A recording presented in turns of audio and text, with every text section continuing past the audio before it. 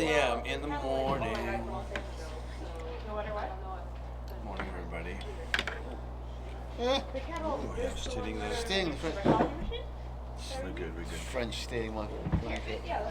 We're not doing good for an Anglo-Saxon relationship here, are we? Stealing my blanket. That's it. Yeah. The 100-year war still going on. No, I like you. Yeah. I like you. This is cool. No war going on between us. Absolutely not. There we go. All right. Whew. That was a bit exciting. Still 5 going. Still 5 going, but I don't know if you saw there, Bobby had a 2-3 minute turnaround. Crazy. We know that his target is 48 hours. He's out there on his 46th lap. All right. No. So, yeah, 3 more to go. Yep. Yeah, 3 more to go. What do you think? Well, with that piece of news, it's gonna be hard. Do you think with the sun coming up on this lap, most likely? Well, I say the sun coming up on this lap. Yeah, well, sunrise is. So I can get. I think sunrise was 7:15. Let's have a look. Oh yeah. I think. We'll have a bit of lights at the end of this lap. We should. All right. So who's looking good then? Well, everyone really. Even Blake's ankle's no longer giving problems. It sounds. All right. So we might still be here at the end of the day. No. I got a flight to catch. So I think. When's your plane? Well, it's not till Wednesday, but I've got stuff. I've got to get to Orlando on Tuesday. 6:38 is first light today. 6:38 is first light. So about just before they come in, and 7:04 is sunrise. There we go. Alright, so we're gonna have... And we were saying, so like, they're currently coming around at 45, 46 minutes, which means they're probably, let's make our math simple, they're doing about 15-minute miles, just to make it simple for ourselves, roughly. So when we add on 1.5 miles, you can see they're going to have to both increase the pace, because they're going to add on about, but it's about 1.5 miles gets added on. So effectively, let's call that 20 minutes. Let's call it 15 minutes for that extra. They're averaging about 43, 44. So that you can see then how many laps. It's going to get tough. I think their teams will bring their chairs down to the beach, because there's no way you'll be able to do a super lap, walk to your camp, put your feet up, get into it. You're literally going to be coming to the beach, stopping, turning around. We saw it last year with Alex and Blake. It all happened on the beach in those super laps, and then it's going to be down to who can maintain effectively an almost race pace, the kind of race pace you'll be doing on Saturday morning, 3 days into a race. And let me just remind everyone how far everyone's actually paddled so far. So they've completed 45 laps. 3. 150 miles. Wow. They've done 150 miles so far, and that is 240 kilometres. Wow. So they've done 240 kilometres, and we're talking about that in 3 hours' time they're going to start having to do effectively around just under 8 kilometres an hour. That's more race than pace. the Superlap City Tour. Yeah, more than Superlap City Tour. Yeah, so I think there's this talk about how long can a Superlap go on for, but I think if we put it into context, by the time they get to the Superlap, they would have paddled 160 miles at the start of the Superlap. Wow. 160 miles or 255 kilometres, and at that point they need to be maintaining just under 8 kilometres an hour, over and over and over again, including buoy turns, which include the new buoy turn, which is the first time they'll be turning right, and that is that's a complete 180 turn as well. So they've got the turns, they've got the big buoy turn, and maintaining just under 8 kilometres an hour, and the wind is picking up. Yeah. Put all that into a pot, give it a stir, and I can't imagine we're going to see You got last paddler standing. The challenge here is, if there's more than one paddler out there, we need to have one paddler do one lap on their own for someone to win this race. Whether big or small. Yeah. Whether it's a small lap or the big lap. So, the way the race is going at the moment, and how strong everyone's looking, my fear would be the race will win this year. Because other than Bobby, who I think will get to I hope he gets to 48, but I can't see him going beyond 48. But the other four, I can see getting to the 48. Yeah. And I can probably imagine them all completing the first Superlap. But after that, I could imagine them all not completing the second or the third. And if there's not one... Or finishing at race pace, and one of them... goes on to finish. Absolutely. Finishing before the cut-off time. Yeah, and two or three of them they have left. They have to stop though on the beach. Oh. So they have to stop. So this is quite important. So they have to stop. So if let's say we have 4 people on the 50th lap, and they all set off, and only one of them finishes. Only one of them finishes up. The other 3 don't. That doesn't mean that one person is a winner. Is a winner. They now need to go again and do a complete lap solo with no one else on it to become last paddler standing. Okay. And that is the thing. Right, so that's where, like we saw last year with Alex and Blake, Alex could have, when Blake went off to that final lap, had Alex left the beach also and not finished, not completed his lap, Blake would still have to have gone again. So, will there be a discussion between the teams, between the racers? You know, for me, the strongest paddler out of those 4 so far, the one that's been the most consistent and always here first, has been John Baston. John Baston has been pretty much always the first paddler in, sometimes by a few minutes. But from a consistency point of view, he is currently what I would class as it's hard to say strongest paddler, but because he's on a strategy. But could it be a case where there's 3 of them left, and they know that 2 of them are going to struggle to make that lap? Yeah. Do they bow out and let John go, a bit like we saw with Alex, or do they all go for it? They're very competitive, you know. So there's a very real chance this year, because of how strong everyone is, that. So you think finishing first consistently could win the athletes' vote for potential? I think if it comes down to the final 4 races deciding that they don't want the race to win, but they can't see it being won by one of them, unless someone falls on their sword, or would they, you know, whether they see John as the strongest paddler so far, I don't know. I'm just making stuff up. Yeah. But you know, can you go with guesses? All right, you take. All right, give me on my knees. Yeah, no, I'm just trying to avoid this blanket to burn. There we go. We're good there. Yeah, there we go. Yeah. There we go. Two commentators going up in flames. Wow, this race has had everything. All right, let's have a look and see if there's anything in the chat. No winners, but losers. Yeah. Dumb and number right here. Yeah. Right. All right. What about the comments? So, yeah, gimme. They really need to be doing 5 mile an hour to be safe. 100%. Yep. But yeah, so they need to paddle about 4.6 mile an hour to make it around the course, but 5 mile an hour to be safe. So yeah. And yeah, I like it when it's sunny. Yeah, so to be on the pace, they need to be completing their current laps within 39 minutes. Yeah, so they need to be going faster than they're currently going. But let's not pretend that we know they're not going as far. They're not going full race pace on these laps. They're at a pace. They've done this 48. They've done this 45 times now. So they have a feel for what feels good. So when they're coming in at 41, 42, 43, that's them at their comfortable pace, giving them enough time in camp, but not basically burning out as well. But yeah, the pace will have to increase when it comes to the Superlap. Yeah. Yeah. Crazy race, crazy format, crazy principle, and just the fact that if you're the last one or the only one to do it under the cutoff time with more paddlers on the race, that you have to go again and do it on your own at that speed.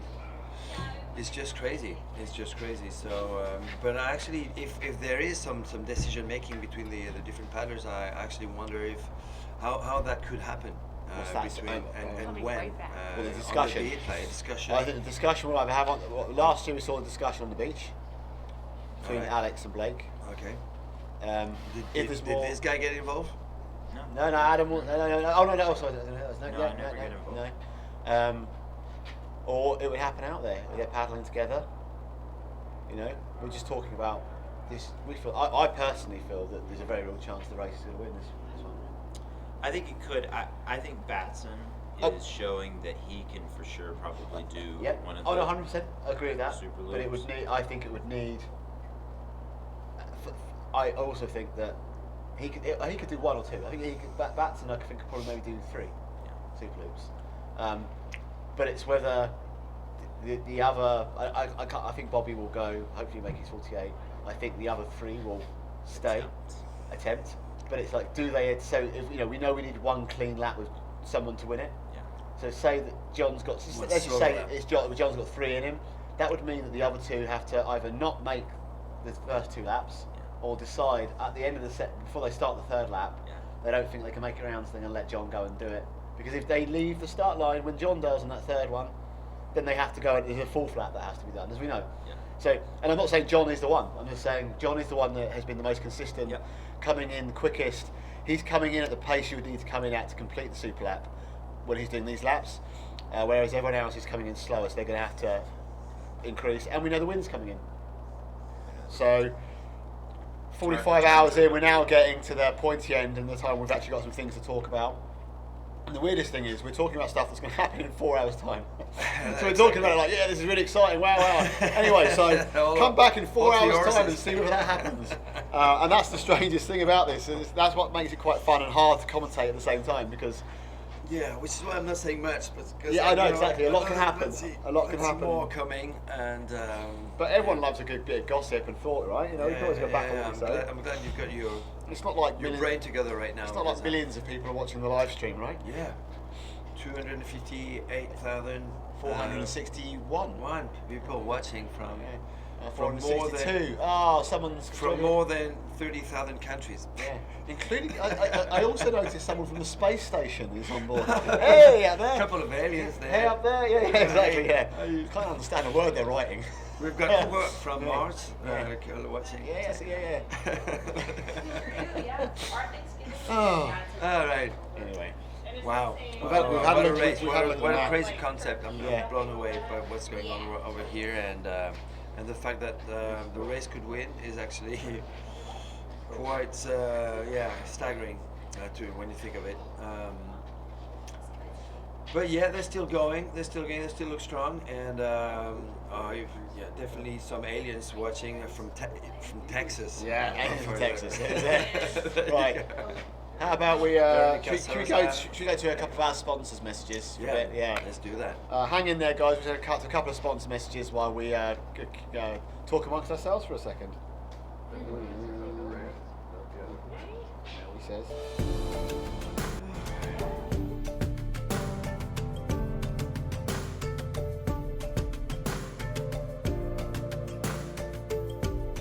Hello everyone, welcome to this Supboarder video. Very heavy and unbalanced and very awkward to carry until you reach the water's edge and then position them securely before you get afloat.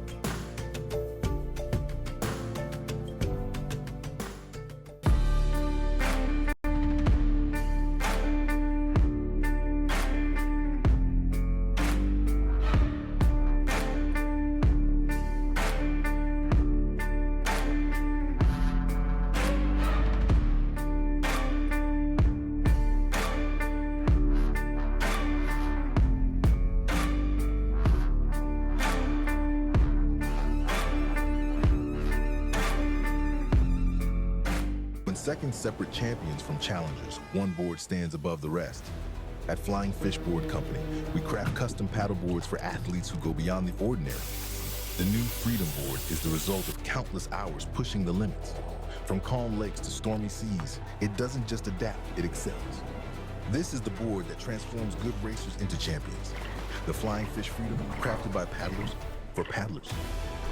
Feel the freedom and design your board at flyingfishboardco.com today. Hey man, Do you have a non-alcoholic beer That actually tastes good? I think you mean athletic.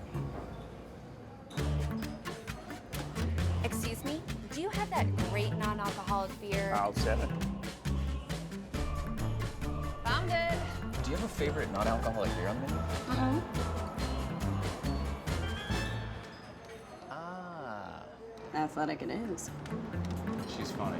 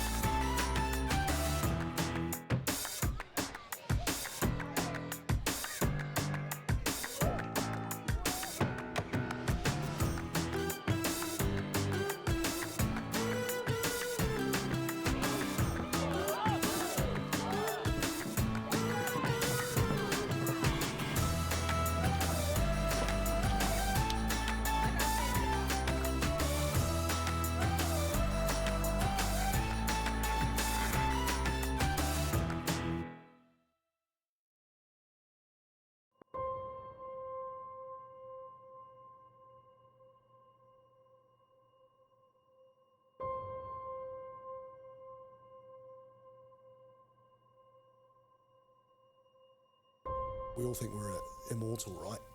And nothing's going to happen to us. Your life's in your partner's hands and the race community. And some of them, no doubt, will have saved each other. It matters how much you believe in yourself. You have to convince each other you are the right people for this race. Stand by, go. Your overall goal, obviously, is to get there, but it's the journey in between. Right up. It's all the things that bring out of you these amazing things that you didn't think you had. It is the last frontier on Earth. The most spectacular scenery that's still largely untouched. Sunrise looks amazing. If you went down that river 1,000 years ago in a wooden canoe, nothing has changed. We've paddled over 200 kilometres today and we're still going. Just hit the 100-mile mark. Woohoo! Bam.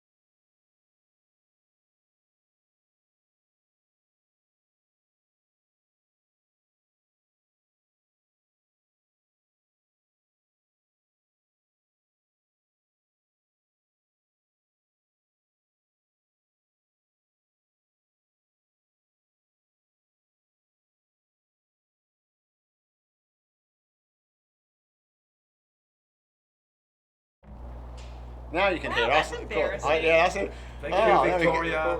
Yeah, so basically, let's to recap what I was saying for the last 30 seconds was Mason will be here around 9 o'clock. He better bring us an amazing breakfast like he did yesterday. If he doesn't, Legend Laurie, who's off camera, will go and get us breakfast. We call him Legend Laurie. Well, I just coined that term in the last 30 seconds. Because Laurie kind of like, you don't see much of him, but he's always behind the scenes making sure things are running smoothly. He's logging all the racer times into an app so you can see. He's tracking what splits people are doing. We've got grand plans one day to be able to show you the racer splits on charts throughout the race so you can see everyone's pace and lap times.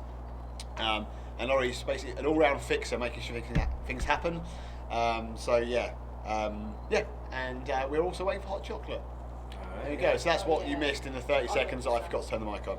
We've got Victoria Burgess on the with us, and she's saying, "Morning, sunshines." Morning. Hello, Victoria. Thank you for warning us that the sound was not working. So yeah, thank you very much. Could have been speaking for like 2 hours without noticing. No, I think Alright, so we went over it a little bit ago, but Veronica Wald asked what is the distance of the Superlap, and thank you for everyone. 4.9. Yep, we had some. I didn't even have to answer. Yep, Like, shining students that listened earlier. Oh, people heard that. 4.9. So it jumps about 1.6 miles. So and with this, incoming wind and weather that we'll be getting, that's going to make it a little bit more difficult on the paddlers out there right now. and how much is that in kilometers? 8 kilometers, right? Yeah, 8 kilometers. Yeah. So have we got what we're doing? 79 people. Wow. Yeah, so I tell you what we're going to do. What we're going to do, let's just go. I know we've been over it quite recently, but I think it's really important to explain what's going to happen in this very short time frame of the next few hours. Yeah. So everyone currently is on a standard lap. The standard lap is 3.3 miles long, and it's what everyone started with at 9 a.m. on Saturday morning, which seems like years ago. And basically they've been going in a loop around Nathan Benison Park doing 3.3 miles for the last, well, what are we now? We're on lap 46, 45 hours. Yeah. 45 hours, not just 45 miles, 45 hours. Over that time, we've lost races until we've finished up with what we've got now. We've got a fleet of 5. Five races. Strong, Five all races. The night. All through the night. 2 nights now. This is coming out of their second night. Very quickly, the races are Blake Carmichael, last year's winner and defending champion. We've got Alex El Fuego, someone from Miami. We've got John Nippers from Oklahoma. Bobby Johnson from Florida and John Batson from Florida. Just say that Alex El Fuego is a nickname. That's it's not. Yeah. So for people, don't worry. We've not suddenly had a random Alex turn up. Alex. Yeah. Alex Samuano. Alex Samuano. So that's our 5 paddlers. And then the race has to end at some point. So what happens on the 48th lap is... It doesn't have to end. It doesn't have to end, well, yeah. So when they've completed the 48th lap, so basically at 9 a.m, so that is in 2.5 hours, the lap distance, we go to Superlap distance, which is 4.9 miles, which is just under 8 kilometres. And off they go again. And we do that, the course extends by them having to do an extra buoy turn, which I can show you on the map very quickly. And it's the first time ever, or the first time on this event that the racers are going to have to do a right-hand turn. Yes. So if we look here, this is the course. They head out off the beach. This is the heading along. This is what you can see behind us. They turn left at the top buoy, and here they cut in. And they're not doing this at the moment. And this is the new buoy. Turn, make a right turn, back up, back round, and then back down, behind the island, under the 2 bridges, and back round the buoy and back to the beach. So that's the Superlap, and that is 4.9 miles. Yeah. So they do that. So at the moment, to the race pace on that would mean that they're going to, most of them, other than John Batson, will have to actually start increasing the pace they're currently lapping at. As someone very kindly pointed out in the comments, that at the moment most of the paddlers are coming in around the 42, 43 minute mark, which actually would put their pace slightly under what they would need to be doing to complete the longer lap. But also, they're holding something back in the tank. Just because they're doing it in 44, 45, 46 minutes doesn't mean that's them giving it their all. Because I also reminded everyone that so far, to give it some context, they're on lap 46. So they've currently done 45 laps. They've currently paddled 150 miles. 150 miles. Yeah. So they're having to hold back some reserves, because when we get to the Superlap, 48 times. When the start of the Superlap, they were done 160 miles. So and then they're going to have to increase their pace to go at race pace to be able to complete around 5 miles an hour. Yeah, and the other difficulty with that extra mileage is that the two 90-degree turns are turning into 3 very sharp turns. Very sharp turns. Exactly. It's very hard to handle with the wind that's picking up right now. Is that mine? Look at Oh that. my gosh. Top tier. You can see the steam coming from that. You can see that it's very hot. Oh. So yeah, so John Nippers on his cheers. Cheers, man. And the sun's coming up. Cheers. Mason, where's my sausage patty? We'll get it when it goes a bit more. When it goes orangey. We're very demanding. So as Matt pointed out there, because we have 3 sharp turns on the Superlap, John Nippers on a 19-foot speedboard with he's got 2 fins. 2 fins, yeah, I saw So, he can't turn sharply. It's like turning a tanker. And that's going to slow him right down. So the advantage he has had so far of having a 19-foot board with that glide, because there's no limit on board size, because different boards for different purposes. One size doesn't fit all for this race. I think Nippers will really struggle. And then they're on to the Superlap, and at that point they go round. But this time it's very unlikely they're going to be able to get round and get here and have enough time to then go into the athlete village and have a drink, have some to eat, put the feet up. It's like their teams will bring the village to them on the beach, have a chair there, have their stuff ready, because they're probably going to have a 4 or 5 minute maximum turnaround. A maximum, I'm talking maybe on the early laps.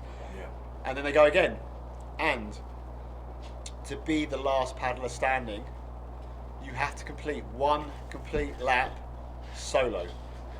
And this is what we had a lot of questions about last year, and we've talked about it a lot this year.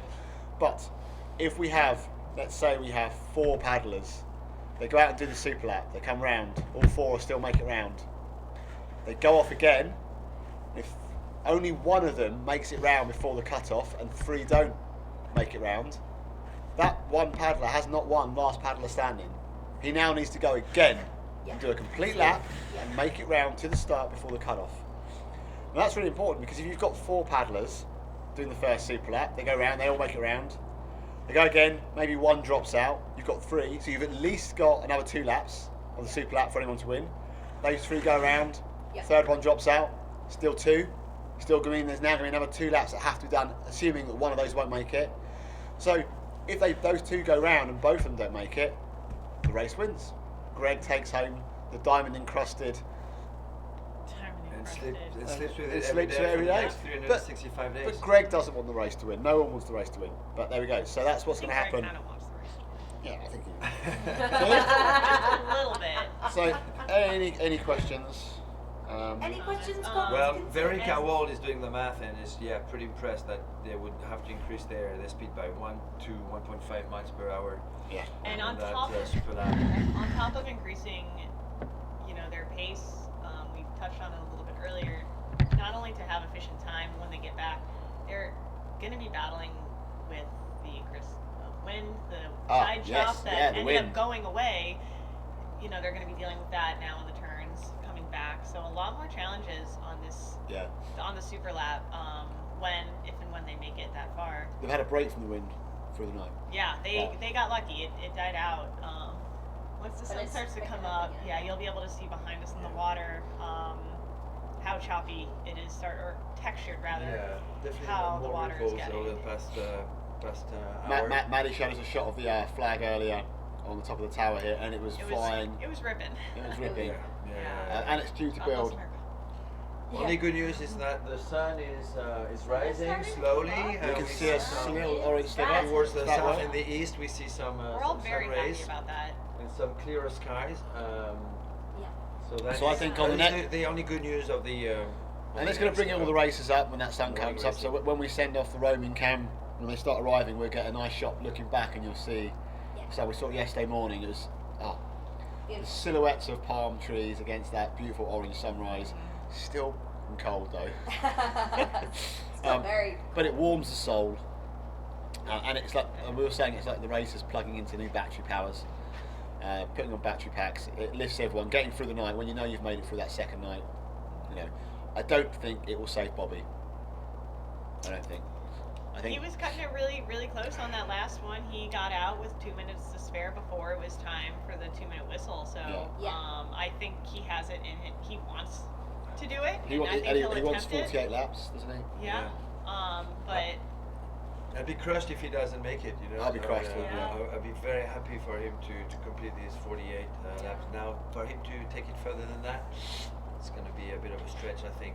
He was moving pretty slow when he came off like this last lap. Like it was a little bit hard to watch, and he only had 2 minutes until he had to go right back out there. So. And he did it though. He sat down for that 2 minutes and he got right back up.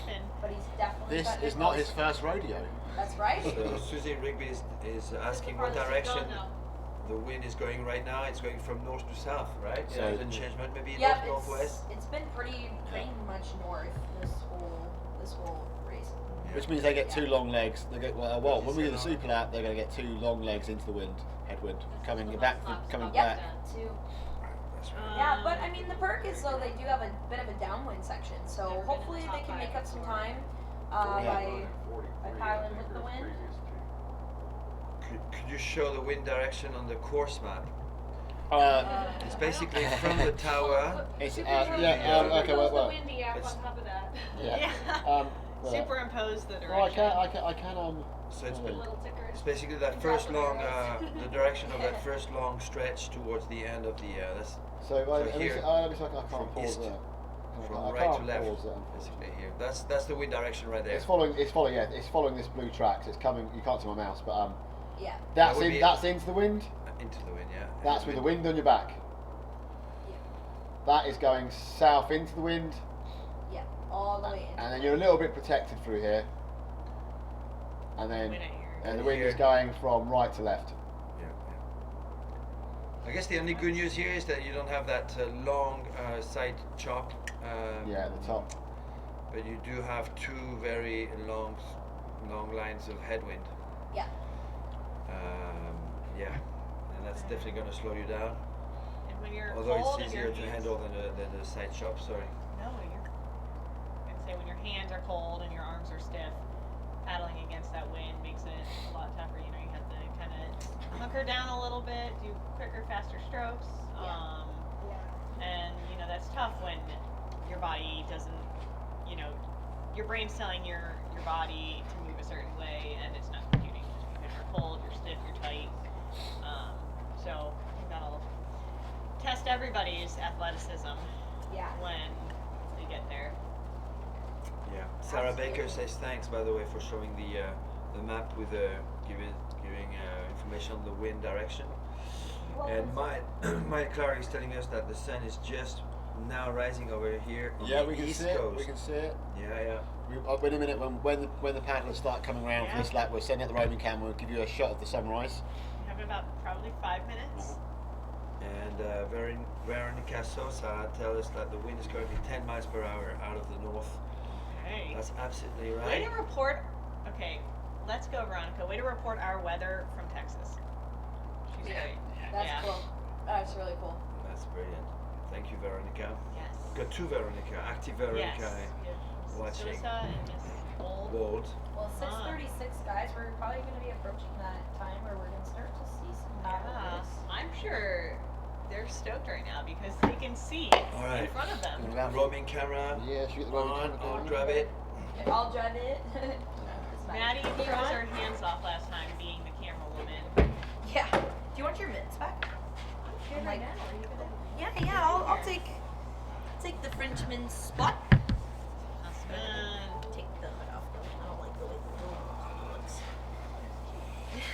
the hoodie. It makes me feel mysterious. Oh, yeah, like you're hiding something. You know, like you got a secret.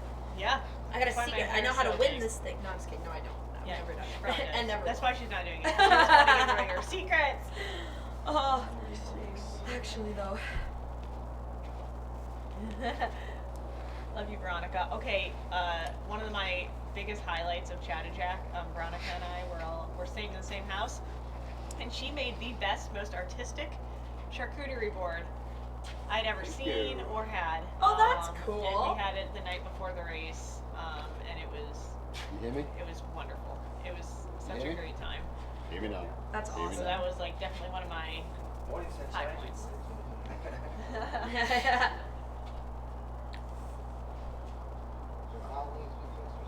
Wow, it already looks so light from the camera. I can dip it down it now. Yeah. It's, great. Like the exposure. yeah, I can bring the exposure down. I had the exposure really high so we could see the beach. I mean, it's great. Absolutely. Look at a good picture of them coming through. See if I'm going. Where are we going? Yeah, probably struggling a bit. Anyone got eyes on me? You only had two or 3 minutes to turn around, basically. Sort this out.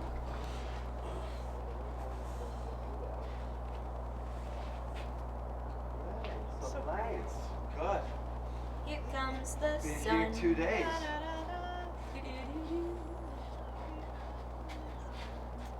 Yeah.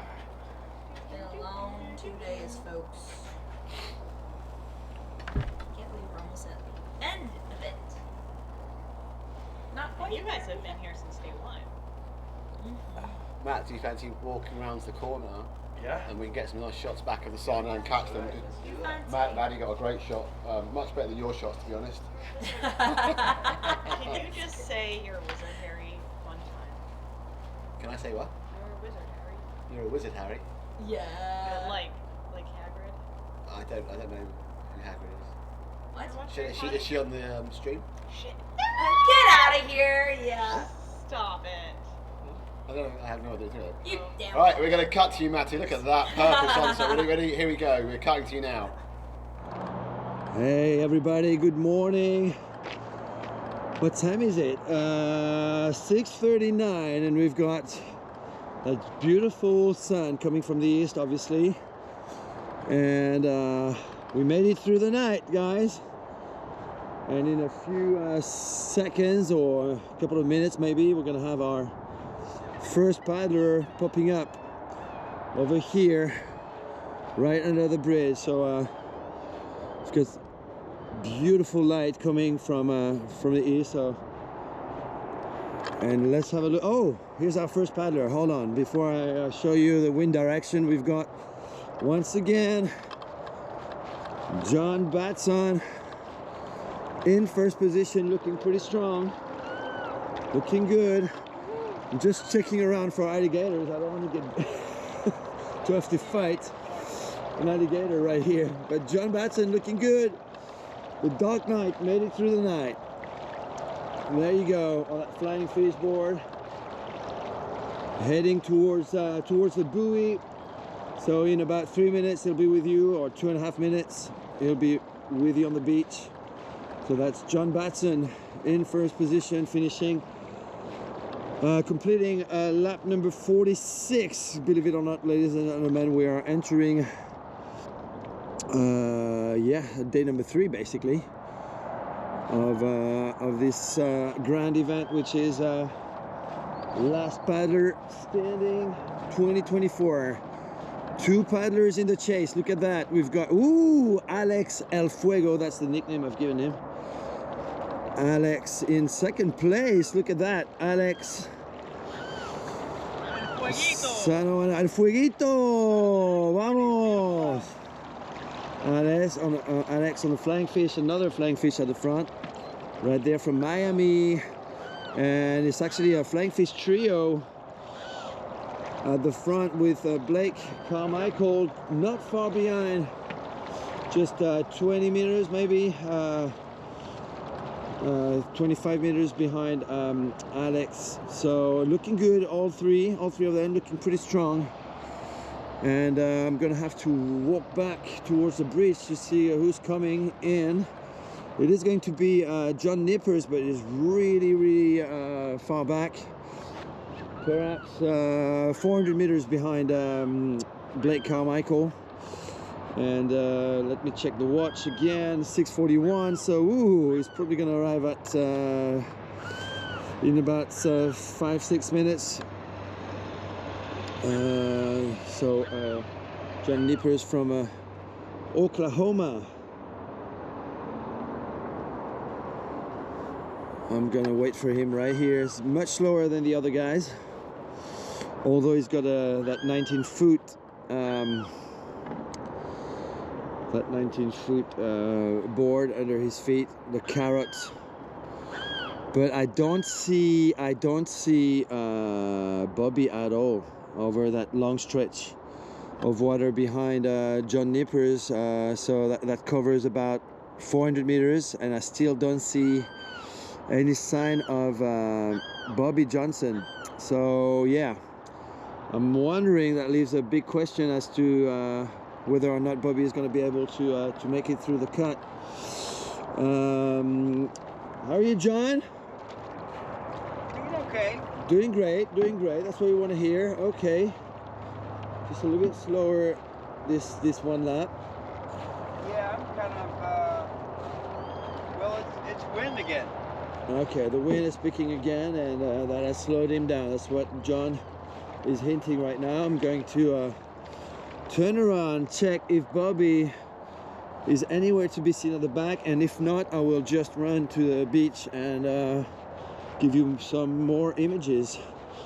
So here, all right, I still don't see Bobby over there.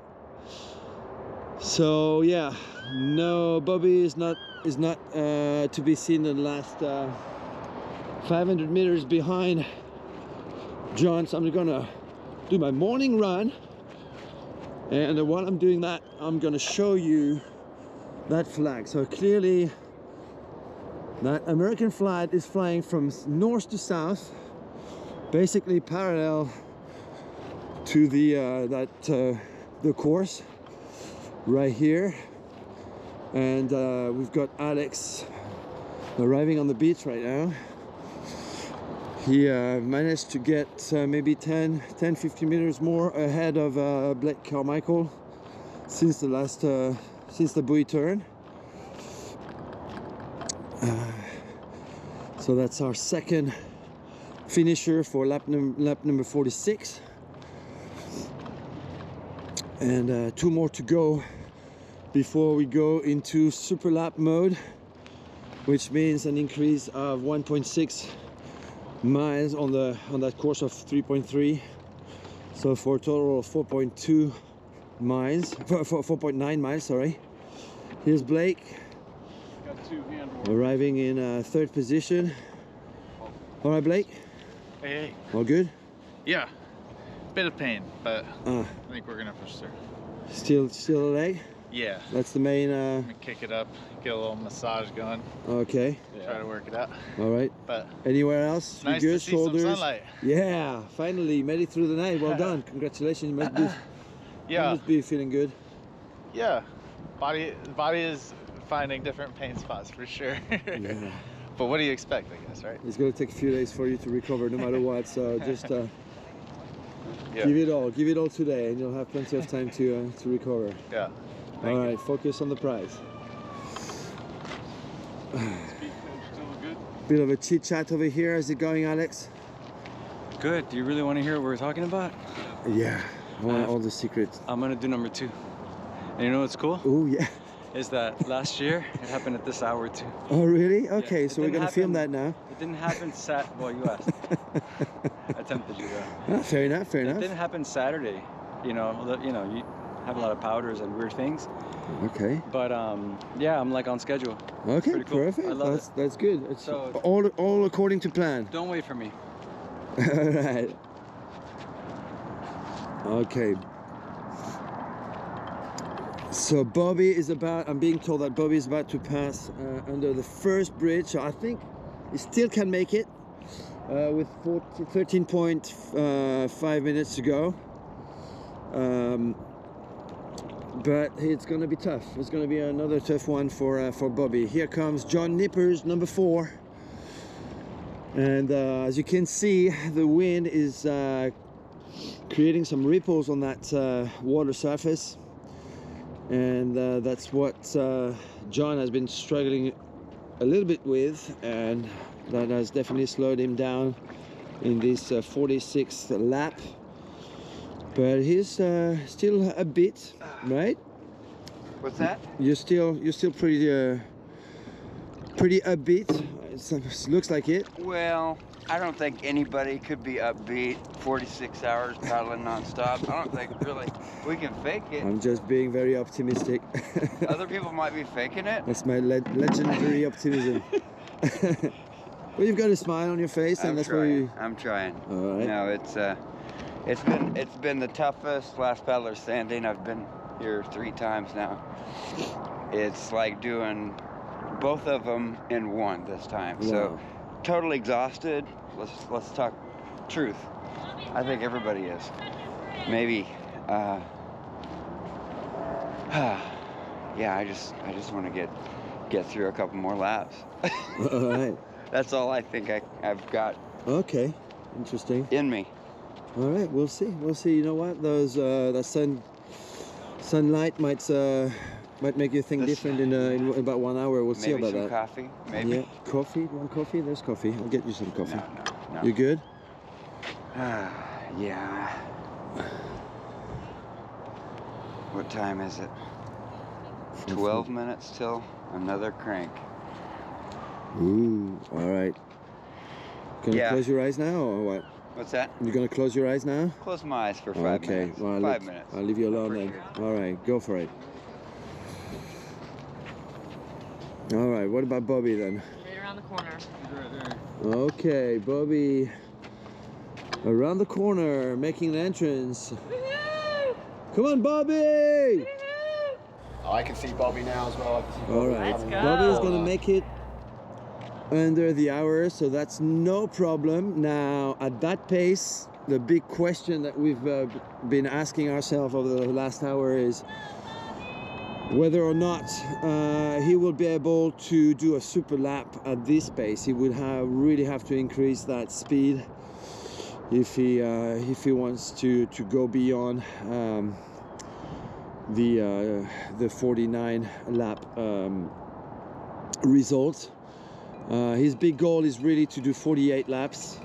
He'll have, in about 1.5 minutes or 2 minutes, he will have completed 46 laps. So his personal objective is to do 5 more than last year, because he did complete 43 laps last year.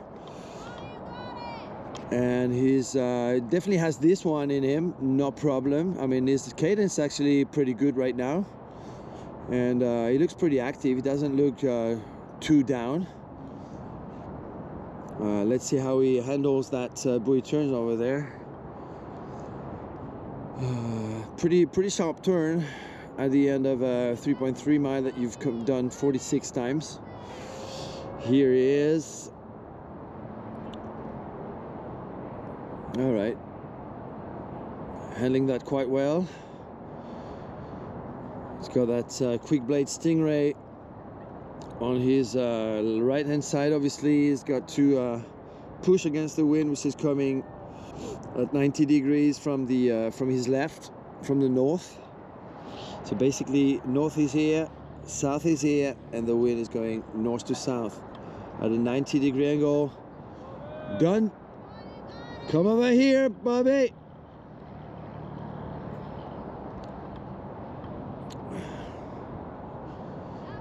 And yeah, I like his stroke. It looks alive. That's the that's the best word I can find, actually. Pretty active. So yeah, I've seen him worse than that, actually, at this stage. You can tell a lot by the stroke and the silhouette and the stance. And although he's pretty tired, I think he's doing well. I think he's pacing himself and still in full control. I have a feeling with 9 minutes to go, he's actually doing a little bit better than, much better actually than the last lap. So I think he's doing all right. I think he's doing all right. 2 more laps to go for this guy to complete his main objective, to do 48 laps, which would be 5 more than last year. There you go. And the crew has brought his chair right on the beach, so he doesn't have to walk too much. Good thinking, guys. Bit of heat going on over here for this guy. He's on a mission, 48 laps, but he might have more in him for 49th or why not the 50th lap. And one thing that could make a difference right here is the support crew actually. Got a family rooting for him, cheering for him, supporting him. And yeah, doesn't look too down. I'm liking what I'm seeing, I have to say, compared to what we saw like 4 or 5 hours ago when he was really down and almost about to quit. So finishing last doesn't mean much at this stage. The only question the only question that arises is whether or not he can do a super lap at this speed. He would really have to push harder.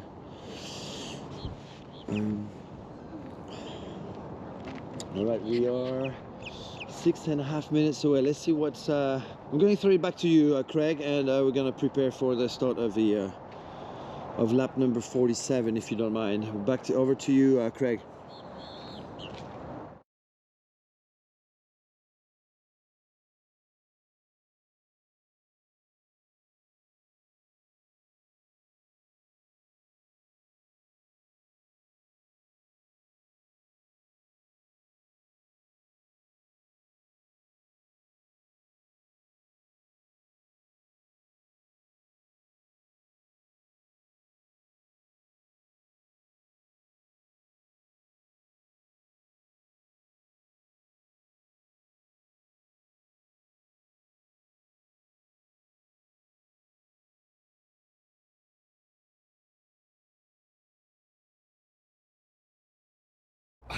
Sound. Wow, Thank you very much.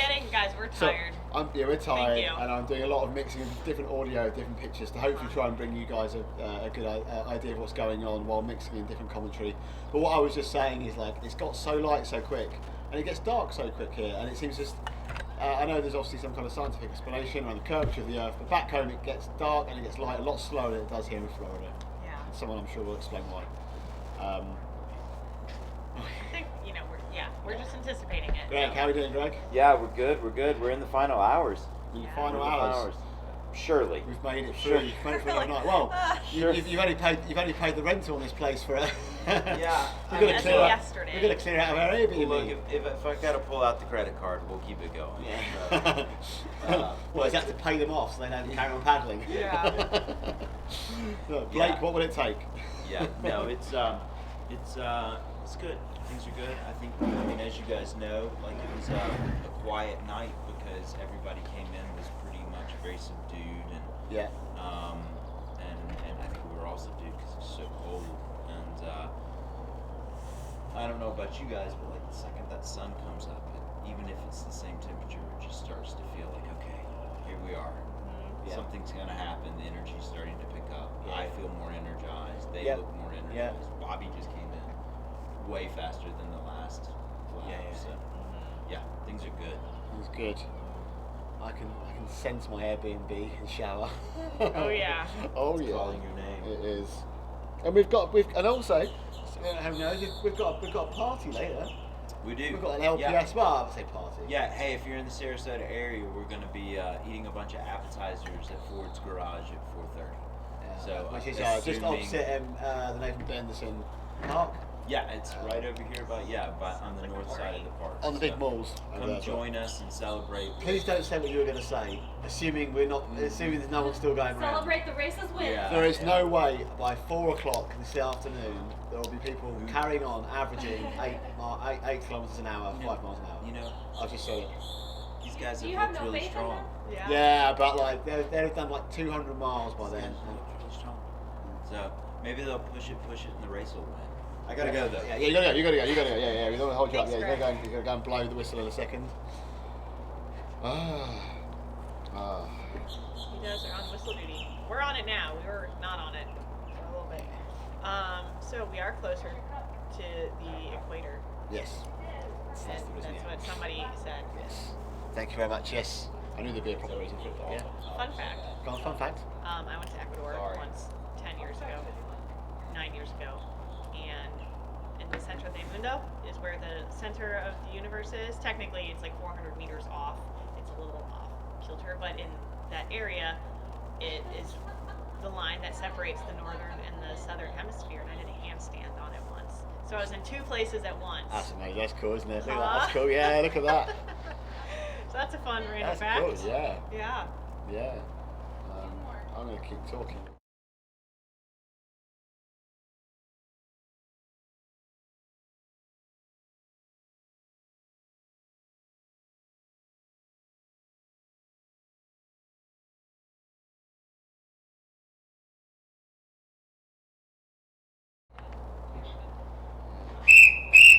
There goes the whistle. There goes the whistle.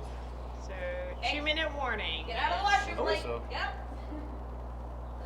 Oh, is he still on? Is he on the floor? He's got 2 minutes. We'll be fine. Okay, I'm gonna throw it over to Matthew. Matt is with you now. Hey, I am. Hey everybody, entering the village. We've got Bobby over there.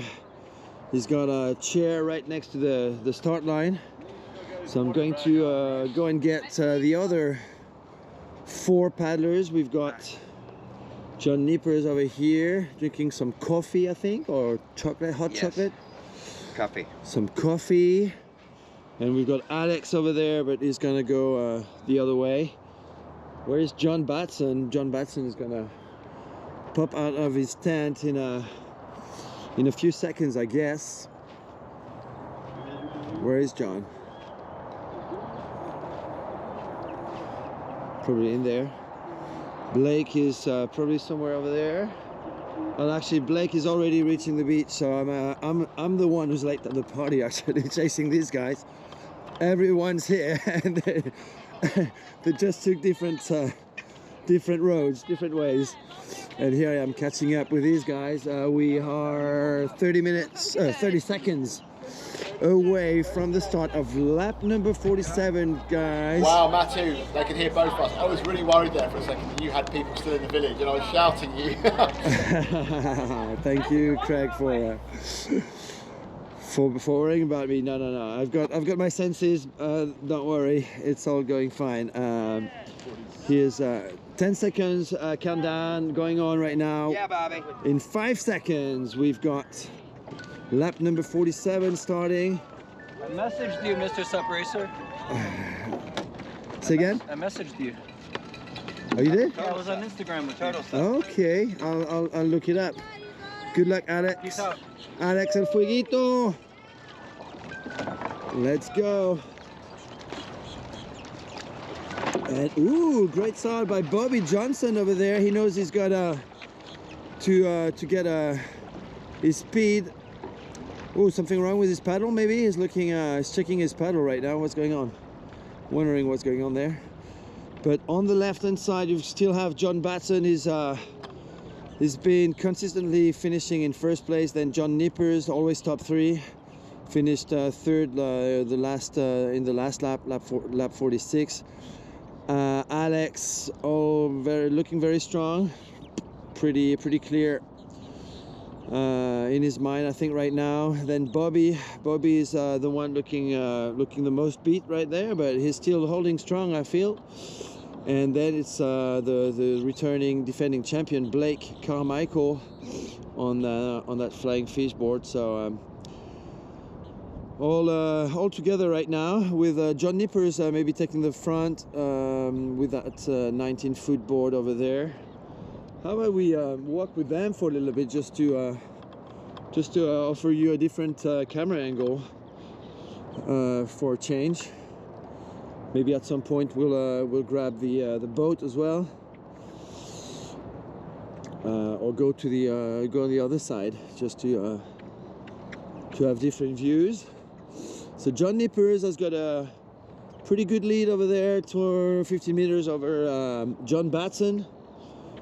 Then it is Bobby Johnson in third place. That's some good news actually, to see Bobby starting well. And then at the back it is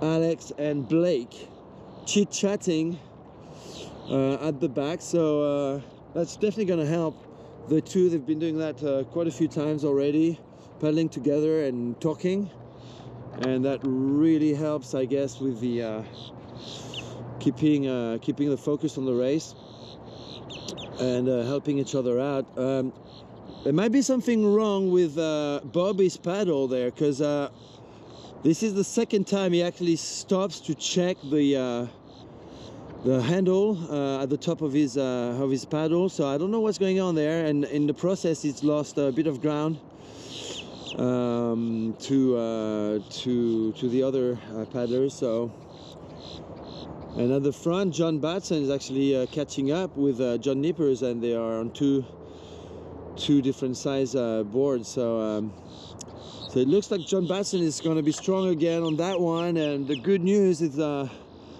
this is full daylight, or almost full daylight. The sun is not shining bright in the sky just yet, but clearly we don't need any of our lights anymore. So there you go. That's the reporting from the beach here, and woo, entering lap number 47. Oh, it's been a long 2 days already. We look forward to reaching the 48-hour mark, which is going to make also officially for us a 48-hour live streaming broadcast. And we're ready to go for more, don't you worry, guys. All right, back to you, Craig, and ready for more. Pooh!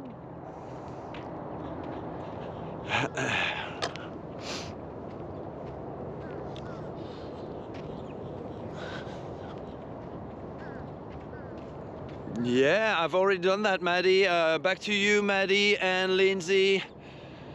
Fantastic. All right, here, folks, we are back. We are live. Yes, we're here. We're At still last, here. paddlers standing. You see this beautiful sunrise behind us. Well, the sun is up. The birds are flying behind us. Yeah. I don't know if you guys can see that actually. Maybe it's not. really cool. I just turned. Yeah, the camera exposure is a little bright, but it's a beautiful sunny morning here. It sure is here in Sarasota, Florida, with nice temperatures of 43 degrees still. I don't know if that's still accurate.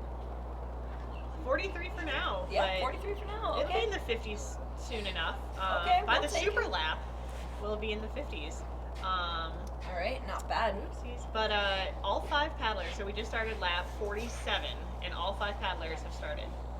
They've all launched. So all 5 have started. So you know what, Lindsay? I'm curious. What's your perspective on the state of the paddlers as of right now? From what you saw, like them just kind of getting ready to go out. Honestly, all of them were a little slow.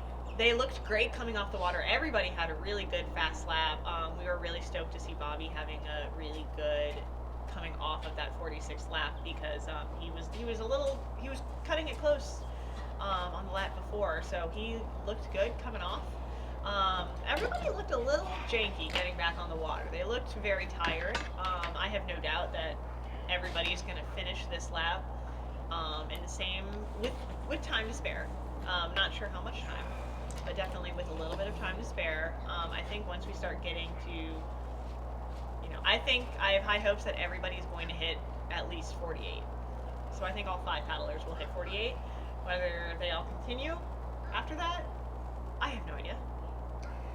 Yeah. What about you? It's You know what? I have no idea either. I think this is definitely where Last Paddler Standing gets so exciting. All of the hype, all the build up, it's happening now, folks. This is it. These are the final hours where we're going to see who is going to make or break it here at Last Paddler Standing. I agree with you, Lindsay. I think this is the point of the race where it is truly a so close yet so far moment probably that a lot of them feel, knowing that they do want to make it to 2 full days.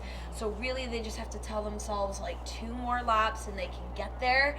But last year's record, we know they were able to hit 50 hours. And that was with almost perfect conditions. Not quite 100% perfect, but pretty close. And so that's going to be a challenge this time. I mean, it still looks really nice out. It does not look too windy just yet, but we know from our forecast that the wind is going to pick up, so that'll be interesting to see. And when the paddlers come back on this next lap, what they have to say about it, if they're noticing a difference. I know they're cold. That's been the consensus so far. Everybody's still very cold. Yeah, and I think that's actually my guess as to what is making them very slow.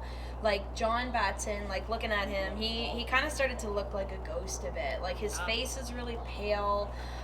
He's still moving well, but you can see a little bit of that slowness starting to creep in. Everybody started the Tin Man. Yes. Less oiled. Yes. That's kind of what everybody looks like right now. Zombie Tin Man. Zombie Tin. Yes. Yeah. That is the perfect few adjectives to describe our funny. field of paddlers. Sup FM kind of podcast said this perfectly. The drama is building and not sure what we're going to do when all of this is over. Yeah. Does Greg have any SUP-related film recommendations for the holiday period? We can ask him when he gets back. I know. But yeah, it is true. This is a very high intensity weekend, and it's when it's over, it's very much like when you train so hard and spend so much effort on a weekend, on a race, whatever it may be, and then it's done. You're you kind of go into that depression, that post-race depression, and not even just for the paddlers, but the people involved. We are just as invested as the crew members and as the paddlers. Obviously, we're not doing the work, but we've been following them along on this journey. Maddie's been here since day one. I showed up yesterday morning. It felt like 3 days ago at this point, but just less than 24 hours for me, and we are truly invested. Our blood, sweat, and tears are in this. And you know what? It's just crazy too, because at this point, it's become such a routine, right? We're kind of learning how, on the hour, every hour, we watch kind of the same people now come in.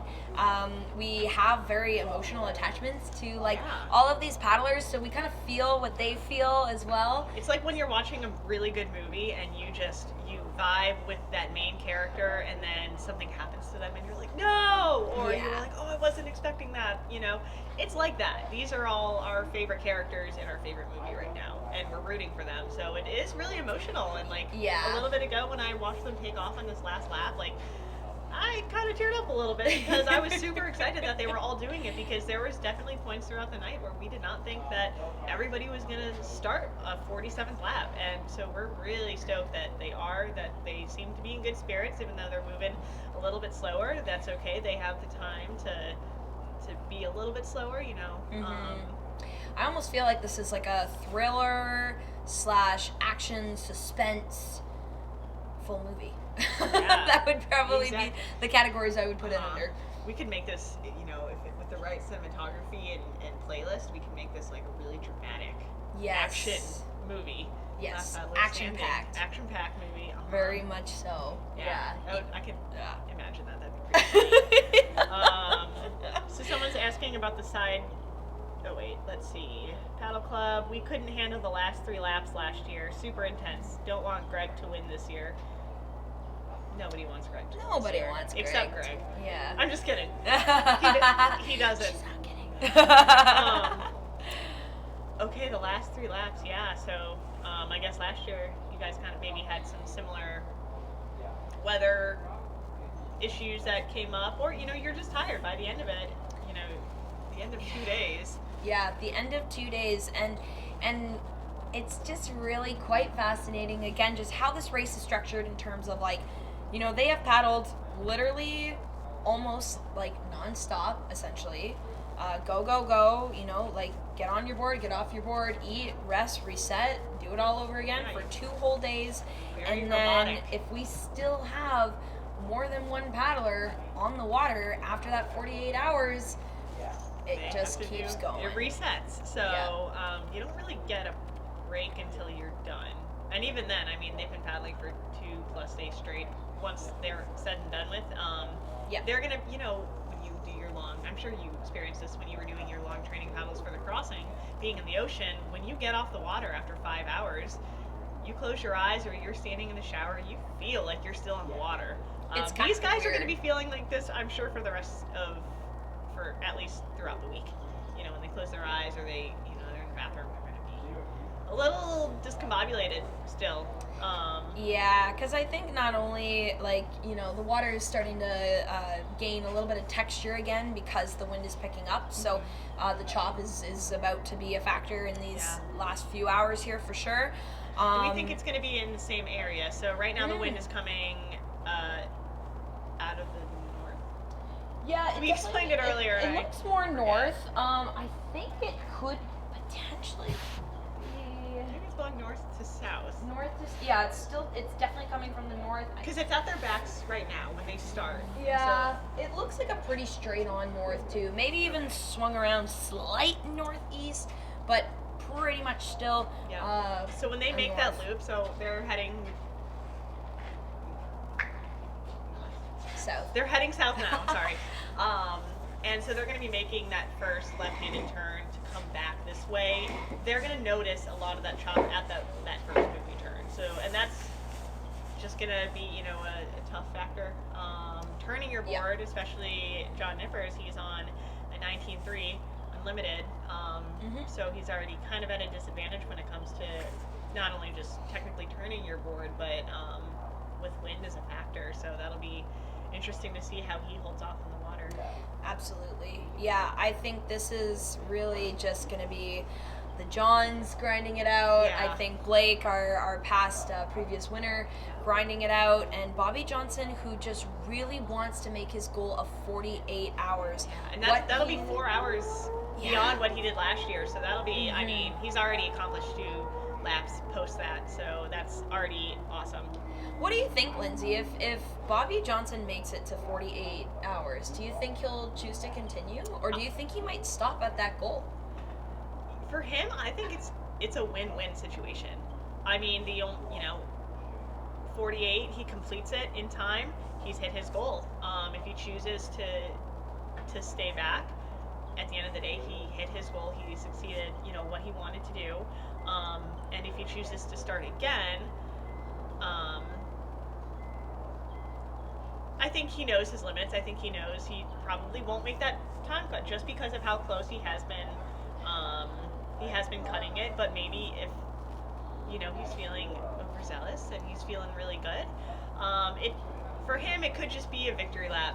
You know, it wouldn't count against him. He would still, you know, he still earned his goal of 48 completed laps, and I mean, at the end of the day, he would have 49 completed laps, just not officially with the time. Right. But so I think if he's feeling good, he might attempt just to do it, just to say I attempted 49 laps. Yeah. I guess we'll see when he comes in after this last lap of how he's feeling. Well, this is lap 47 now. Yep. Right? So. Yep. So. He would have to do one more. Yeah. But I think he's gonna make it to 48. Yeah, I think he can too. Because you know what? I've been actually, I feel like, shocked by Bobby multiple times. I feel like there's probably 2 or 3 times throughout this race, and one of them being just a couple hours ago where, you know, he cut it real close. He was only like 2 minutes away from that cutoff, and I thought for sure after that, I'm like, man, I don't know if he's gonna be able to cut it close again. Yeah. But here he is. He's still out there. I bet like his friends and family back at home must be so They're probably excited. so happy. Yeah, like, just really cheering on Bobby. We're so stoked for you as well. And I mean, talk about being the definition of dedication and perseverance. Yes, we still have our heater. going on underneath this table. Adam's like, I'm not gonna chat, but I just want like the heat. I just want the take warmth. the heat. Yeah, he's a taker. Let's take a moment too. We have 112. We have 112 viewers right now, so thank you guys for spending your morning and day with us. Let's reintroduce Adam, because it's been a little while since we've talked about who you are. So Adam, introduce yourself. I'm awake. He's awake. Barely. I feel pretty awake. Yeah, I'm very shocked at how I am awake right now, but here we are. It's all the hot chocolate that was generously donated Yeah. to us. Okay. That's been a lifesaver. It's called hot chocolate power. And the coffee since 1 a.m. 30. So, Adam, the floor is yours. So let's see. I'm not asleep anymore. Okay. Kinda. He's awake. Yeah. So first and foremost, I'm an athlete. I'm also a coach and a trainer. I also work. Yeah, speak loud so the people can hear you. If I can actually get my voice to It's project okay. a little bit. I'll hold this. People want to know about you.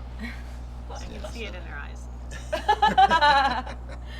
I can see it in the eyes we can't see. So I'm Adam Pollock. I am an athlete first and foremost. I'm also a coach. I'm also a trainer. I also work with Speedboard and a couple other brands.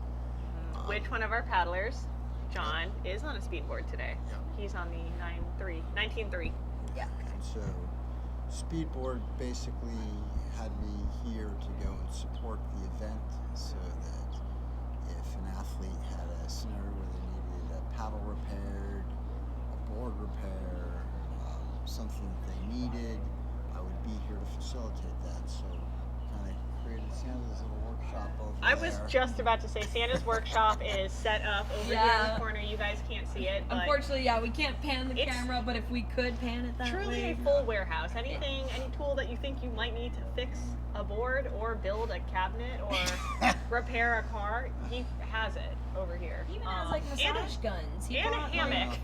He has his hammock set up too. Yeah, so that's he's right. Fully functional Santa's workshop. Santa's workshop. Santa's camp out. Campground, right? Yeah. So, and it was one of those things of anytime somebody needs something, all right, let's put it together and make sure they had it. They needed a massage gun, they needed this, they needed that. It was there ready to go. So how many repairs have you had to make this weekend? A few. Yeah. A few. One of them being part of Alex's board. Yeah. Earlier. We had to go and work on Alex's board to get that situated. John Muskowskis did a fantastic job of. We're gonna hold this a little bit closer because the people can't hear you. People can't hear you. Ryan can't hear you. There we go. Ryan can't hear you. Sorry about that. Is this better? Yeah.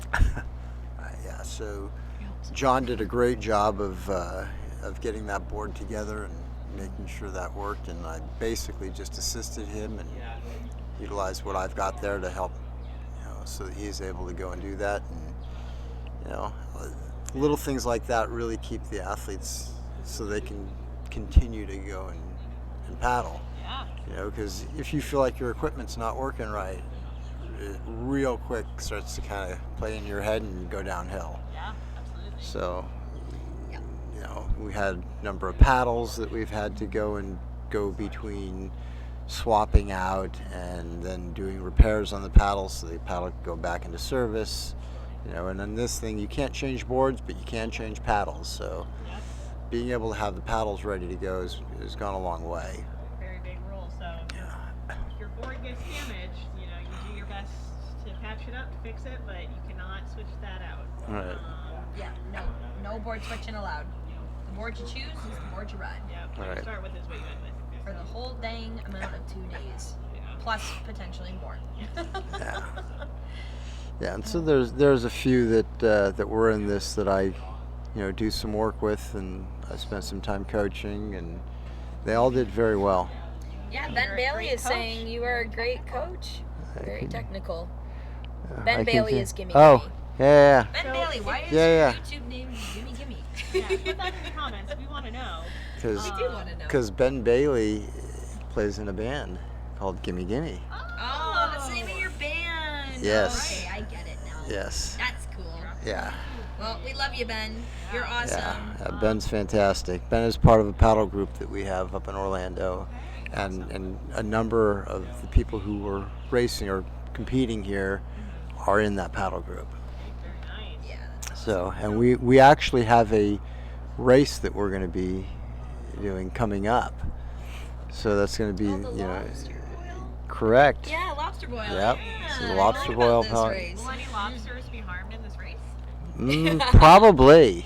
This is now. Keep in mind, Ben is also an amazing chef. Yes. And so part of this. Rockstar is back, guys. Yeah. So part of it. Oh. Okay, is it musical hour with Matthew? Rock lobster. Rock lobster. Yeah. T-52s. Oh my God, that's a song on Just Dance. It's so I don't know any of that Florida nonsense. Yeah. Plug the race. You're plugged right. Yeah. Yeah. So. People wanted to contact you for coaching or race information. How would they go about finding? So, to get a hold of me, you can go on, say, Instagram. Go to Optimal Paddle Sports. You'll find me there. And I'm just starting to build that page out right now. So, Oh yeah, absolutely. Yeah, yeah. So they can find some stuff there. That's a new page that's really just going to be dedicated just strictly to paddle coaching, and that's starting. So there's. Sorry, I didn't mean to interrupt you about the. Oh no. Lobster. Yeah. No, all good. Yeah. So that race is a very unique one. It's going to be at the Emerald Cut, over in Orlando, which is a beautiful place to be able to paddle. And there's going to be a gourmet meal that is part of the race, and then there's a whole camping side of it for those who want to camp out over there. That's cool. So it's a pretty unique event in a gorgeous location. No, I haven't. Yeah. No. Yeah, and it's a fairly short race, so it's one of the. Little cut.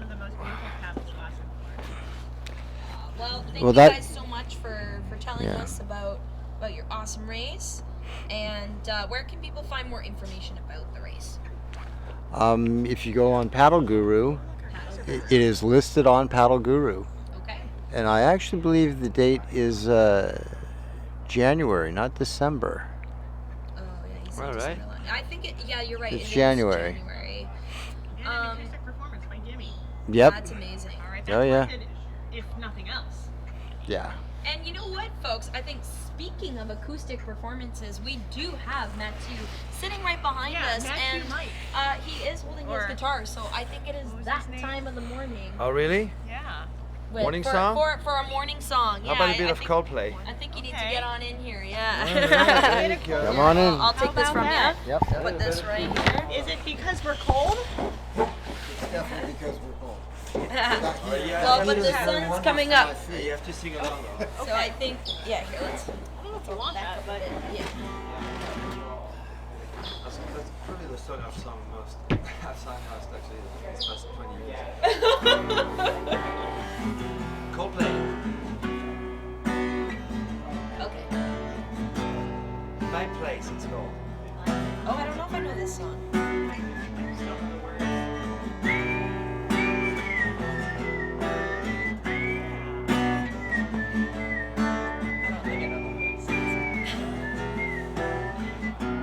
That's because you were not born yet, Maddie.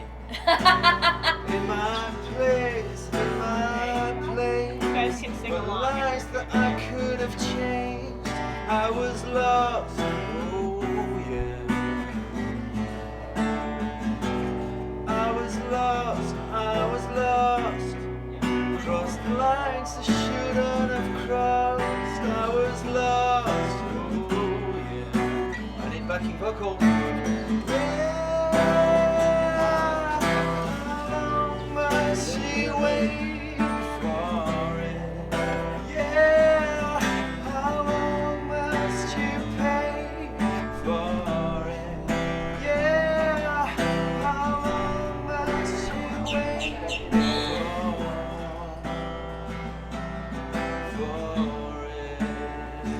Come on, guys, sing along with me.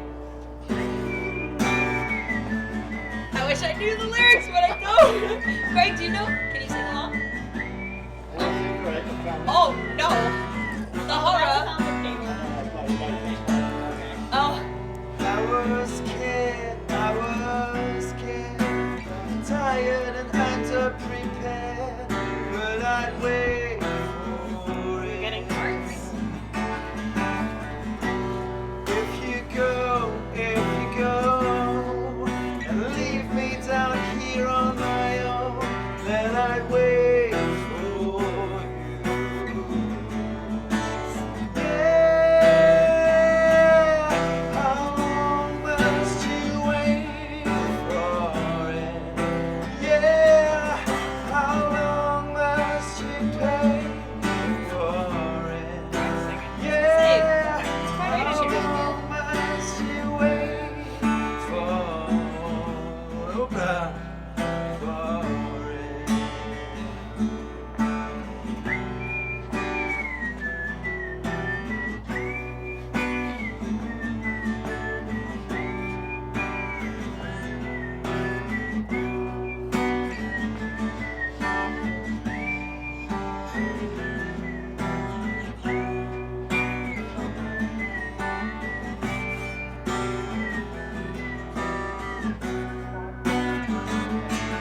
Saying, please, please, please, come back and sing to me. Your chords, yeah. Come back and sing it out. Very nice one. Now, Record labels. come back and sing it Yeah, out. Flying Fish. Better by his elbow. Yeah. Come back and sing it in my place, were lines that I could have changed. I was lost, oh yeah, oh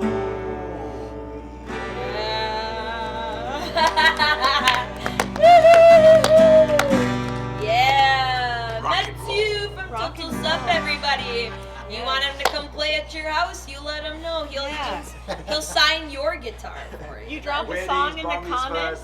Yes, weddings, bar mitzvahs. Drop a song in the comments. He might do it. I heard he even would dance capoeira or something at the same time. What, can you dance too? Yeah, he can actually. He can. This guy, if anybody can do it all, it's him. It's Matthew from Total Nice. Sup, folks. Sean Caden, 2025. I'm coming for the music and all the entertainment. You That- will. Yes. You will not regret it. No. Let There's us know in nothing the short. comments if you've been watching and following this feed. Would you like to do Last Paddler Standing next year? Yeah. We would love to know. So Give- everyone, how many keep on the time? Because Greg starts to do the food. We are at 7:29. I have the power. Yep, 7:29. I think we'll see people. I within have the 10 power. I have the power. I can start and finish this race now. Greg's got to put down the buoy, so I could actually just say, no, You could just no. I'm the interim race director. Oh no. Oh, yeah. The You have Last to do Paddler 2 Standing laps. format has changed. 2 laps. 2 laps in Each lap. Two That's laps mean. each lap. You have to go up and down You the have to lane. go- Oh, no, you have to go Yeah. up and down each lane. To do 1 lap. Oh my Every god. lap. And you have to There's paddle like backwards. 8 lanes. Yeah. That's a lot of laps.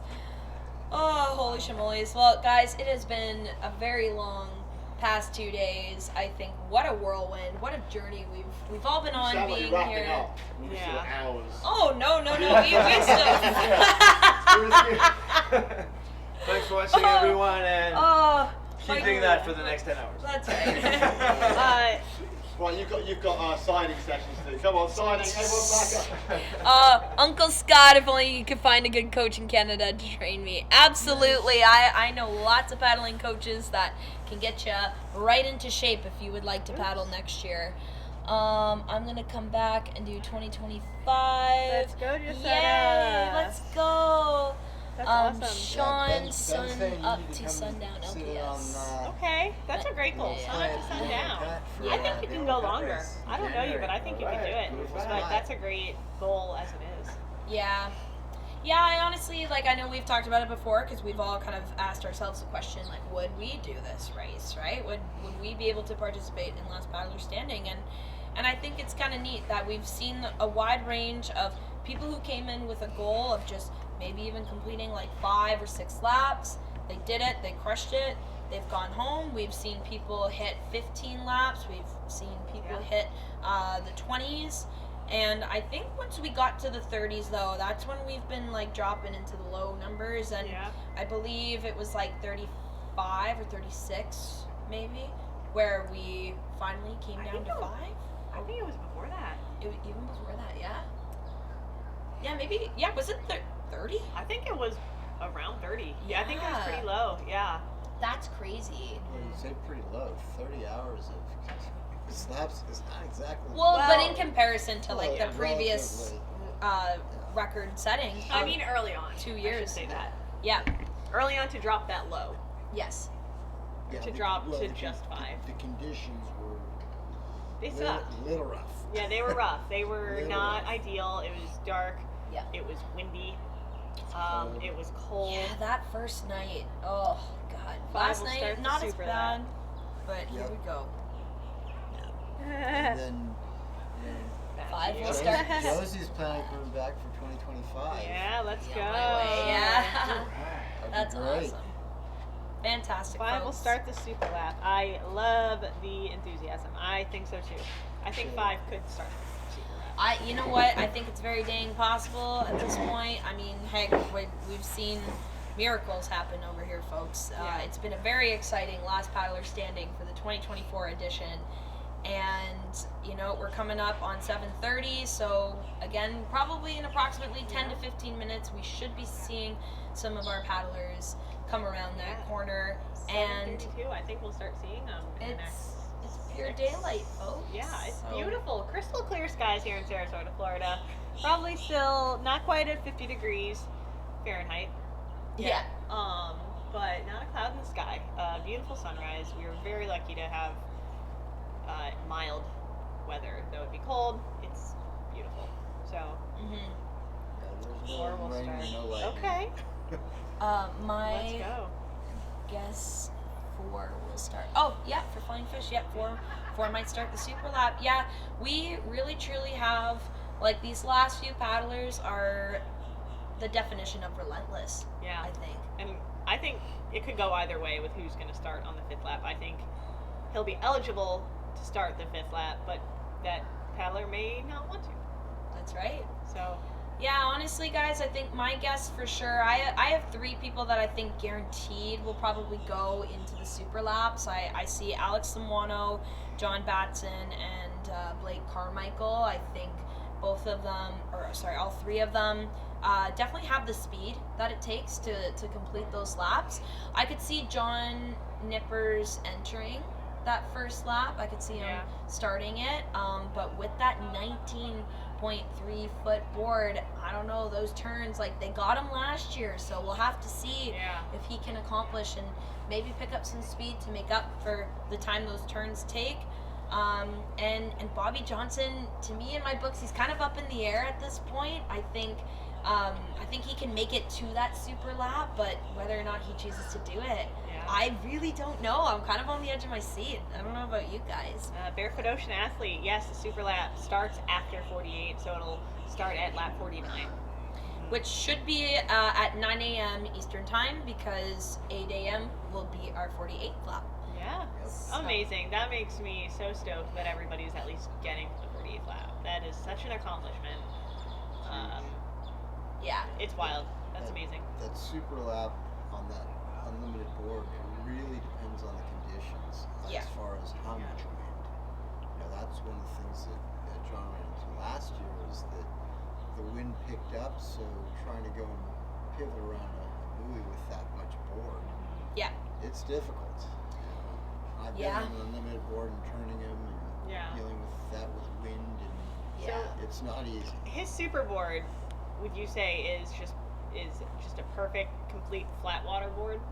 For that board, it's an unlimited unlimited. Yeah, okay. that unlimited board is definitely designed for flat water for the most part. And it's a great option for a race like this because it's got a ton of glide. Yeah. That's really what the speed boards are designed to do. Is there's no resistance in the water; they just glide. Yeah. You know, the so hard part. Yeah. for upwind, for downwind, great. Flat Okay, water, that's what I was gonna great. ask. But when you have a board that has very, very little resistance in the water, when you have side chop coming at you, that's a little more challenging to contend with. So that's the harder part, that you work with, and that's any board you're going to have with that. Yeah. Anytime you get something that starts to have those rounded rails, so it has that that release that just goes. Yep. Then you have to start dealing with, if you have side chop, it's a little more challenging to deal with. Well, and we saw that earlier in this race with Michael Carson. Unfortunately, I know he got to that far side of the course, and he said it was just really hard for him to stay upright. Like at that point, he said he had to kind of like keep going on his knees, like he'd take a stroke, and that board in particular, the rails were super rounded, so that looseness is very good in some settings, but not in others. Right. And so I think board choice and board selection is a very crucial thing when it comes to this race. So I'm not gonna lie, after watching the finale last year and really seeing how John, I think that unlimited board that he had and not being able to make up the time because of the turns that he had, I really kind of truly thought, oh, maybe he'll choose another board. Maybe he'll pick something else. Did he have a fall in a turn last year? Oh, I can't remember. No, I don't think he didn't have a fall. I just think it was just too slow, and the wind, that was it. You said, the wind factor that you got to contend with when you have, and one of the factors in that is you have a ventral fin when you have that much board that helps the board track properly. And when you have that ventral fin to get it to turn, you have to step back on the board to get the ventral out of the water, or you're going to be fighting the turn. And after this many hours, it's really hard to walk a board and get that nose to come up, so that you can spin it around.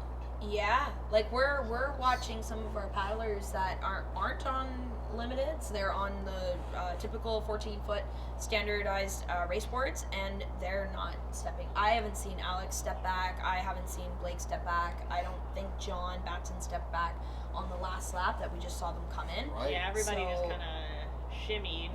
Yeah, I think maybe Bobby, I did see him attempt on that last one, but yeah, for the most part, their feet are cold, their hands are cold, they're getting tired. And that's a huge thing. It's like your brain's telling your legs to do one thing, and they're not necessarily responding when you're that cold. And yeah, absolutely. And I know, if I was in that exact same position, I know myself well enough, I'd be doing the same thing. I would probably not be moving my feet as much as I would want to. I think I would know that just at how cold and how tired these paddlers are right now, that's a very, very heavy task to do and actually accomplish. It doesn't sound that hard, but it sure is. So we're coming up 7:39 now. This is about the time, 39 on the hour is usually where we've been seeing paddlers come in. They look like they took a pretty slower, conservative start on this last lap. There are a lot more recreational sit-down paddlers in the water right now who are just here for their everyday training. So I'm rowing practice. Rowing, yeah. Yeah, so if you see some vessels behind us, folks, no, they are not a part of Last Paddler Standing. We do have some others that I guess they're allowed to use the course too, I guess. Yep. So we'll let them on for today. But hopefully they're wary of the tired men who can't see straight or think straight in the water right now, and hopefully they're not thinking that this is not a hallucination. Well, Betterson Park does have a pretty strong, aquatic program. Yeah, absolutely. With rowing, paddling. They've got outrigger programs. They've got dragon boat programs. They've got rowing programs, and so they've got people who are pure training, day in and day out. Yeah.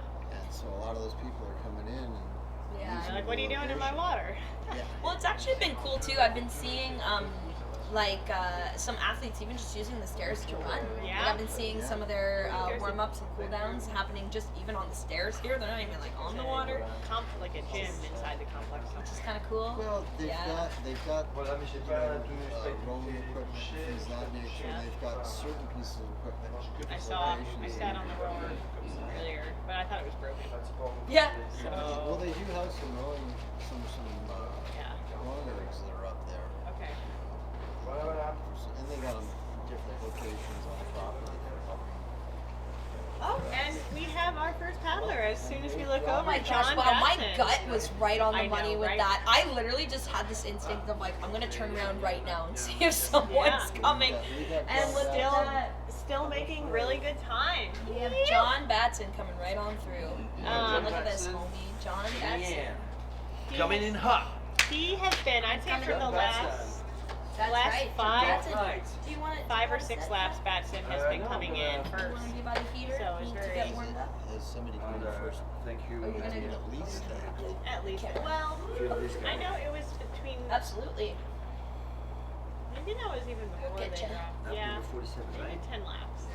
Yes. It's been quite a few. Yep, they're finishing. Like this Before I took my nap. I can change that. Yeah, but he only napped for a couple hours. 2 hours? I think Yeah. probably 2 hours. I was out. So Batson, yeah, maybe at least 10 the last 10 laps he's been the first to the beach. I don't want to say first because first to the beach. Okay. But Do you want me to film you doing the talking? all right, right behind him is John Nippers. Let's go on that 19.3. Okay, here we go. Yeah, just as we're talking about that speedboard, here it comes. Track. The demo for the ladies and gentlemen.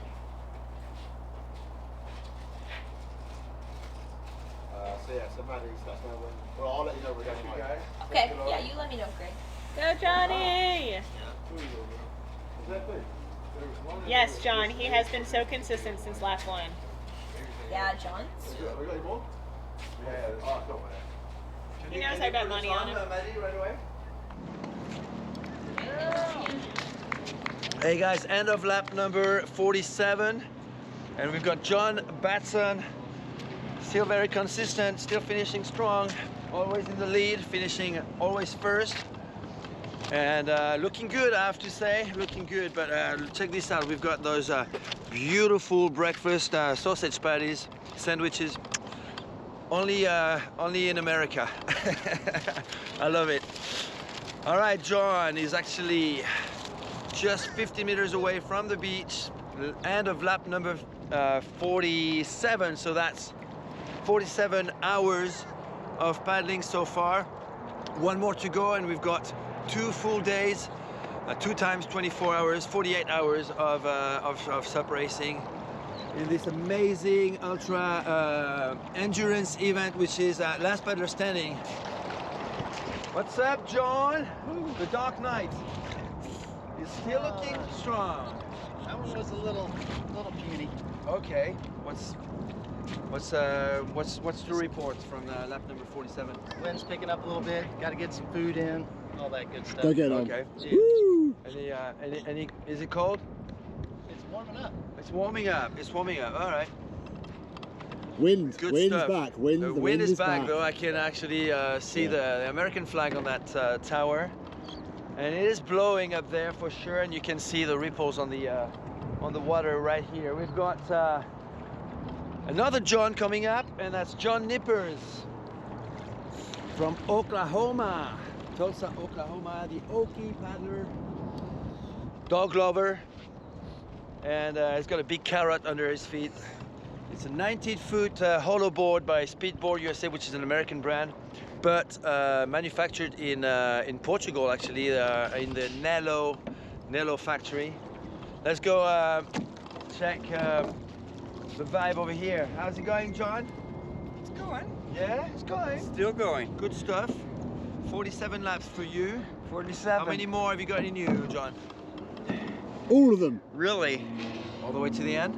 You know, if it stayed 3.33, I could probably go a few more.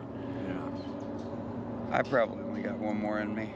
I'm not gonna shoot just I'm probably not going to shoot. Well, you have another one at 3.3. Yeah, I can do that. Okay. I can do that. I just don't feel confident enough that I can actually, in the condition I'm in, pull off the 4.9. 49. Okay. I know there's 3 guys that can. All right. But had it not been as exhausting yesterday, my foot not being as sore as it is, my knee, my legs not hurt so bad, my elbow from paddling corrective strokes, trying to go straight all day yesterday, you know, maybe. Okay. But that's well, you still I'm have an proud. hour, more than 1 hour to decide, so we'll see Yeah. about in the next lap. That's me. Yeah. Okay. Thank you. All right. One more to go. Yeah. He's going. I mean, I'm fine. Everybody was just crowded around you, like something really major was happening right there. And so Well, I had to come down. I just told them that I probably only had to come down and one more lap in me. All right, guys. There's Blake Carmichael now. He's the last year's winner. So last year's last paddler standing. Ooh, strong Bobby.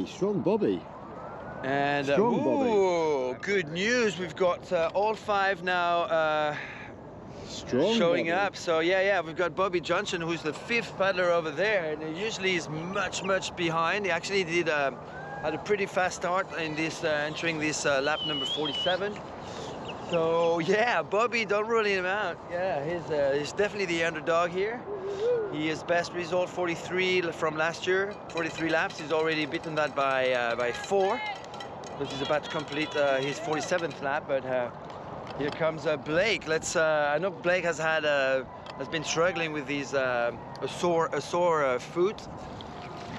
And here he is. Wearing socks, as you can see, like wooden socks. Hey, how are you feeling, Blake? How's the leg? It's iffy, but we'll see how it is after next lap. Okay. Just go from there. Still going. That's Yeah. good. Oh, Carson is in the house. Michael Carson, where have you been? Sleepy. A little groggy, just woke up. Yours is bigger than mine. Yeah. So Michael, you stopped at lap number 25, right? 26. 26, sorry. Don't yeah. take that 26 away from Oh, me. wait, I'm sorry. That was Sorry hard. about that. That was hard. Yeah, of course it was. Of course You know, it was. gear Yeah, choices are important, and it wasn't the right gear choice at the end of the day, and you know, sometimes that happens. Did you go straight to the hotel, or so that you packed up the Is it our tent and baby? everything? Is it our place? I actually did go to get added on a hotel. Yeah. But yeah, Okay. Airbnb, whatever. Been watching the live stream? A little bit until I fell asleep. All right.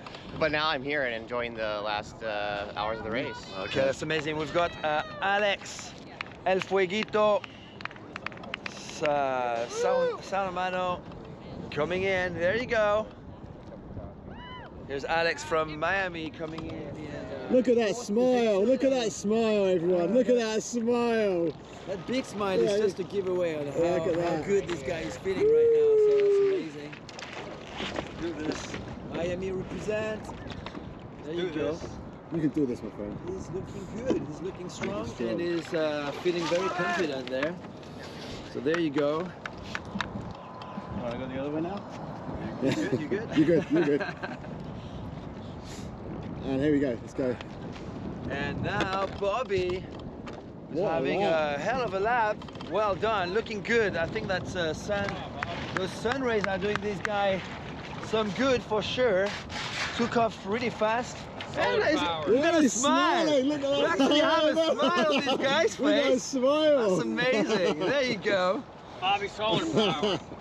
Cranky Bobby is turning into smiley Bobby. yes. That's amazing. I've had some moments. Yeah, that's fair enough. Someone likes the sunshine.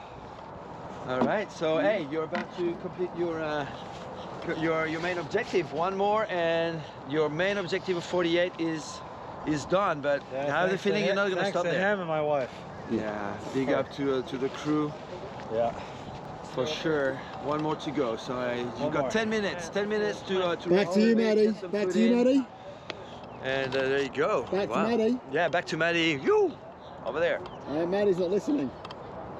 Maddie. Maddie, press that button. You're not press listening. that Back to button. you, Maddie. Okay, hello folks. We're having a little bit of a breakfast break there. I'm just like shoving food down my mouth. And Craig's like, we're cutting Theo, and I'm like, I'm sorry. Commentators need to eat. Yeah, commentators. God. Oh, what a hard life we have. We're No, kind of working hard. I'm working hard, hardly working. You're just really. Oh, it's on the other table. There's a couple bags, so there's like eggs and there's some kind of sausage. We're having breakfast sandwiches this morning, people. It's a good morning. And there you have it. We just saw our 5 paddlers all make it in on time. They have approximately, it's 7:51, so they have 9 minutes to rest, reset, recuperate, get what they need, hydration, nutrition, and really only have one more regular lap. After this, folks, this is when the super laps begin. Dun dun dun. Right, like Superman. Yes. Like Matthew. Achoo. It almost sounds like achoo. I sneezed. I'm you sorry. used to call me sneezy in Tulsa because of that. Oh. All right, folks, send us some of your predictions. What do you think? Is anything going to happen in this 48th lap? Do you think somebody might not make it? What? We're going to lose Nippers after... You think we're going to lose John? After 48. You don't know if John Nippers is going to go for the super lap? What did he say? We could kind of hear him at the beach. He's like... You could hear him throughout. No one else could hear what you could hear, by the way. What you hear in that headphone is just too nice. Not as in it's the secret, but the audience can't hear it. So yeah. He's hurting. Oh, Nippers? Okay. And the wind is taking it out. The last 2 days in the wind is really taking it out. It's taking him out of him. Okay, guys. Oh, so who knows? So now, I guess with that critical information, who knows, right? John Nippers, maybe Bobby Johnson. My prediction is that we're going to lose after 48 laps. We're going to lose Bobby and... You think Bobby and John Nippers? Yeah, I think so. Okay, so guys, that might leave. Bobby's got a strategy. Yeah, He maybe. does. No, He does. yeah. But that could potentially leave 3 paddlers left for the super lap. We're about to find out. Stay tuned. I hope you guys are still following along. And it could be super laps. This is the last wobble.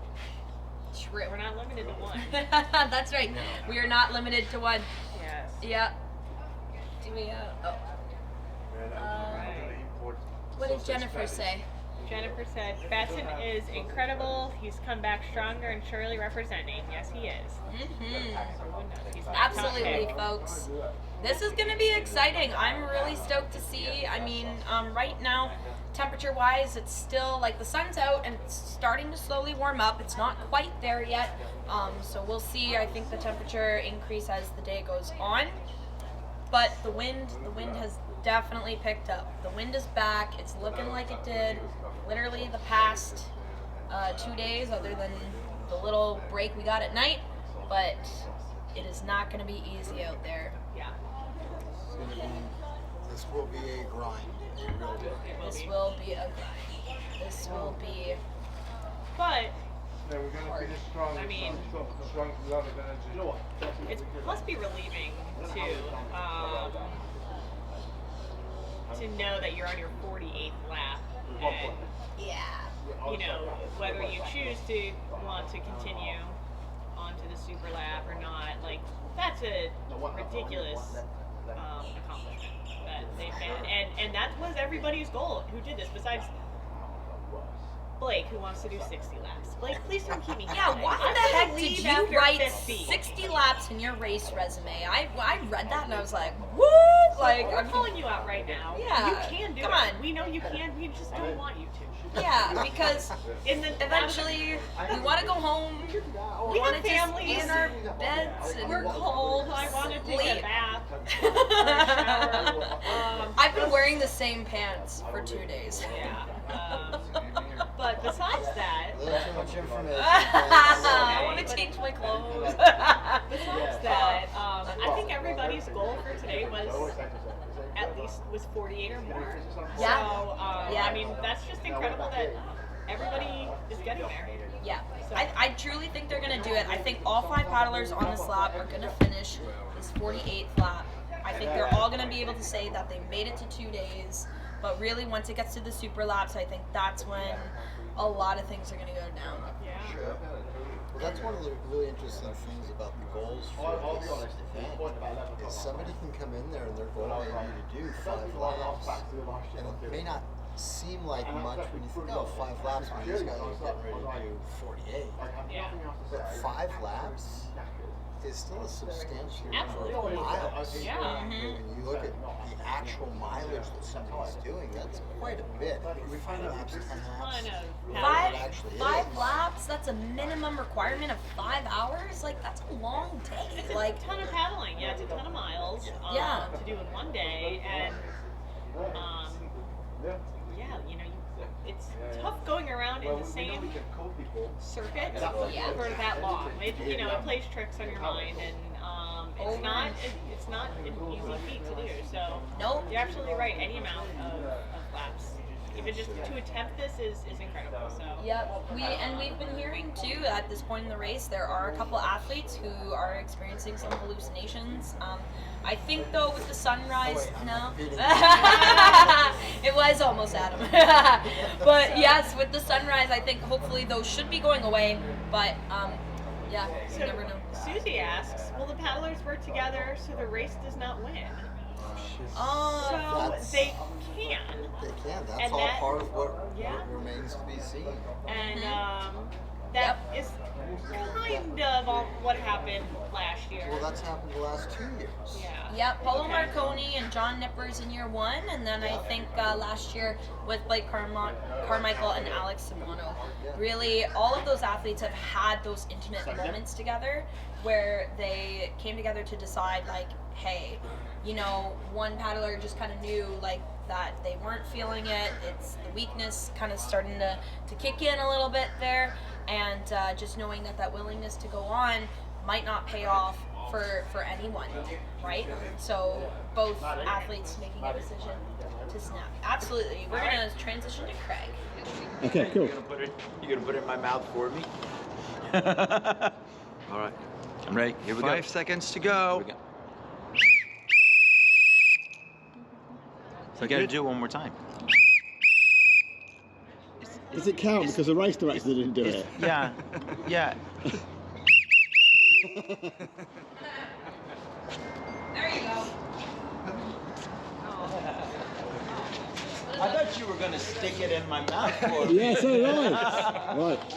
I want to do it. I've been wanting to do this for 48 hours, so there you go.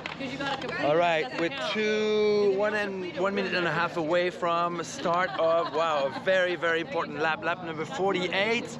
Once they complete that lap, we will have raced for 48 hours. This is absolutely amazing, mind-blowing.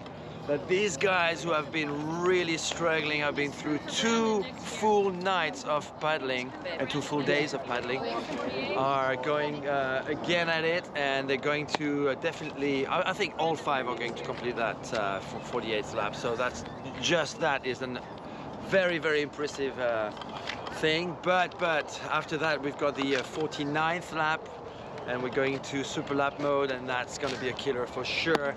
Here we have John Nippers.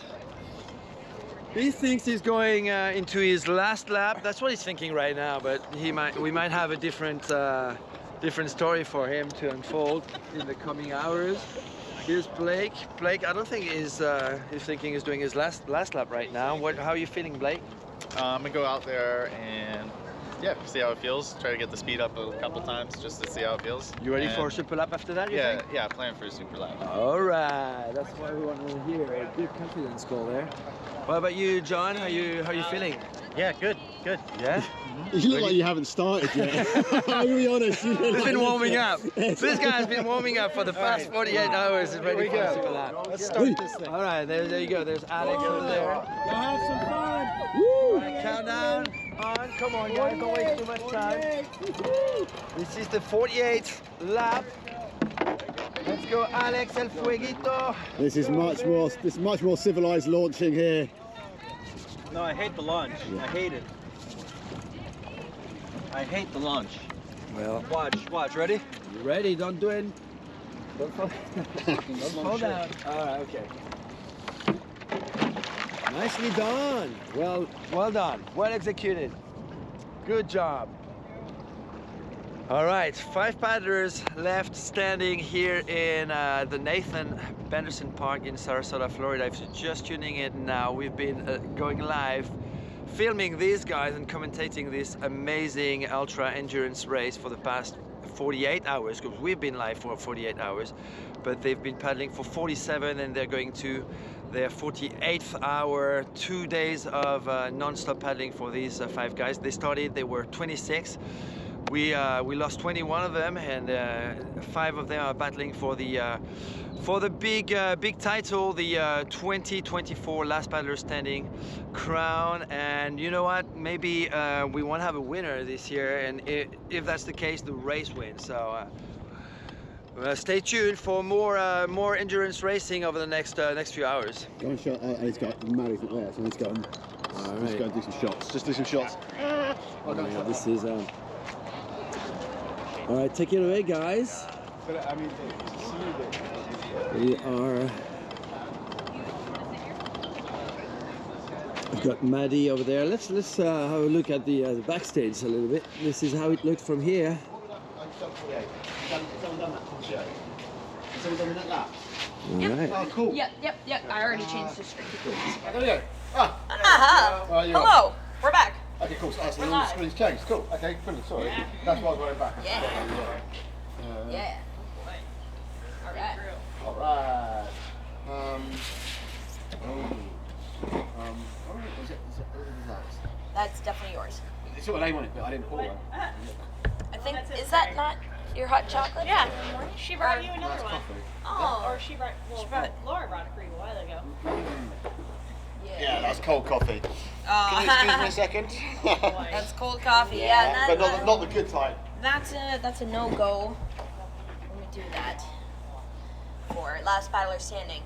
Go-go juice cannot be cold. No. It's got Not to be. when it's 40 degrees out. That's right.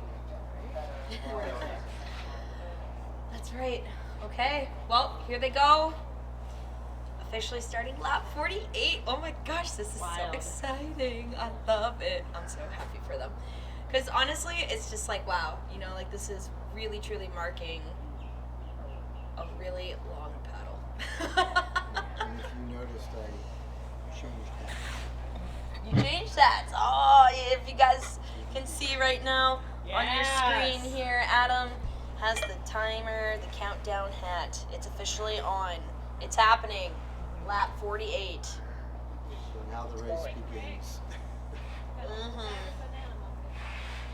They worked so hard to get here, and now it's officially happening. Dun, dun, dun. Alright. Alright, so somebody made a comment about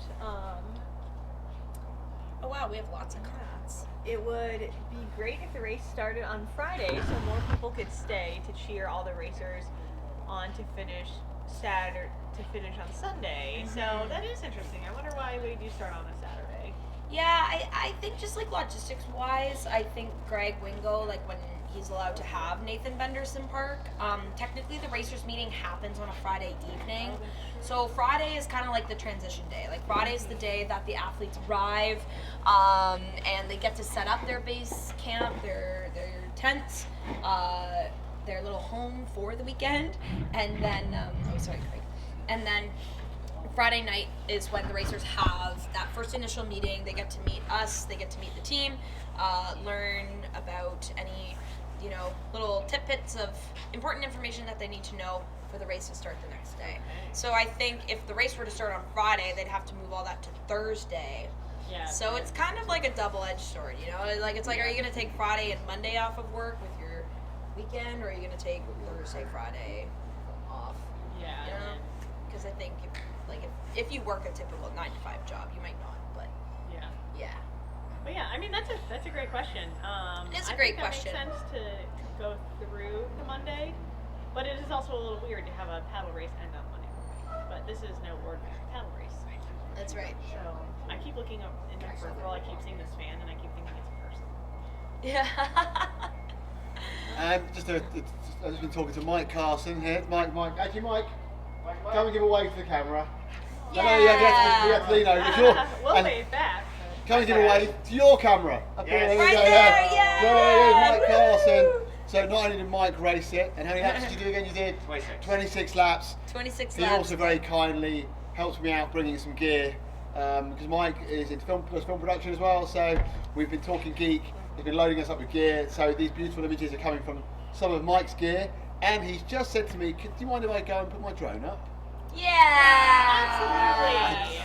So we won't have drone. we won't have the drone coming into the live stream. Not this year. Not this year. There's Not this quite a year. lot more Hopefully next year. of planning and complication there. But well, we might be able to get some drone shots. Like, I might be able to put them on an SD card and put them in. We work it out, but we want drone shots, right? So thanks, Mike. No problem. Thanks, Mike. Awesome, such a legend. Yeah. Such a legend. That is Legend. absolutely awesome. He also brought me my toothbrush yesterday. Oh, that's I left awesome. it in the Airbnb. Oh, I was actually just thinking that. I was Oh. like, I really need to brush my teeth. I brought mine in my car. I might do that on the next break. Yeah. Go freshen up. Next break. Thank It's you so guys. funny we get so excited when there might only be 3 hours left. Yeah. We're like, what? Like 3 hours, yeah. It's like Yeah. that's still a long time, but we're like, woohoo! Only 3 hours. When you've been Potentially, or through 4, so or much, 5. you know. So I don't know what you've talked about, but the word on the street. It will be, yes, Veronica. What's that? Guys, thank you so much too for all of your kind support and comments about the commentary. We really do appreciate it. I mean, hey, we wouldn't be here without you. So we would like to take a moment as well to thank you for spending your free, precious time with us here today at the 2024 Last Paddler Standing event. Thank you. Absolutely. So we heard. Did you get to speak about what was said on the beach by each of the racers? No, would you like to give us a Cole's notes? Yeah. So in summary, we have Tell us so what Nippers. John Nippers he thinks he's done after this one. Okay. And in a way of not don't push him around. He's like he seems happy. He's like he hurts. Everything hurts. His elbow hurts. His feet hurt. His legs hurt. So He he's, basically like, said he feels that he goes if it was going to carry on at the same distance, he feels like he's got a few more in him. He says, but he doesn't think he's got the Superlap in him, mainly because of how hard the last 2 days have been with the wind. He said it's just taken it out of him, and it's just he's got lots of aches and niggles, and he's just not confident that he would be able to make that. So we'll see. Okay. We'll see. Okay, so we'll see. Blake is hurting and aching, but like still smiling.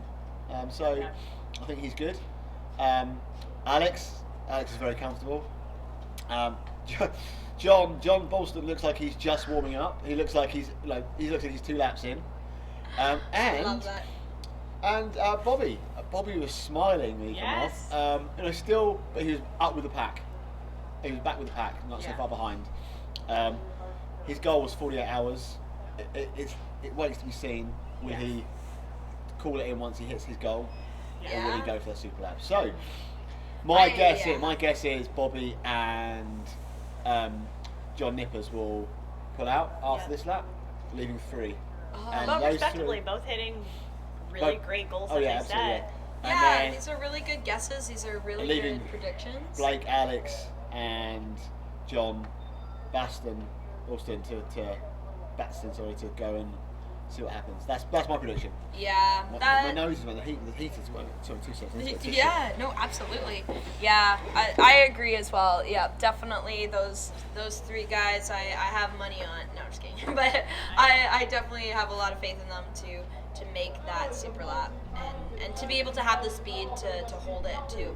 Yeah. So I think it'll be interesting. That's a big game changer. Having the speed for that Superlap.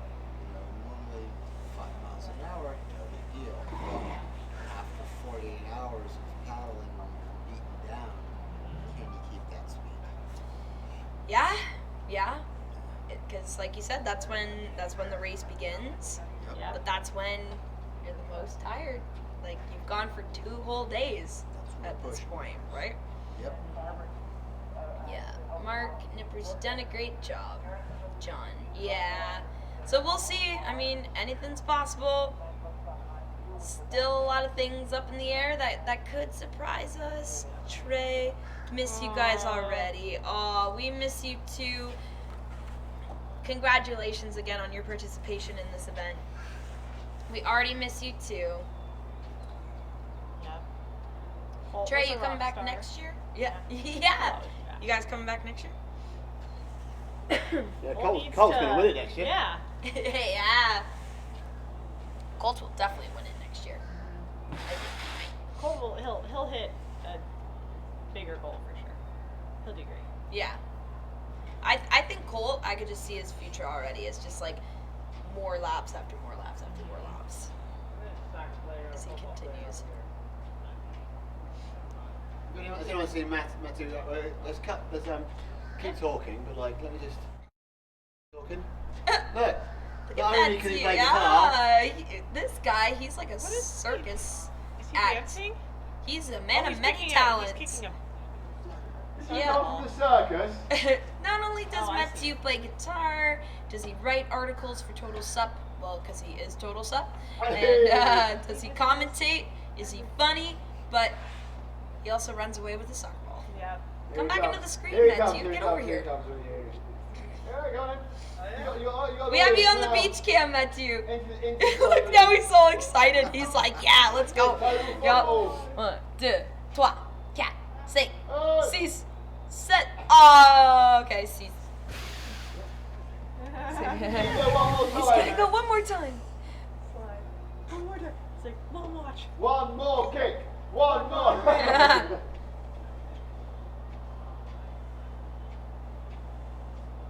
He's at 10, 11, 12, 13, 14, 15, 16, 18. That was 18. That was almost on you. Well done. Très bien, Matthew. Très bien. That was good. That was fun.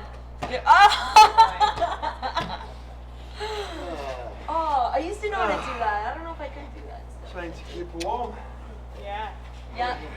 Stay warm. Yeah, look at him. This guy's out of breath.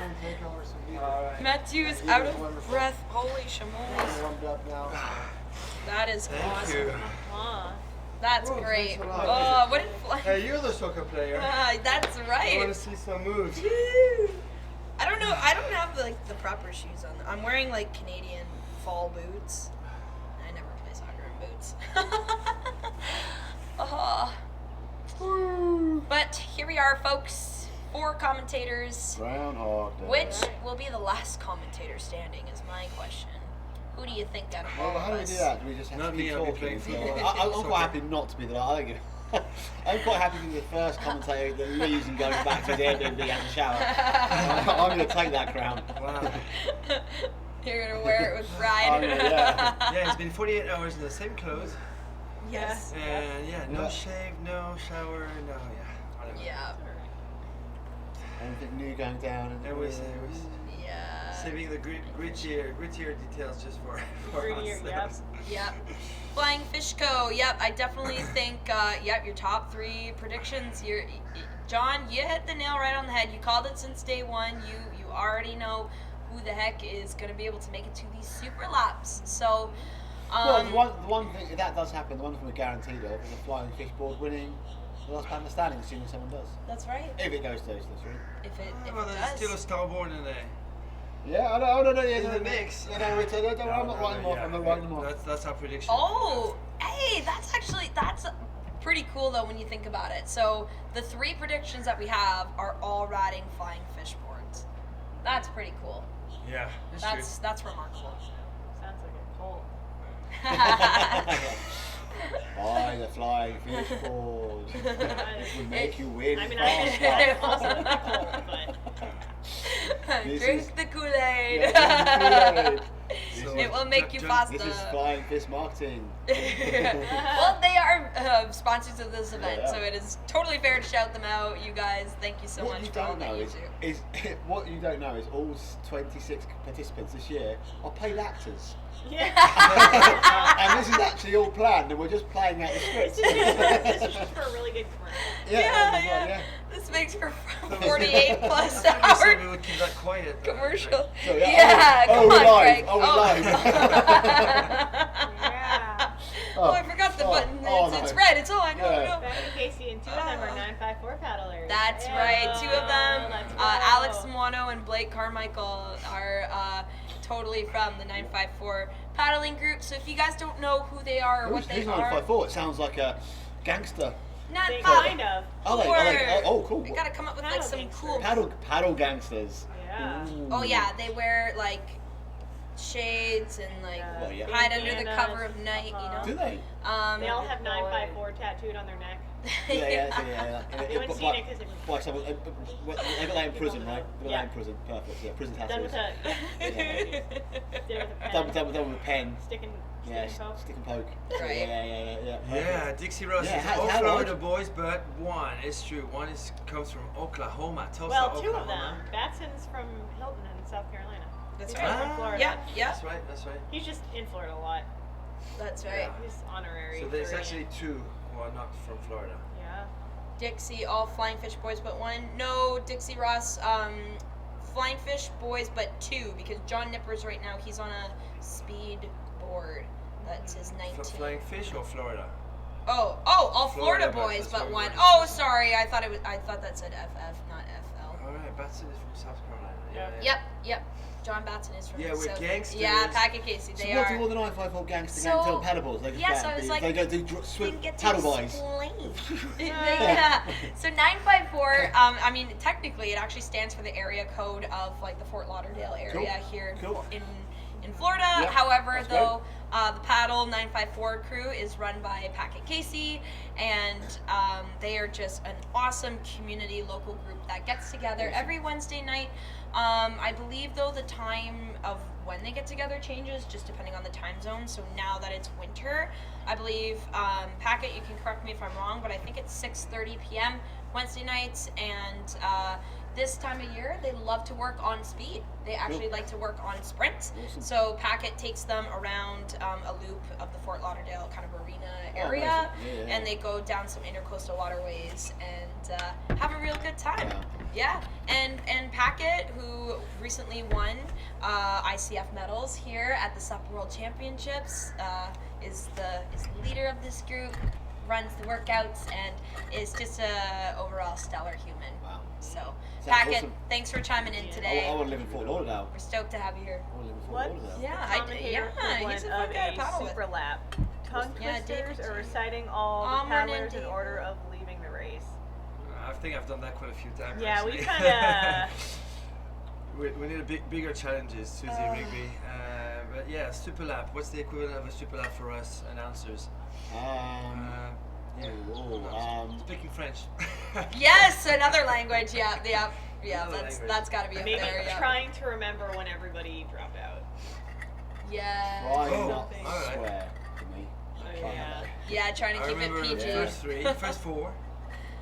Yeah, I remember the first 4 dropped out. So Jennifer, then Anton, Yep. then Colt, and then Alan. I think was the 4th one. Yes, that's right. I believe after so. that, I think you very- hit the very nail on the blank. head. Yeah. I think it would be even harder to like remember like when everybody dropped out Yeah. though. So not even just the Like order, the but like laps. what lap did you complete and then Our leave the Superlap race. is trying to not be so fun and entertaining. Oh, yeah. That's really hard for us guys. Like, Yeah, I don't do know you if we know can all make the it. people right here sitting at this desk and how just like awesome we are? No, it's Nice. I've got no receiver. Oh I've got no yeah, receiver. sorry guys, we Yeah. can't get a drone shot Yeah, yeah, unfortunately yeah. up in the air this year. But we do appreciate all of your feedback from last year. We tried to get it running this year, but we'll Well, try even harder next year. Yeah, I mean, it's not, we didn't actually try. Oh, no, sorry. no, they just said that there are ways of doing it, but we don't have. So Mike Carson has a drone. He was racing. There's some gear we would need to bring over. We weren't too sure whether Mike was going to be racing, and he could be still out there now. In which case, as well. So we didn't want to commit to the drone, and yeah. So Right, so it's just too. yeah. Too- There are various ways. Too many The reason I'm logistics. saying that there are ways of doing it. There are platforms that stream to a website which we bring to OBS. The OBS brings into one of the screens, which I can then embed into there. But quite frankly, hard enough saying all that after 48 hours. What I don't want to do is break the stream trying to get a drone shot in. Yeah. At this area. So Absolutely, I don't blame you. And And you know what? I mean, actually, maybe it's a kind of a blessing in disguise because we do still have quite a bit of wind out there today on the course. Yeah, Mike's flying. I think he's out flying. Yeah. He's flying up to 49 an hour, I think he said. Well, look at that. We have 134 people tuning in right now to watch this year's Last Paddler Standing Live. Brought to you by Supboarder, Flying Fish, Mason's podcast, the Adventure Sports podcast. We have lots of great sponsors this year. Easter. Athletic Brewing Co., Yeaster. Yes, thank you guys so much for supporting this awesome, crazy, wild, wicked, fun event. We would not be able to be here without all of you. So, thank you very much for all of your support. Yeah. When it's gonna end is the big question. Get Erie. He's an experienced drone pilot. That's true. Take swim. Got the John to Oh. swim. On the first buoy turn. Oh. Where's my drone? Oh. So I just want to let you guys. Yeah. Oh. Where's John? Nippers? John Nippers took a swim. No, good. That's good to know. Yeah. So John's taking yep. a swim, so I think that probably. Oh my goodness. Yes, so good morning, Michelle. Thank you so much for tuning in. Stoked to have you here. Flying Fishboard. Yes, John, we definitely have to acknowledge the women that have participated in the event this year. 3 of them broke the 20-hour mark. Yes, they sure did. Let's try to remember who that was. Yeah, That was so Lindsay Tilton. That's Yulia Piatek. Yep, Yulia and... We had Jennifer was the first one to pull out. Yeah. Jennifer McGaw. Yep, Jennifer McGaw. Jennifer Flanagan, I think she made it, I want to say to like the 15th or 16th. Wasn't it 20? Or maybe was it 20? I think it was 20. I remember, and, Yeah. and Jen, once again, I mean, I already apologized to you in person, but I'm just going to say it again over the camera, is that I was sleeping when you had your post dropout interview. And I could not be more proud of you, though, for coming here and giving it your best shot. Yeah, absolutely. Yeah. And Meryl, of course, Oh, was the 5th yeah, one. Meryl, that's right. So Meryl. we have 5, and she Shout out stopped to at Meryl. 16, at the 16 That's lap right. mark. Yeah, same thing. Meryl definitely took a few swims, took a couple drinks, you know, and that, you know, happening at night when you definitely don't have the sun on your side and it's a little bit harder to warm up, then yeah, it was very difficult for Meryl to make a comeback, unfortunately. Okay, yes, Jennifer was lap 20. All right, Yeah, absolutely. thank you. That's I seriously, I swear to God, that was like 4:30 And actually, in the those morning. numbers are on our screen, but the screen is super tiny for us. Yeah. Yeah, that's but okay. yeah, I mean, So- I do remember Jennifer stopped at Yeah. 20. I can't remember Yulia Piatek. Mhm. Yeah, I think we got everybody. Yeah, Yeah, we Jen, did. Yulia, and Lindsay Tilton. Those were the 3 that broke the. Mike Carson's broke. That was very Alright. exciting. Yeah, fantastic. Yeah, thanks for Okay. the comments. Yeah. It's amazing. We love it. We love that all of you guys are joining us here today on this beautiful Monday morning. It is Monday, December 2nd, 2024, here at Nathan Benderson Park in Sarasota, Florida. And it's been actually exactly 48 hours of live stream for us. Yes. We started the live stream on Saturday morning at 8:15, and we started talking just a few minutes after that. So, wow, well That's right. Well done. Well done us. Well That done was, us. Yep. It's been amazing so far, but we've got some really exciting turns of events coming up for sure. We don't know which ones yet. We have some ideas, but That's right. anything could still happen between these 5 guys. That's right, because as we know, the first year that Last Paddler Standing ran, it went to 48 hours, and that was that. But then last year it went to 50. This year, who knows? We have some really strong contenders, and it is quite possible that 3 of them, most likely from our predictions, will be going into at least one Superlap. So what's going to happen after that is really truly up in the air. We don't know. Absolutely. And I mean, one question that I have to ask is, is John Nippers to be trusted on his claim that he's not going beyond the 48 lap Oh, mark? see, I mean, I don't know. Is he the type of guy who could say it out loud, so for people to just hear him say that? I don't know. You know I what? mean, actually, without even being cheeky and being loud about stopping after the 48th lap. Yeah. he might change his mind. You know, it's getting warmer by every minute. As I peel off a coat layer here, folks. And, there you go. Yes, you know what, Matt? We might end up in speedos and bikinis. Oh God, with the That'd be a nice touch to finish. Yes, off yes, this absolutely. Yes. Yes. But yeah. No.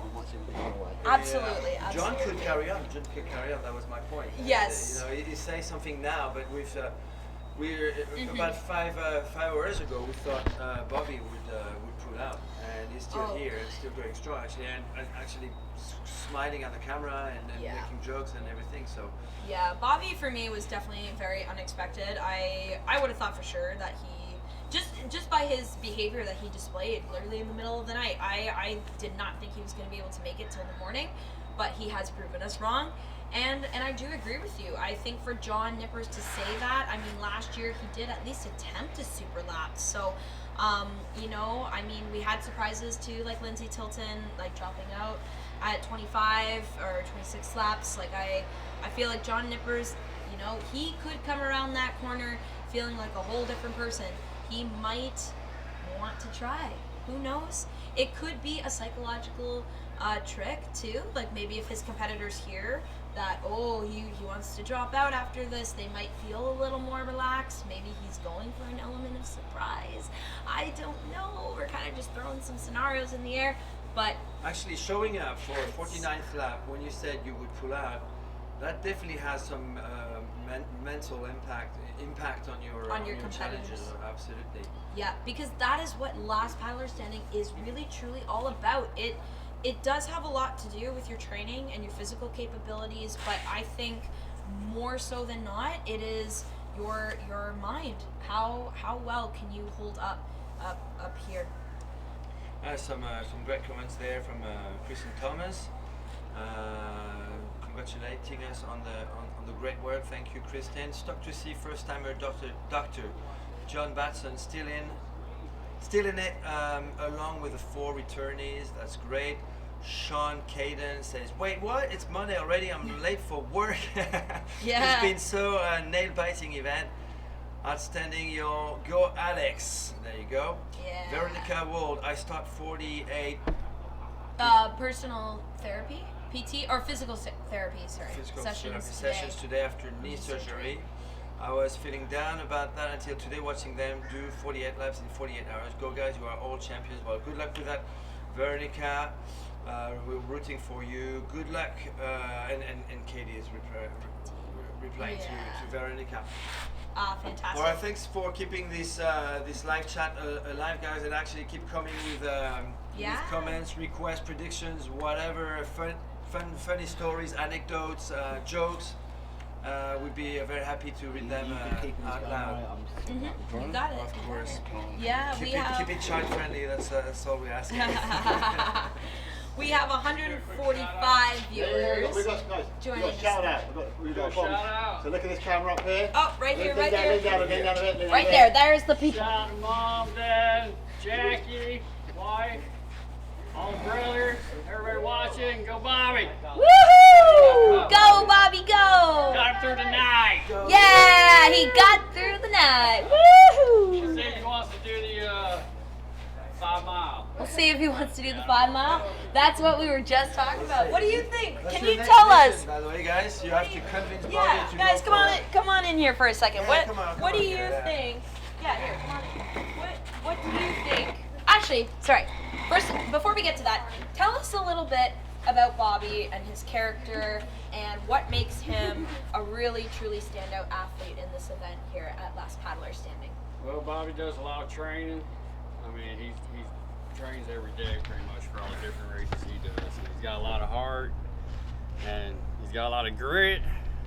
You know, he wants to, you know, be out there with all the guys and gals and, you know, do the best he can do. So. And not just stand-up paddling, but also OC6, right? Yeah. Any other crafts? OC1? I don't know about all the boats, but he does a lot. Mainly paddling, yeah. right? He does all kind of kayaking and the subs. So. Okay, kayaking. Did you bring up the dragon boat?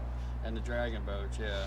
Wow. But, well, they set the Guinness record in the dragon boat. Yeah, what was that? Was that the Mississippi? Yeah, no, it was on the Missouri River. The Missouri River, yeah. And he was in the dragon boat that got That's cool.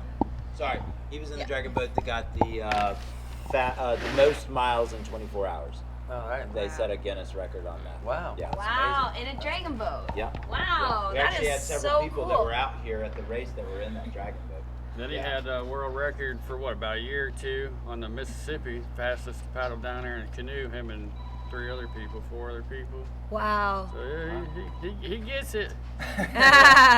Well, do you have any words of encouragement that you would like to say? Like if Bobby, I know he can't hear us, but if he could, what would you say to him to inspire him to keep going? I say let's get one more. Let's get one more. He wants to push himself. Yeah. He's always talking about what the body can do. Mm-hmm. You know, the body, it's only the mind. Mind over matter, so.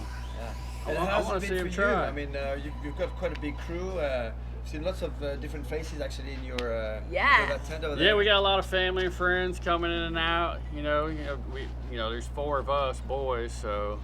Right. And then their families and friends, so everybody supports, and it's fun to come together.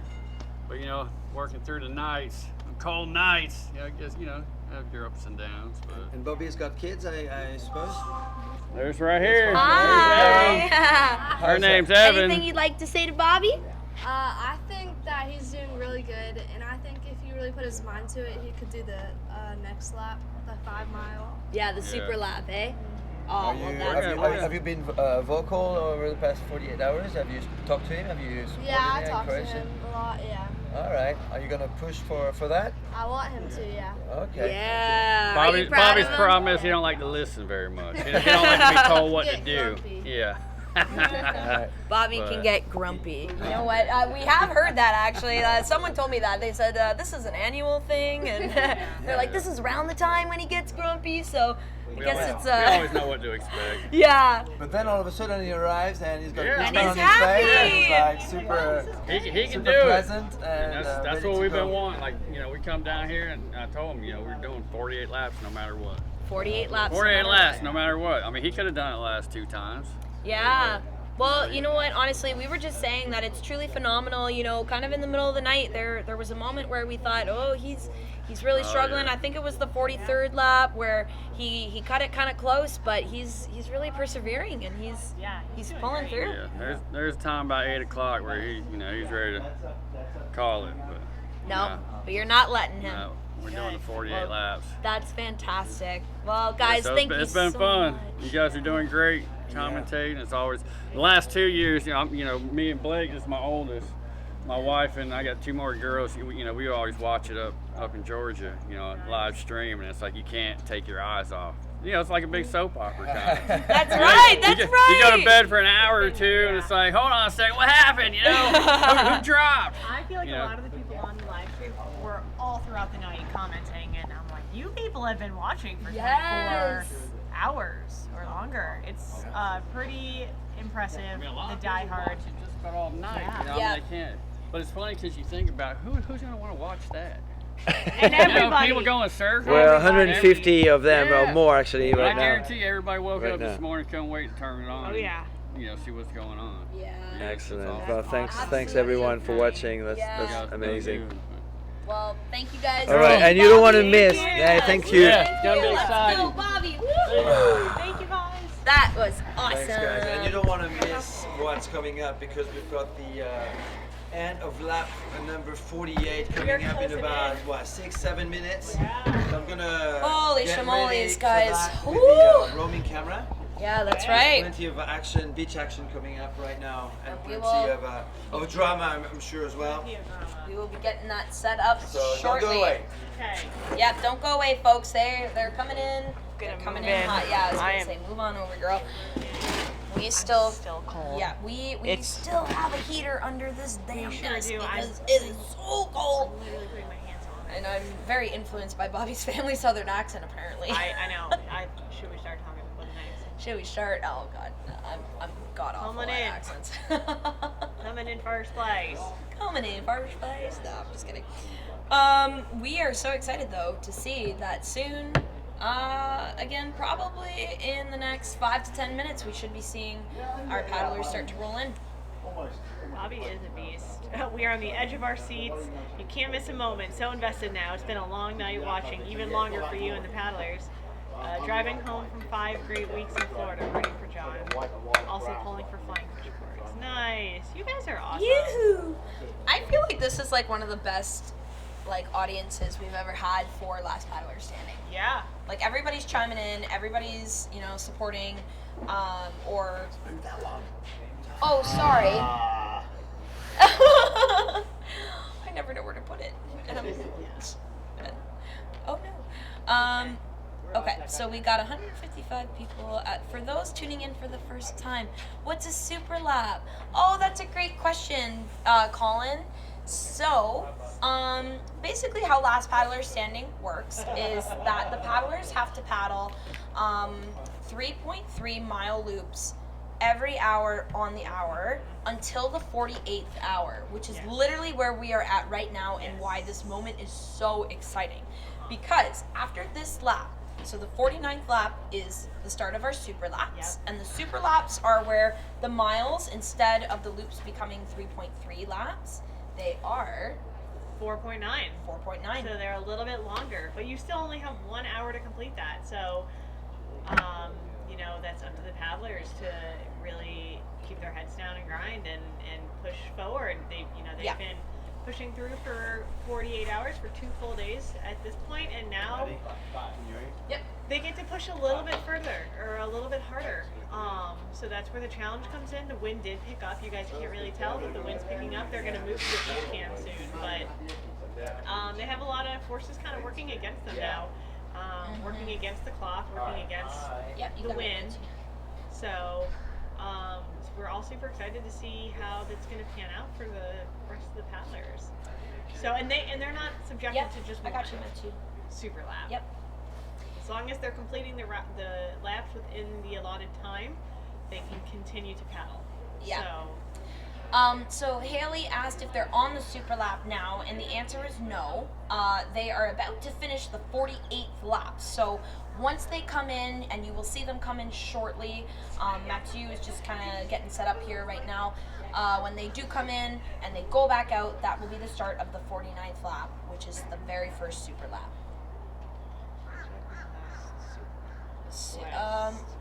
Packet, I think I briefly read something about a drone. There's no drone footage, but maybe someone can run to the dock. Oh, well, yeah. Matthew is on. He's already running around to another dock on the other side. Charge of our. Well, I mean, he might be down there for feedback. Maybe not necessarily at the dock, but he is in charge of the footage on the beach when the paddlers are coming in. So he has that camera. And is covering that footage. Absolutely. So, if nobody, great question, if nobody completes the laps, then the race wins, and there is no winner. The winner does not go home with this. Okay, fantastic. All right, folks, so we are actually going to shoot live now to Mathieu, who is on the water. Yeah, right next to the water, actually, by the second bridge right here, guys. And I can see it's against the light. It's very bright, but we have our first paddler, and I believe that is once again John Batson in first position. We're gonna have a visual confirmation of that in about 100 meters. And I can see behind him 2 guys in the chase. I'm actually right next to Chris Thomas, who's one of the participants right here. He finished at lap number 25, enjoying a sausage omelette breakfast, I think. Egg breakfast. How's it going, Chris? Good, how are you? Yeah, sorry. It's okay while you're waiting. Excited about what's coming up. 5 paddlers, and we are reaching the end of the lap number 48. Here we go. Massive efforts, especially considering all this wind. It's amazing. Yeah, absolutely. And the wind has been picking up. All right. Breakfast, because here we have John Batson, aka Batman, aka the Dark Knight, still leading.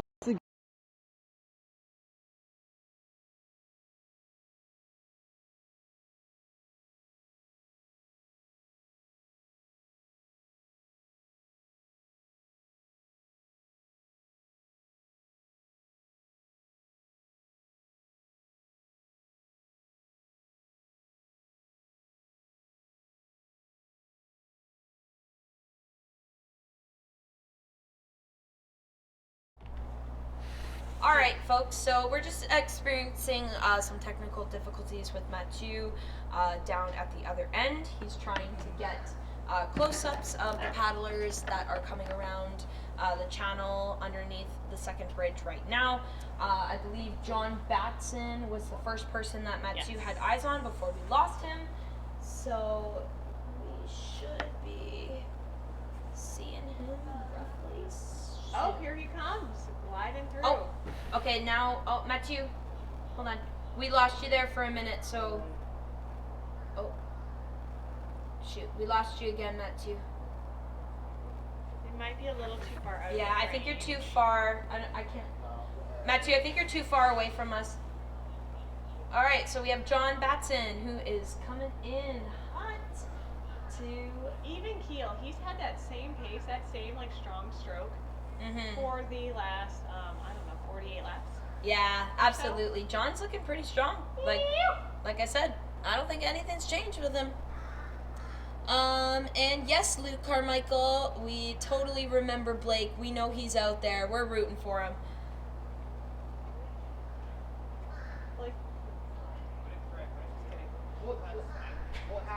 It's finally Superlap time. People are getting... Yeah. Okay, there we go. Now you're back, Mathieu. I think you went too far. Like, when you get close to the bridge, we lose you. Do you want us to cut to you now? Go get them now. Okay.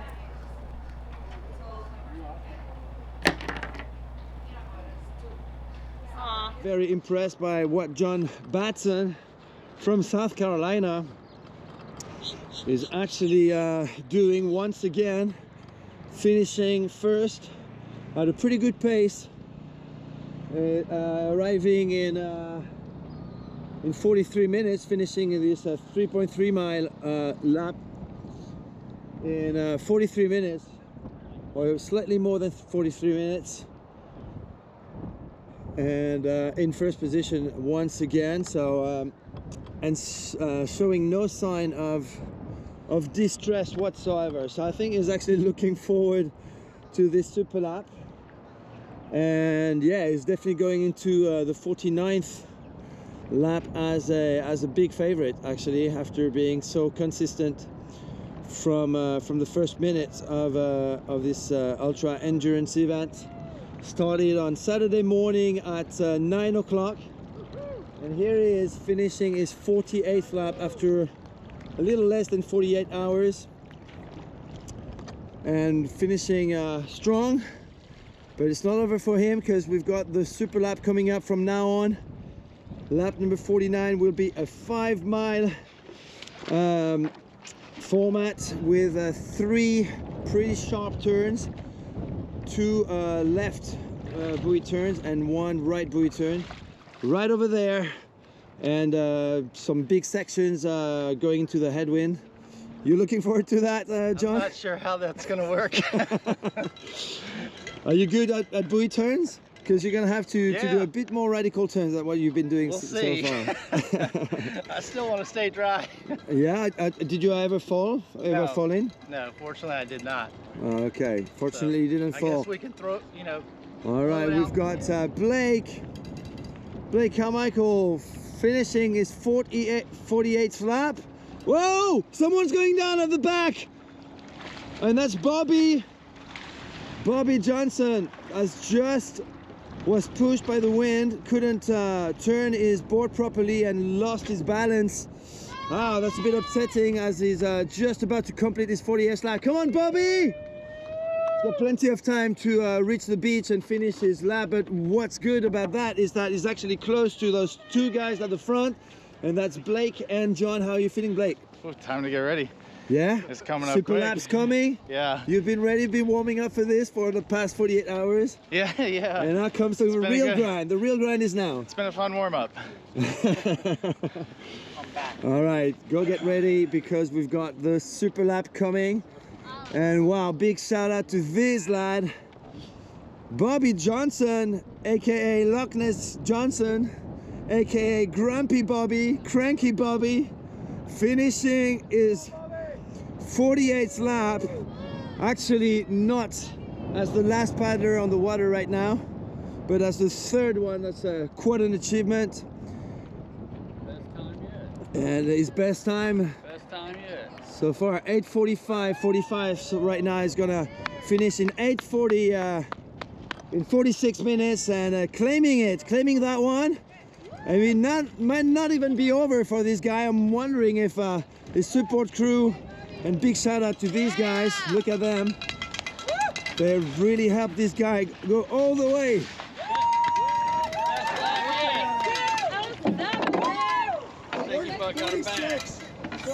46 minutes. Hey, plenty of time to have a good think now. What is going on? Here, I got you. You want to take it off? I got you. Hold on, you are so wrapped up. Hang on. All right, these guys need some help with these layers of clothes there. He's got 14 minutes to have a good think now, and maybe a bit of pep talk from this great support crew as to whether or not he is going into the 49th lap. And I have to say, he's looking good. Where's Greg? He's looking pretty fresh over here. Greg's gone. He's got a big smile. It is blowing like 15 to 18. You've been doing that for 2 days. Let's go. All right, I'm telling you what, guys, this guy is looking actually very strong right now. Hey, and I think he's gonna have some you, good talk with the family and friends, and we might see him in a few minutes taking part. That'll wake you up. She almost got a paddle to the face. Yeah. Woo!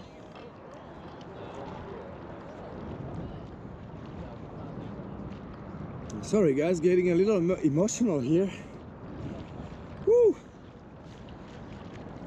It's been 48 hours. Here comes Alex, El Fueguito Alex.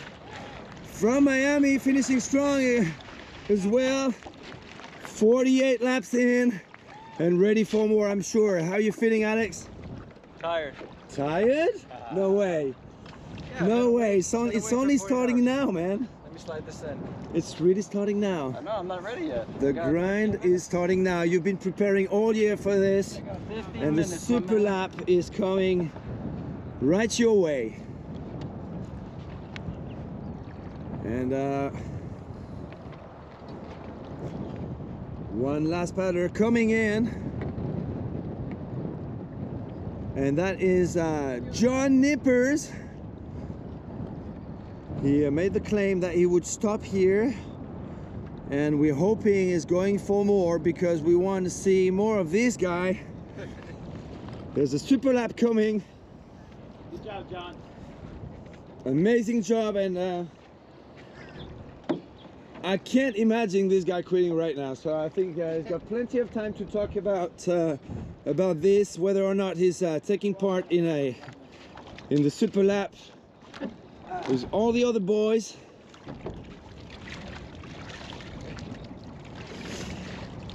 Decision time, and a big smile, a cheeky smile. That looks like a smile. That looks like a cheeky smile, actually. Yeah, right. You guys should have been on the boat on that one. Where's Toya taking the team? All right, Meryl She's in charge.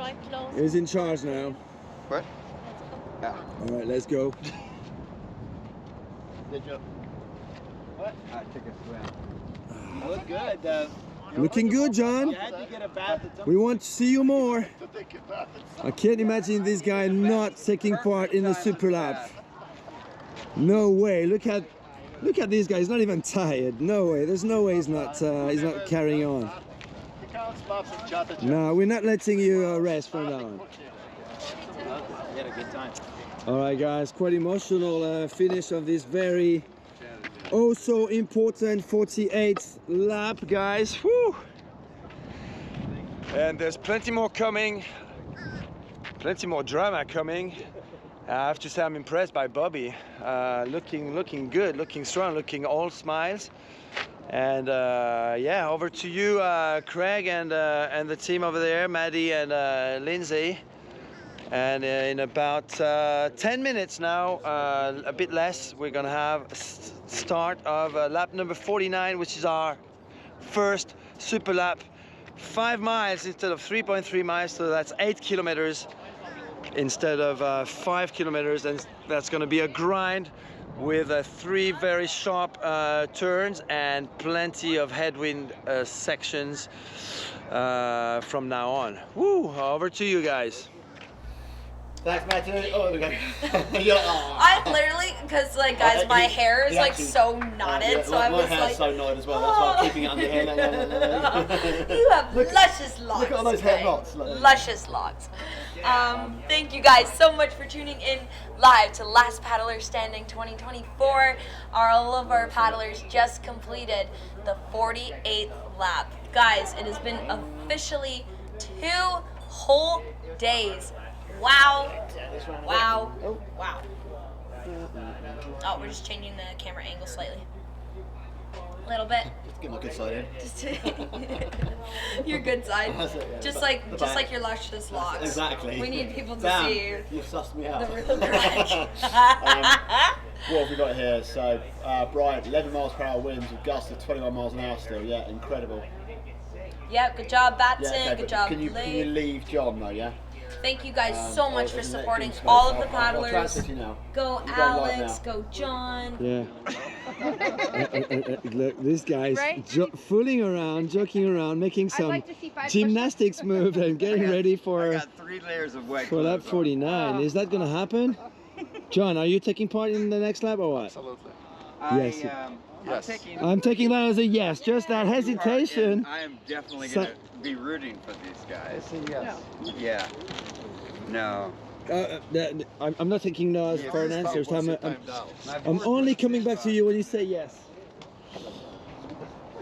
All right. What about over there? So in there you've got John Batson, who's been, yeah, it's clearly the favorite going into the Superlap. How about these guys? Alex is looking pretty solid as well over here. Gonna give him space for sure, but just want to give you the vibes right here under that tent. Look. Everybody's pretty chilled out, actually getting ready for this also important first Superlap. Very chill. Hey, do you know the wind speed? 10 miles per hour. I read somewhere, so that came from one of the comments on the live chat.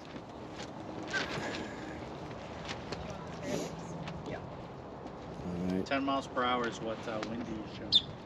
Okay, so confirm 10 miles per hour. Aqua 4. We talked about this. Yeah, we did. Hey, Alex, this is the big one, right?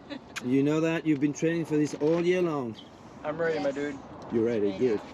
I'm ready. Estoy listo. Me está diciendo este chico. That's what he's saying. He's ready. There you go. That's what we want to hear. Back to John Nippers. Come on. He's not quitting now. He is not. Obviously, no pressure from me.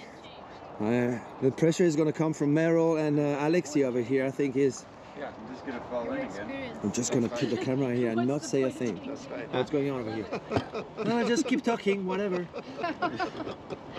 We're just talking about what's the point in putting on dry clothes if I'm going to fall in again. Anyway. Oh, so you did fall in? I did. Tell us about that, please. This lady on the sidelines like, "You guys are looking great." and that was like, "Oh yeah." Oh no. And a bit of a comedy moment there. No leash. No leash, right? The heavy wind. No leash. The board's like swimming away from me. And Oh I'm like, no, you actually I had to literally let go of my swam. stingray to swim for the board. Oh no. Oh no. Oh, yeah. wow. Oh yeah. Well, so now you Like I know was- for the next lap, don't Like- wave at anybody. Like I You was like telling to go them, sidetracked. the whole weekend has been real and has been fun, but But it's not goodbyes yet. It's not goodbyes yet, man. No way. I want to see you there in about 5 minutes.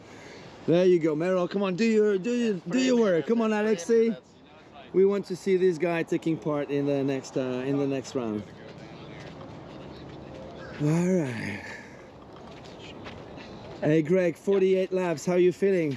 I feel good. I feel good. Yeah. I think we're going to see a number of people go out on this 49th. I don't know that we know exactly how many yet, but I feel really good. You know, conditions are They're okay. They're not terrible right now, I don't think. They're not as bad as I thought they were going to be right now. So Yeah.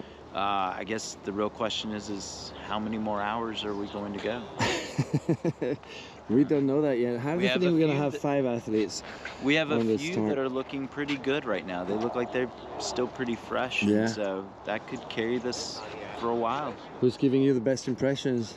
I think probably, most consistently coming in, obviously, is John Batson. He's been leading pretty much every loop for a long time. But Alex definitely, always has that smile on his face. And he's either faking it really, really well, or he's feeling pretty good. So. Yeah, absolutely. Yeah, so, absolutely. Yeah. And now he's hugging on his competitor. So. I think we might have John Nippers joining the fun of the Superlap. Some Superlap fun. Just how many are taking part is the big question right now, guys. If you are tuning in right now, this is when it's happening. Is it going to be between 3, 4, or 5 guys going into lap number 49? So in the 49th hour of this ultra endurance event here at Nathan Benderson Park in Sarasota, Florida, USA, of course. And we are moving now from the 3.3 mile format to the 5 mile format. And they have 1 hour to complete that, and there's a bit of wind and some downwind sections, but also some gnarly headwind sections. So it's pep talk time for these 5 paddlers right now. They did really well in completing way before the hour. They're 48th. That's incredible. The 48th lap. And we were just wondering who is actually ready to go into that first Superlap, because it's Superlap mode from now on. 8K, so 4.9 a mile. So some new clothing for this guy. Come on, what's the strategy from now on, Alex? New clothing, what's the strategy? Is just to complete laps. Complete laps. That's it. What's in your camelback? Just water? I got some electrolytes in the right tube and some water in the left tube. All right, so you got 2 of them. That's it. Okay. Rum and vodka. Rum, vodka, you mix in the mouth, and that's all good. I have a flask, the smaller flask. Yeah. All right, check out this beautiful moment where I'm gonna go around these guys. Go. And 2 minutes to go. We heard the whistle, the 2-minute call, and I think we've got a. Go, Marco. Ready? 1, 2, 3, go. What about you? Go. Okay, let me take that picture. Let me take that picture. Go get in here. Of course. Yeah. There you go, guys. Picture time for these guys. Look at me. 1, 2, 3. Boom, boom, boom. Yeah, Alex. Good job. Thank you. Good job, guys. Amazing. Baby. Let's go, Alex. 49 right here.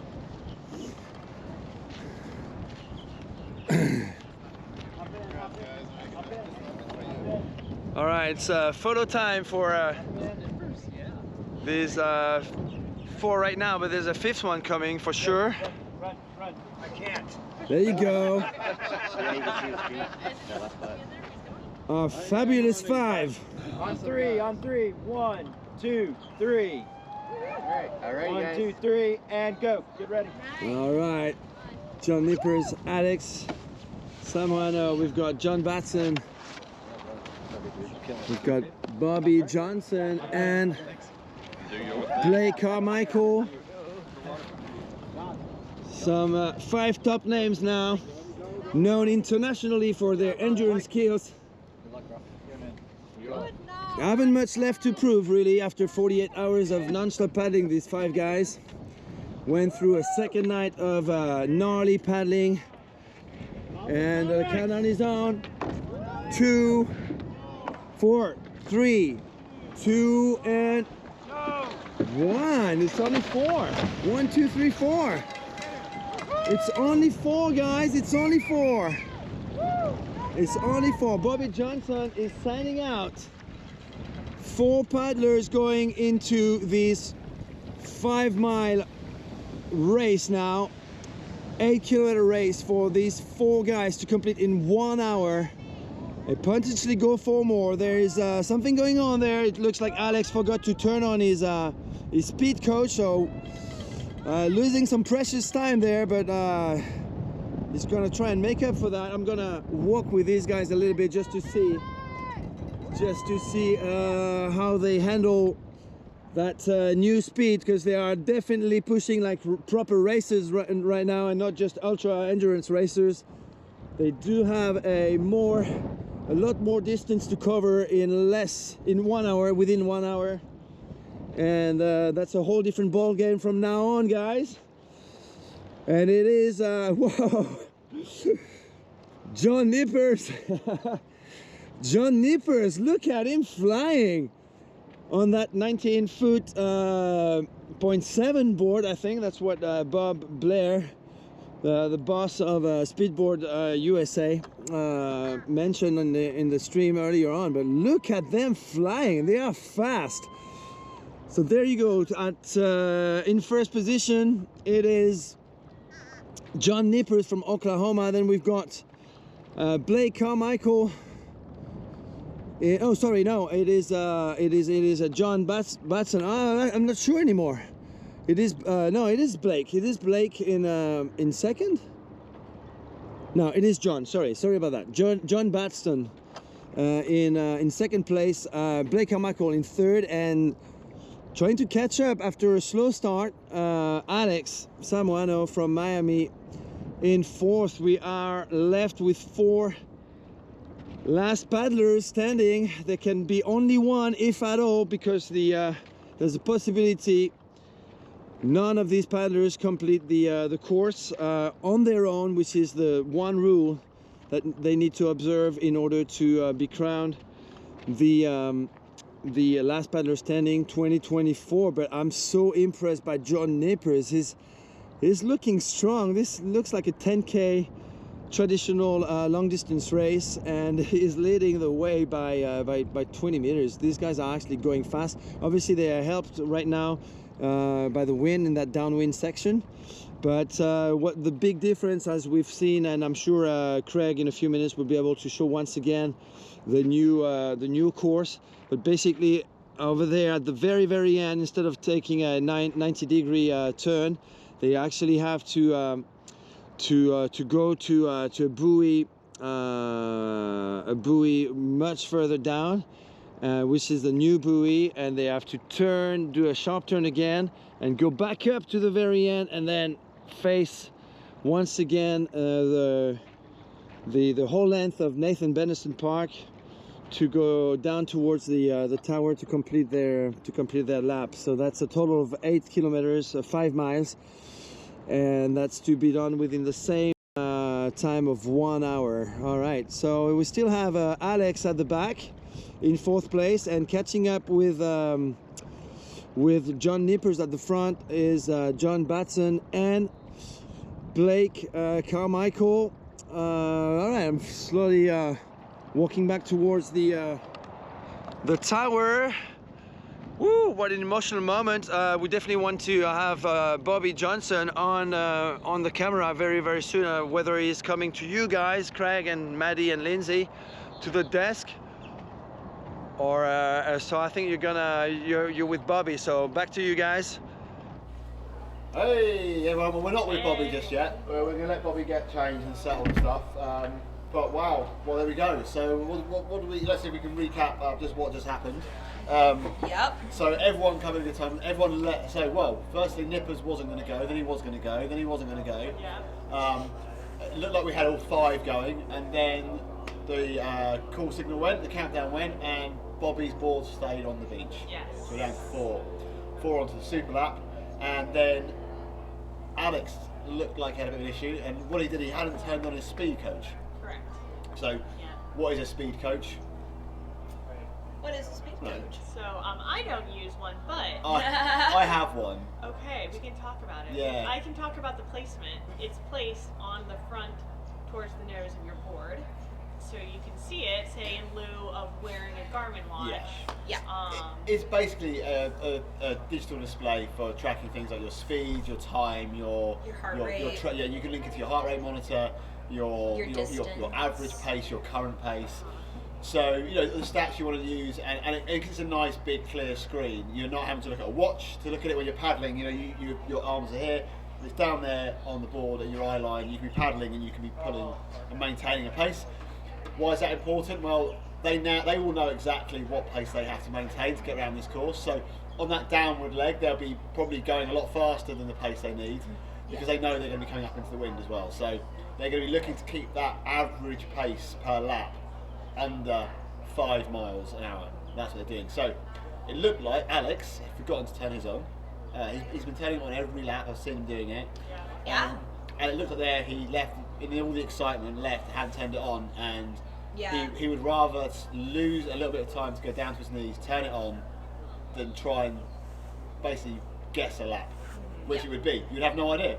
You'd have no idea what you were doing as well. So, but the thing about the speed coach is like they've not changed since 2015, and they still cost the same money. Yeah. Sorry, that's a little gripe I have. But I'm not going to say gripe, but you think technology moves on so much. And the speed coach too.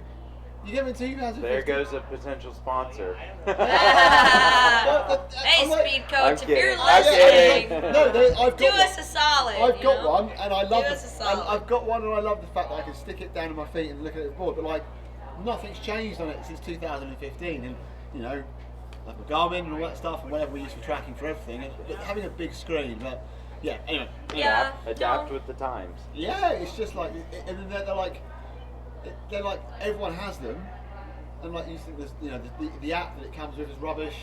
There's no anyway. Yeah. We're not here to talk about that, but that's what Alex went down to his knees for. Turn his Garmin on. Yeah, honestly, guys, we gotta talk about how that beach landing and takeoff just went. You know, we definitely saw John Batson. He was the first off the beach, and he had like speed going. Like okay, cool. Actually, I'm sorry to interrupt you, Maddie, but like it's 48 hours is going to suddenly go really hectic for like the next 10 or 20 minutes. We've got Bobby, so Matt, we're going to hand you over to Bobby now.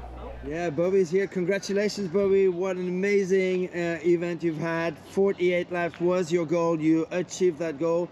That's just beautiful. I have to say I was a bit surprised given how good you were looking finishing your 48th lap.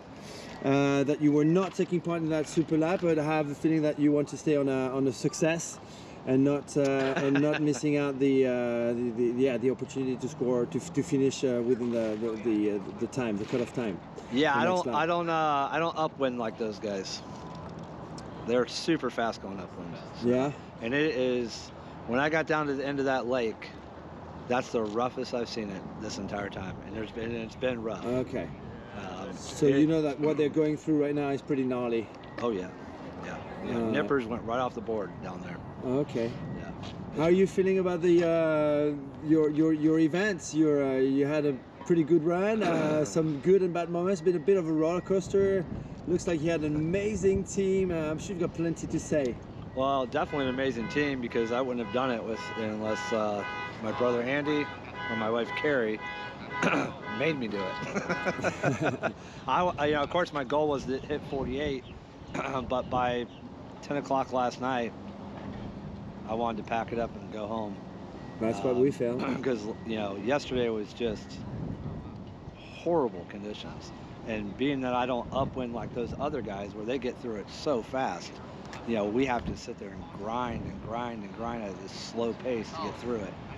I was just beat down. Wow.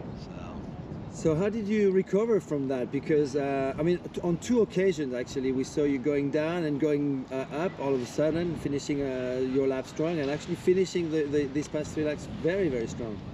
Yeah, it was kind of interesting because I had all these pains in my body, back, arms, elbow, feet, legs, you name it, and it went away. It went away. I don't know why.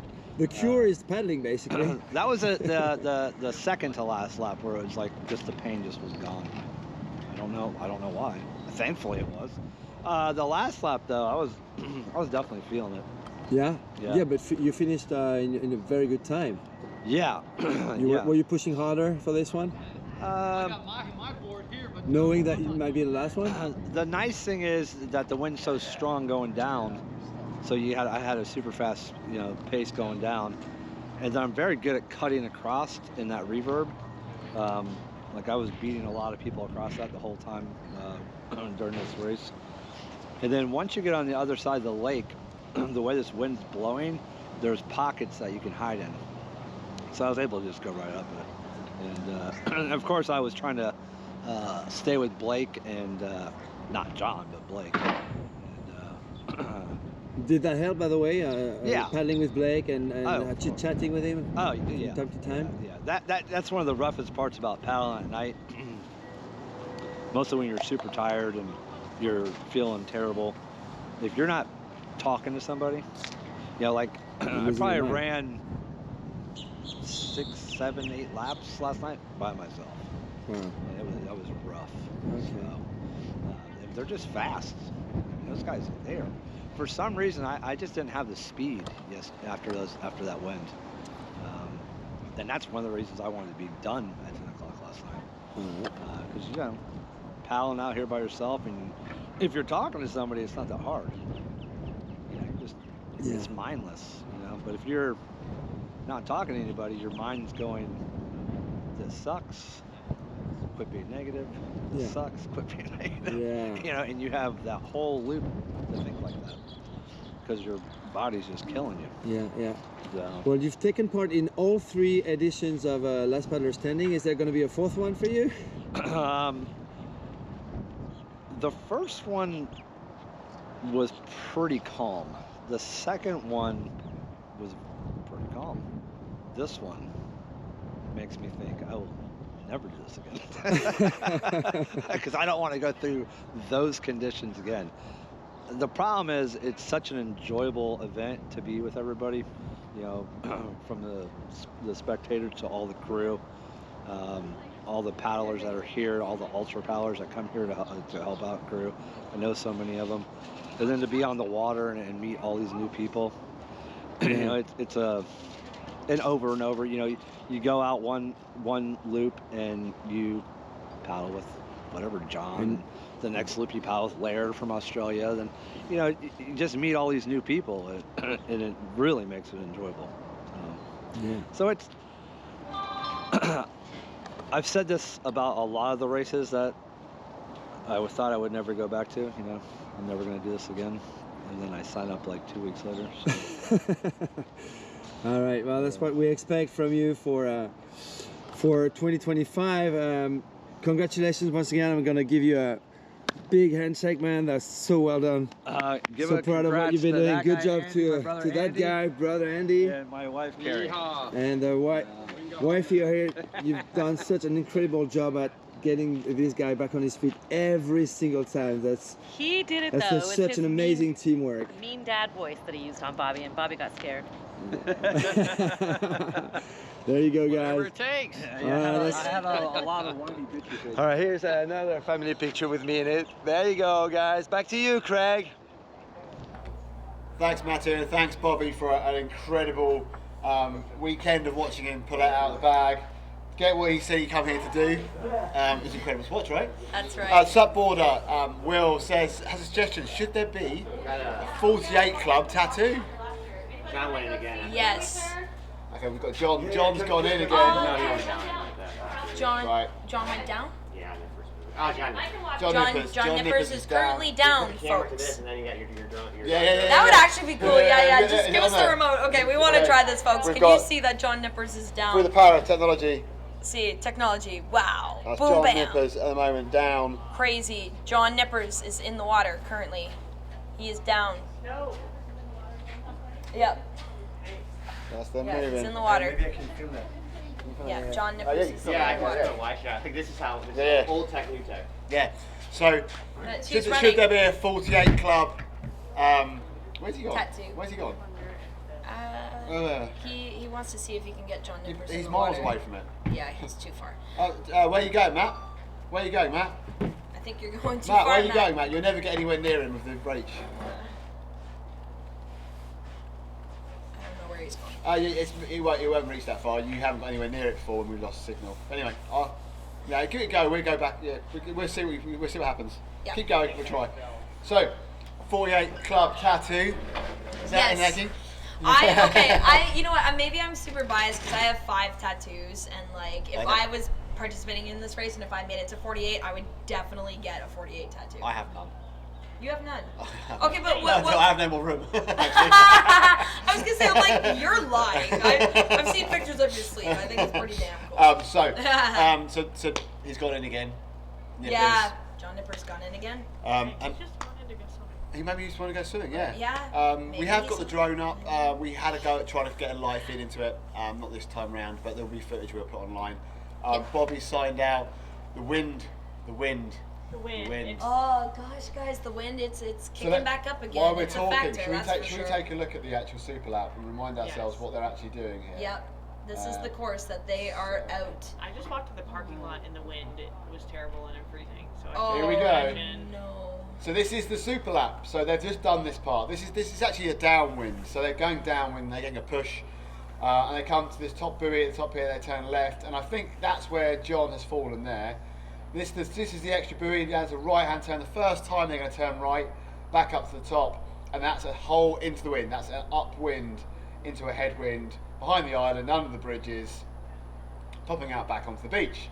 So that is the Superlap. It is 4.9 miles, or nearly 8 kilometres. And at this point of the race, they have done.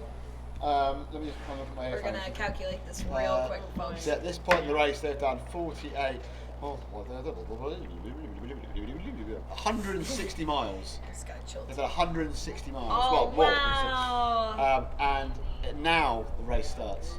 Okay, but wait, we do need to do this math in kilometers as well. Oh, yeah. Because unfortunately, sorry folks, not all of us Canadians and the rest of the world. Okay, I'll go to that. Sorry, Matthew was talking into my head. Oh, gotcha. Yeah, I know, disturbing. 48 times 3.33 equals multiplied by 1.6 divided by pi times by Pythagoras' theorem equals 200. No, that's it. Wow. I think that's right. Yeah, 255 kilometers. 255 kilometers. So actually, with what they've done now, they're probably up to about 257, 258 now. Yeah. You know. Yep. Yeah, of course. Yep. Crazy cats. Crazy. So Matthew's heading up to where that buoy is, where you can see on the map on the screen at the moment. You can see that extra buoy now. That's where Matthew's actually on the land edge there. We're going to cut to him. Let's have a look and see if we can see what he's looking at. Looking at the buoy. Keep his audio off for a second. He can hear me, but let's just cut through and see what we can see. And there he is. That's the water tower. You can see they talk about this water tower quite a lot as a point of reference when they were having trouble with the wind. I'll be right back. And the buoy is in line with that water tower. So they're heading. So Mason, the signal dropped for a second there. But let's just see. Yeah, still got the image. Is he going to be able to get close enough for us to get a shot? It's okay. I think we're okay at the moment. Yeah, I think probably right on the edge of the range. You can see the wind there. You can see where the wind shadow is. Yeah, you can see where the wind shadow is. Yeah, you can see where the wind shadow is, but you can see also the ripples in the water, and it's so open. As you can see, it's just so open. Can't really see where the buoy is there on the GoPro, unfortunately. We're probably gonna lose Matty now. We're gonna see. He's gonna go out there. We're gonna see. We're gonna see where we can get him. So he's just walking out, just so.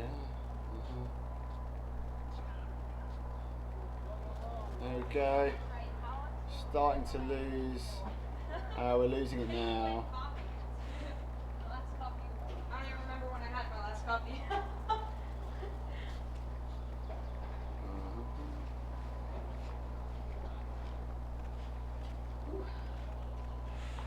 Yeah, we might need to bring him back in a bit. We can't quite see. You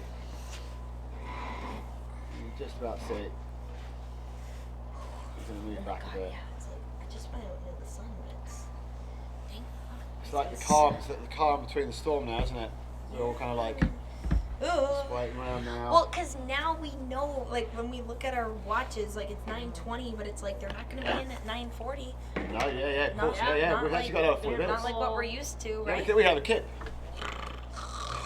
Imagine that we all fall asleep and they'll come and call we it lean on each other, yeah. And all the announcers are just sleeping. Sleeping on the job. That's not acceptable. No, not acceptable. Not acceptable at all. I'm not happy with these working conditions, to be honest. I literally just walked past someone and they looked at me and they're like, "How are you still I've awake cut right back to us now?" briefly to say why. And I'm like, we've lost a signal from Matty. I think I am sleepwalking. We're all lucid dreaming. We're all lucid dreaming. There we go. I was going to Yeah, signal. I don't really know how to describe how I'm feeling right now. Has anyone seen Mason? Mason was bringing me a cappuccino. Is he here yet? He's not here yet.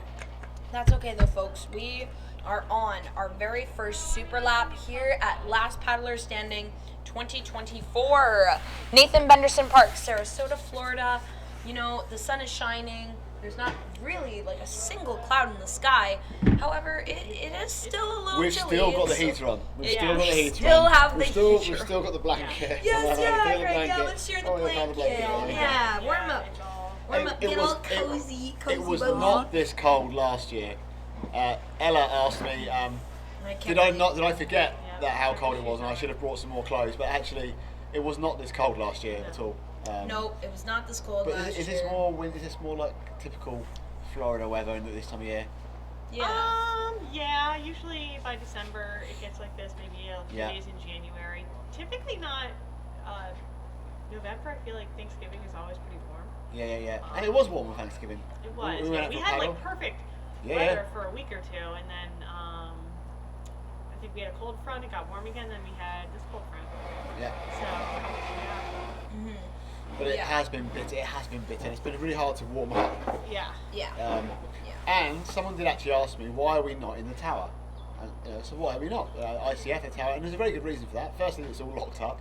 That's a very good reason. We're but not allowed in. No. I'm sure if we wanted to, we could be in the tower. But the benefit of being down here is that we have access to the village, the races, everyone. If you think we could never do what we do on a 50-hour live stream if we were stuck up in a tower, we'd be so separate from it, and you wouldn't see much. No, and no, you wouldn't just be able to from bring people the up. angle. You know, it's just So whilst I'm sure we would love to be in a nice warm room or air conditioning when it was hot, sitting in comfy chairs. Yeah. We've persevered. Yeah, it's nice being close to the action, and then just like if we need to get up and walk around, you know, we have that luxury. Yeah, absolutely. Yeah, I think the second floor, I mean, first of all, it's not that many flights of stairs, but that would be really annoying to go up and down the stairs a lot. And then also on top of that, just where that office sits on the second floor, it is kind of away from everything. Like even right here, we can look over our right shoulder and we can see the village where the athletes are mostly set up. Right behind us is literally where they keep coming in and out. So yeah, right here we're willing to suffer in the cold to be right beside all the action so that you can live alongside us on this live broadcast. So we're doing it for you, basically. 9:24. The reason I keep looking at my phone is I'm sick because Matthew is walking the course and he's sending me messages. So I can keep an eye on whether anything is. And I'll let you know if there's anything significant you need to know about.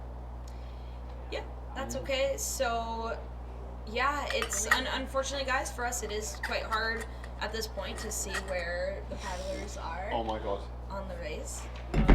So, clock's down. John and Blake had just hit the first buoy. Okay. Alex is. So as is the new one. The John new and buoy. Blake just hit the first new, buoy. long buoy. So, Okay. the news from Mike Carson and his drone there is Will Belston and Blake have just reached that new additional buoy. So they're doing their first right-hand buoy turn. Alex is a bit of a jog behind. Yeah. They're not too far. Yeah. So our eye in the sky, Michael Carson. Our eye in the sky, I've Michael always wanted to say Carson. that. He's an eagle in the sky. Eagle in the sky. Eagle in the sky. Sky jammer. Skyjammer. Skyjammer. Yeah, that's right. Michael Carson, guys. For those of you who don't know, actually, I mean, Michael Carson, we've talked about him a few times. He was a competitor. Loads. Too much. Stop talking about it. Too much? Okay. He's a Oh, very I was just going to unassuming shout out person. your podcast. Yeah. Oh, yeah, shout out. Yeah. Talk about me. Michael Carson has a really cool podcast. So please check it out. It is on, I know for sure, I listen to Spotify, so I know it's it's there. all that stuff. Is it on Apple as well? Yeah. Everywhere you can find your podcasts, you can look at it there. And what's the name of your podcast again, Michael? Beyond the Stroke. Beyond the Stroke. So take a look. I mean, Have I you might. been on it? I have I've been been on it too. Oh, look at that. Yeah, we should get our we're beyond, podcast we buddies. should get our Beyond the Stroke tattoos as well. Like, Yeah. Oh my God, my mom's gonna kill me if I get another one. Yeah, we had a great chat on the podcast. Do you know what? Yeah. On a side story for podcasts, do you listen to many podcasts? I listen to loads. Do you get annoyed when you listen to them? You wish you could remember things that were said in them. Oh my God, but you're all the driving. time. Okay, fine. So, I have no affiliation or no link to these people. There's an app called Snipped, SNIPD. Okay. It's a podcast, so you can access all your podcasts through there, or you can link them to Apple and Spotify and download them. But you listen to your podcast back through it, it's fine, but it has a snip button. It uses AI to transcribe it anyway. And you press snip, and it basically dictates. It works out from when you press the button what it's referring to, and it gives you an exact summary of what was said, and also the actor. And it's incredible. That's awesome. Oh, I that's always wicked will also, cool. if I hear something profound or something that I like, I'll usually rewind it, listen to it again, and then I'll screenshot. Yeah. So this. The thumbnail Yeah. of it, but that sounds So like way you easier. just press. You can listen to the car. You just hit the snip button. You just press it while you're listening. Yeah. And it knows that you've pressed it obviously after hearing something or during something. Yeah. It works out what was being said, and it sends you and in the app it lists all the my podcast, all your snips. Nice. It gives you summaries, and it's really good. Anyway, so there we go. So Snipped. Okay. Snipped. Snipped. This is not a. S-N-I-P-D. No affiliation, nothing. Yeah. It used to drive me nuts because I'd get a pen and paper and make notes or do screen capture. And Yeah. This is like, And it's frustrating, right? Yeah. So to have an app that's like so easy peasy to We can use. keep talking. I'll show you. That's something, awesome. so, okay. Yeah, absolutely. Do you guys have a favorite podcast that you like to listen to besides Michael Carson's podcast? Oh, Mason. Woohoo. Mason's in the house. Okay, and look what I've opened Snipped. What's the one I'm listening to at the moment? Oh, the Episode Adventure Sports 1063, podcast. 99 words. The Adventure Sports Oh, Club. That is not 99 it. words. So I've Building pressed- a better Well, life. I've even created snips, these little dots. That's the timeline. There's my dots. And that's where it is. Yeah, but like, then you can go into your. So if I go into my snips, I can choose a podcast I've snipped. I choose this one here, and it tells me. I can see the snips I made, and it summarises what it's about. Yeah, that is wicked cool. Tells you where it was. You can go jump into Yeah. it. Anyway, there we go. Sorry. Oh, that's cool. All right. Well, I hope you guys learned something new today too. While What apps do you use for your paddling? Let's talk a little bit tech, shall we? Oh, okay. And running, so for fitness, but obviously. Garmin Connect, and Strava. Okay.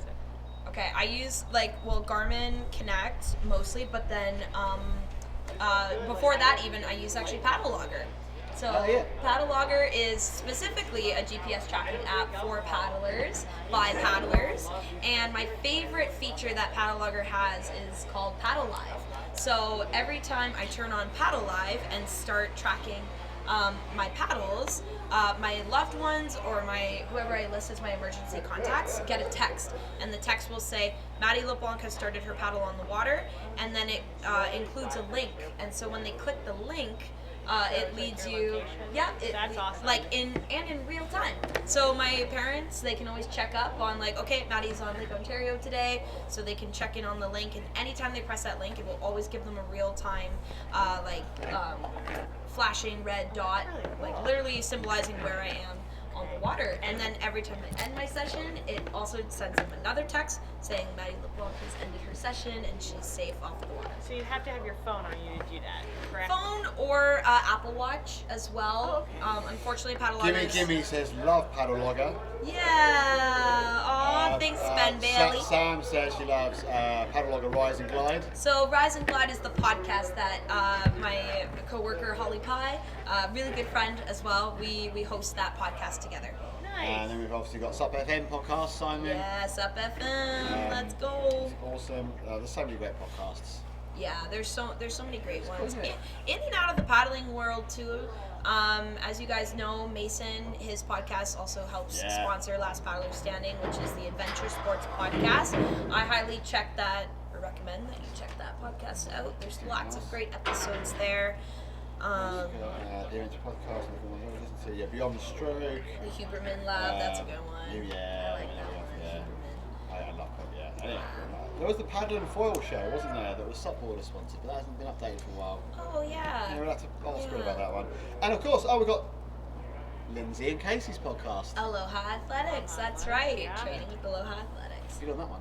I think I might have heard an episode that I think someone named Greg Sawyer was on. Do you guys know who that is? I'm not sure. It rings a bell. Yeah. So basically, you listen to one of the podcasts and you listen to them all with me.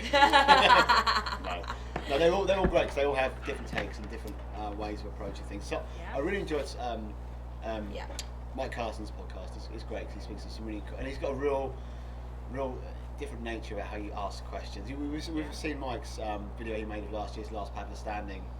Have you seen it? Yes. Yeah. And his little narration, it's really fun. It's I love it. You have to go on the Supboarder website, look up. There's a Last Paddler Standing video I think they've shared on there from Mike Carson, and it's like an insight into his Last Paddler Standing from 2023. And he narrates it. It's got these fun little graphics. It's really quirky, and it's just got such a nice story to it. Nice narration. So look it up.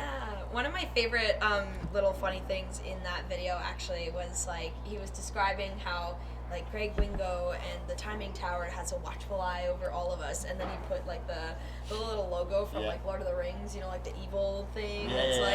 With the fire, and I'm like, I don't even watch Lord of the Rings, but I got that reference and I thought it was hilarious. Yeah, like he just knows how to like add little like funny bits of humor like here and there throughout the video, and his taglines are perfect, and Michael, that video was awesome. I love it. So Just to cover up my sagging eyes, I'm so tired. cover up my baggy eyes. We're just gone past the half-hour mark. That's right. What's everyone's? Let's play a game, shall we? Yes. Let's play a game. Guess the first board to hit the beach. Let's play a guessing game. So I'm gonna go. Great. So do we have to say who? Yes. Okay. So I'm gonna say. Yeah. And we can say the same. But I'm gonna say John B. Yep. And I think John B is gonna hit the beach on 53 minutes and 47 seconds. Oh, I love this. We're getting down to the specifics. And if you want to play along at home, Who's coming in next? we'll just do one at a time. No. So one at a time. So if you want to play along, in the comments in the YouTube feed, you can put down who you think will be first to hit the beach and their arrival time. And Greg has promised an all expenses paid trip to Last Paddler Standing 2025. Hotels, flights, board hire. Yeah, thanks, Greg. Yeah. I really appreciate that. He won't give it to you, he'll give you a list of what you need to come to Last Paddler Standing 2025. Never mind. I totally, wow, that went right over my head. Yeah, no, okay, never mind. It's all in the small print. It's all we are in the hotel. We're actually in the lobby here. This is it, this is Some people pay good money to go to places like Norway and sit with covers over them all night long. I think it's the hotel beanbag. Yeah, hotel one of the best comfy beanbags. What's that one? That's hilarious. Oh, I love that beanbag. I actually, fun fact for those watching, I made a quick little reel. I'm not sure if I want to post it on my like main page or just like a fun Instagram story, but I took a video of everybody who's fallen asleep in the beanbag chair and made a little compilation that's gonna so be. far. Yeah. Look at me. Alright guys, I don't know if you've got any... Greg's actually the opening video. Do you have any views on what's going on? Because I've seen plenty and I can report on what's going on. Okay, you tell us not to. We have no idea. We can't see that far down the course. Let me tell you, there's a big race going up at the front. Wait till he's put his guest number down before you get the inside information. Yeah. We're having a game of guess who will be in first and what time. There you go. Okay, you can go now. Go. Tell us. Alright, so basically at the buoy, the new one. There's a fierce race going on, and these guys are going fast. It's like a 10K international race going on between John Batson and Blake Carmichael. Yes. And there's a huge gap behind them to the point that I have a feeling that Alex is not gonna make it. No. It's like at least 1 Oh kilometer. my god, I'm actually shocked There's because actually 1 kilometer gap behind. wow, behind that's a these two. huge gap. Yeah. Oh my god. So we could pan out with having the two of them. Yeah. And they're both very capable paddlers. Yeah. Oh my god, guys, But like they're going this so can still fast. go I mean, on this for. is proper long. But how 10k paddling. But how long do you think they can sustain that for? Well, Couple that's- laps. Oh That's it. my That's it. god. I don't think Two either of laps them like want to that, give it and up they're to the really, other. really I fighting said to for John, it. and I was like, Now, oh, an this was interesting, never element as well. One of the two, and I think that's John Batson. He took the buoy the wrong way. I think it was pushed by the wind, which is kind of weird because he had plenty of time to actually adjust the line, aiming towards that buoy. It's not like a technical race where he had 1.5 kilometers to go into that buoy. So and he went the wrong side. So he had to pull back, go and go around again. Wow. And but they were together pretty much at that at that buoy, going out of that buoy again. But really God. paddling hard, and the wind over there is really strong. White cap. You know what? Well, I believe it because down at this end of the course, it's kind of hard to see behind us here, folks, but you can see some ripples in the water here. There's lots of texture, and if there's texture down here, then there has to be lots of texture down there. Wow, this is actually very crucial information. Thank you, Matthew, for that report. We've got our guesses. We say, do so. have our guesses. We are all within. I kind of wish I heard that report the right before. No, because I don't know. Oh, well, I guess you would have gone Blake, wouldn't you? That's what you would have done. I almost, Am I a little biased? I almost said Blake just when you said, earlier, because they were close with each other, and Blake looked like he had a really strong. Okay.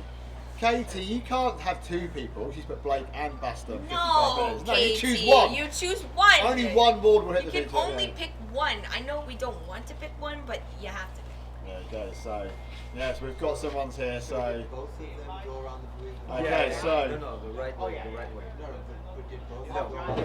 there is. They went like that. And then So yeah, so on SUP border, there's get the live chat to put in their predictions. So I'm going to work out where you can find that.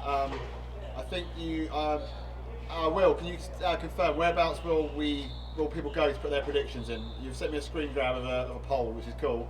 Can you let me know where to send people? Yeah. That'd be really useful. We want to know. We're going to get some people chiming in. Oh, there you go. No, Should we show them it's in the Oh, chat. it's already there. So Okay. if you look in the chat of the YouTube video, you'll see that there's a SUP border poll, and you can put in your predictions. Let's get in there now. Get them in now quickly. You've got to get them in before the first lap finish. Seychelles chimed in as well. Seychelles. She said the question is how Yeah, long will Blake and Batson keep this going? They're both so strong. And that's exactly my thoughts. Yeah, It's like- I was gonna say you just hit the nail on the head there, Seychelles, because we have Blake Carmichael, two-time winner of the Crossing for Cystic Fibrosis solo men's competitive division, which is an 80-mile race for raising funds for cystic fibrosis for Piper's Angels Foundation. So we know that Blake has it in him. We know that Blake has the distance, but I mean, we saw throughout the night he was kind of struggling with a few That's the thing. injuries. Of the two, we have John, Of the two, John- Jack winner, podium, like. Of the two, This is gonna be Brett, tough. Blake's the one that's been having some niggles and issues and pain Yeah. points. Yeah. John just looks like he's on lap 3. John's right. John's just tired. He's just like, Yeah, John's like, He's I just a think little he's like, I'm petite. ready to go Well, to sleep. I don't know But- that he's just tired. I know that he's- John complains less. Yes. Complains less. Yeah. So And I think there's probably a big and not by any means is Blake a complainer because he's No, definitely no, he's definitely not. No. But John just keeps a Cards to little his, bit I think he more keeps his, stoic. I think he keeps his, he's stoic. He keeps definitely his has card, some complaints He when I keeps his talk card to to his chest a bit, I think, and I think he probably there's a mind game there as well that making your competitors think you're in a much stronger position than they might be feeling. Yep. Yeah. Like, this is good, isn't it, guys? This is Well, because it's we like, saw that with John. You guys are finding this staying up for 2 nights easy, right? I mean, I'm finding it fine, right? See, I'm telling Come you, on, guys. I'm telling you how easy I'm finding staying up for 2 Oh, nights in a man. row. Yeah. And you guys start doubting it. You're like, I'm really struggling, but you know what I mean? These mind games. So yeah, it's a bad it is example. mind games. All right, guys, I've got some. Oh my God. We got drone. Look at our commentating desk right now. We have like Oh, 6 the people. wind on that. All right, so we've got John Batson leading now by about 30 meters, and they are coming back towards the tower. So John Batson, and he's going at it like really, really strong, really high cadence. Okay. It's almost a sprint when you I've just seen it a bit on the drone. I hope he does. Pretty amazing.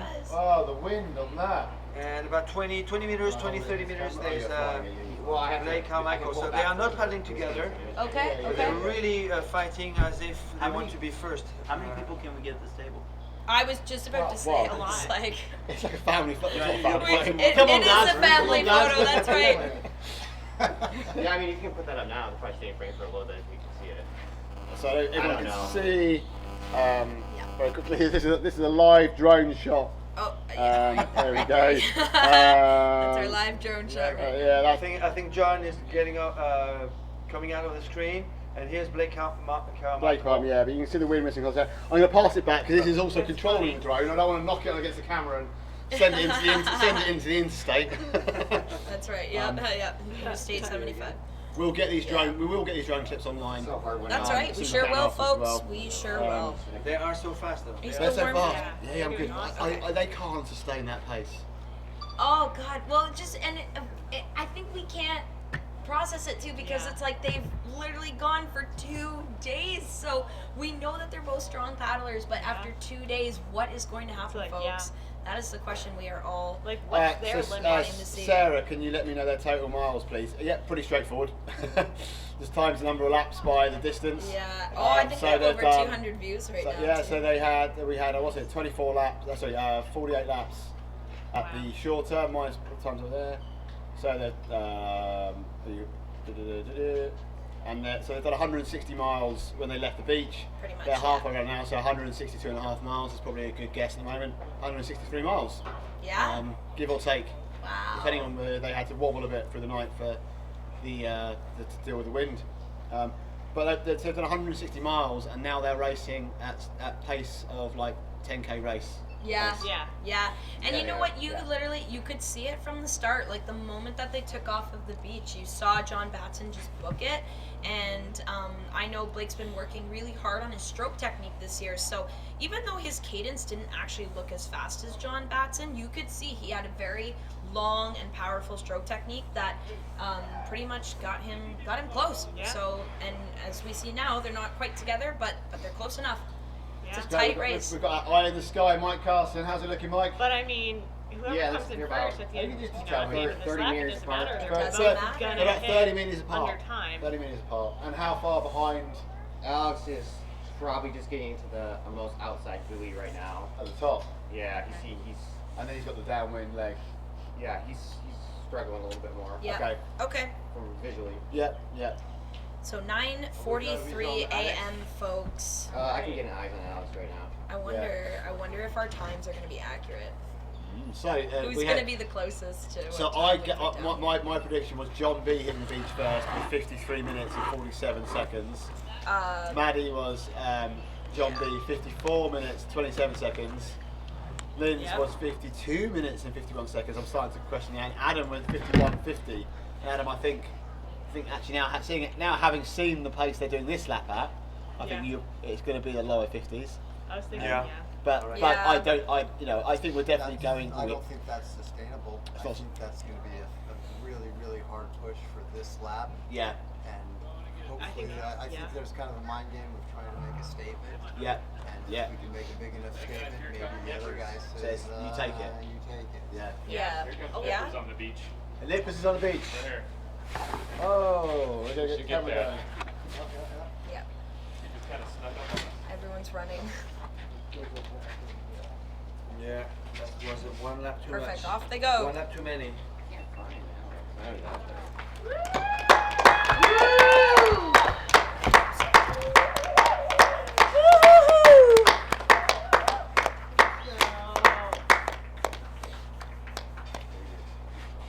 No, you're good. Just trying to find out. Go. They were Go. at least 1K from them. So Yeah, I'm gonna. Really tugs at my heart. huge gap. Yeah, I'm just gonna stick it back. So we just heard Nippers. John has turned round. We did hear from Mike Castle with the drone, eye in the sky, that he had fallen in. We've got Matthew. I'm cutting to Matthew now, running down. Boy, you're super. Yeah. Oh, it's so emotional. There's that. Hold on to that. This guy right here. This guy did 2 years straight, back-to-back, Great Alabama 650s and last paddler standings. I challenge anybody in the endurance paddling world to beat something like that. This guy is an absolute beast, and I couldn't be more proud of you, John Nippers. Couldn't be more proud of you. Thank you for coming and doing the event together. Give it my best. You did. You for sure did. So now all your fans want to hear from you. Yeah, John Nippers, absolute legend. That was just unbelievable. Was that just one lap too many for you? What happened out there? The conditions are brutal right now. I mean, I got some video. Alex just made the buoy just now, maybe 5 minutes ago. Yeah. I lost it, got tossed at the corner. Yeah, it's just, we'll see. Yeah. We'll see what happens. So you fell in? Yeah, I fell in. And how did that happen? You know, just by the time it's got to be 20 sustained wind right now. Yeah, it's pretty strong. It's pretty strong. Yeah, I was surprised. There's no boat out there. Anyhow, thanks everybody for tuning in, watching. It's been a fun deal. I wish I could have finished it, but emotional ending. But you did finish your 48 laps, so and that's where you wanted to go. We'll see how the guys do. We all rooted for you, and obviously wanted you to do another one. And obviously the wind was the strongest today for that 49th super lap. Yeah. And we'll see what see how the guys do. What time is it? All right, Mark Nipper says, "Way to go, John." Hey. Come on, thanks, keep coming with the comments. Thanks, Mom. Thanks, Mark. Thanks, friends, family, everybody for tuning in. So many comments for you. I'm sure you have plenty of time to catch up with them. But I want to say congratulations, John. Thank you. I'm a big fan, so. Thank you. Mahalo. Well done. Good job, Johnny. 48 the cup. That was a tough one.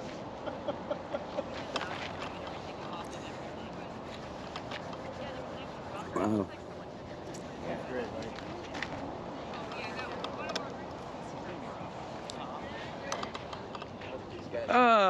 It's gonna keep getting emotional over here, guys. Over to you. Okay, we're back to us. Okay, so, we're back to us. Eye in the sky. Eye in the sky. What's the news? We got John and Blake coming in. They are about. Yeah, they're a little bit before Bird Island. So they've not quite got into. They're not in the channel yet. They're not in the channel yet. So we have John Belston's out front, followed by Blake. There's about 30 meters between them. Yep. They're not quite into the kind of around the back of the island where we see the bridges on the map. And then Alex behind that. Quite We're far. at 9:48. So they are coming up soon to be on that 50-minute mark. I think I don't think any of us are gonna. I don't know. I mean, I guess the longest time out of everybody's guess here, I guess 54:27. And I put that just because of the wind. Like I just had this feeling like maybe the wind will make them kind of slow down. I was thinking that, and then I was like, they sent like everybody's relaying, they're hammering right now. Yeah. And I'm like, okay, well now they're picking up the pace. They're probably already paddling faster. Yeah. Talking. That worked quite well. Try and get the angles, and you can kind of focus on. Yeah. So what we'll do is when they come in the corner, I'm going to leave you up here. Okay, I'll stay So, here. and I'm going to have Matthew. So I'm going to have to hold the camera. Okay. And have Matthew talking. So Lindsay and I will stay here. What's that? The two of them super close. Yeah. Even makes it. Yeah. Okay. They're really trying all of them. They're pushing. They're pushing hard. Oh, maybe we're all gonna be. Oh my god. Let me know when they're into the channel properly. They need to push hard. Yeah. Okay. So Okay. they are pushing hard. They're pushing hard. folks. There is doubts that can anyone make it? We've just received some news that all of the paddlers right now are kind of borderline. So really on this cutoff I like edge. it when it's sunny. Can we get a camera to the bridge? We'll get a camera to where it needs to be best placed. Wasting it on the bridge when we need it on the beach. We are trying our very hardest to bring you along. If I could, I'd have 10 cameras everywhere, but we've got to make sure that the camera we have is going to be in the most useful place for when they come in here. So do we think that paddler's going to win, or do we think the race is going to win? Oh no! They're entering the channel right now. Okay, they're entering the channel right now. They're working at 9:50, guys. They have 10 minutes. They're hammering. They're working hard. 10 minutes. Oh, I'm on the edge of my seat. I'll leave this for you so you know when to cut to me, yeah? Okay. Yep. I'll take that. Yeah. Well, does that mean they have to continue the next one? Trying not to hyperventilate. If but they make it. I didn't sign up for this, Lindsay. I signed up to I know. talk I about thought it. we were gonna relax. Not to have a heart attack. Jesus. Murphy. We're too young for this. We're too young for this. All right. Whoops. All right. I got the headphone in my ear. It's gotta come down. I'm getting. So I can hear. I'm getting heated. It is getting heated. I'm still cold. I literally pulled up the live chat too for like 5 seconds, and like everybody's saying like, "Go John, good job, John," and like, wow, it's kind of overwhelming to be honest. I'll try to pull it up again though so we can see. Yep, I can hear. I can totally hear you, Greg. Chapstick real quick.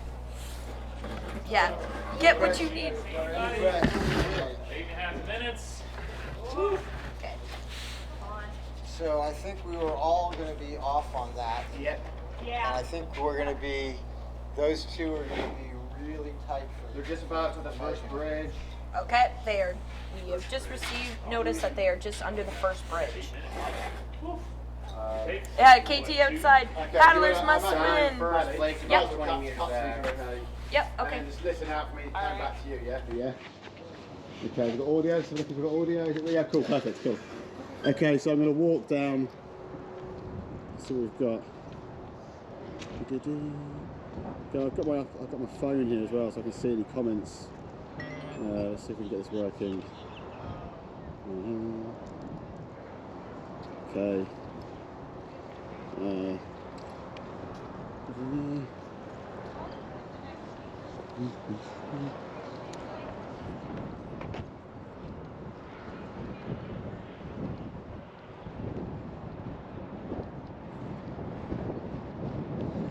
Woo, so it's pretty windy. You can hear the wind probably on the microphone now. I'm going to come around the corner here. Hello.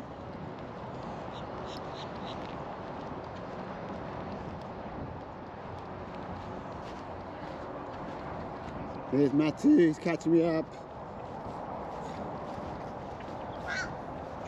Could be losing the audio, huh? Good job. Yeah, we're good at a bridge. We're going to stay around here, I think. We lose the bridge, so we come up here. Here you got a good angle. Yeah. So we're live at the moment, Matty. We are? We're live. All right, guys, we're waiting for our two guys at the front. There's a big battle going on right now. You've understood that between John Batson and Blake Carmichael.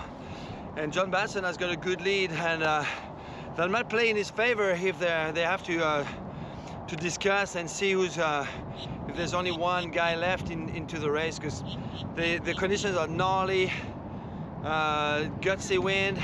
It's really open at the back over there, and you've got white caps basically. Look at this. And look at that. It's pretty. Just here where you are still protected. It's you can see plenty of ripples. We've got our first man, John Batson, just behind me. John Batson, look how fast he is going. We are at the 54 minutes into this 8-kilometer race or 5-mile race, and there's a good 30-meter lead for John Batson from South Carolina on the Flying Fish Freedom board. And look at that cadence, really going fast. And just behind him it's Blake Carmichael, last year's winner. I don't know what's going through his mind right now. He's trying to keep up with a very strong John Batson right now.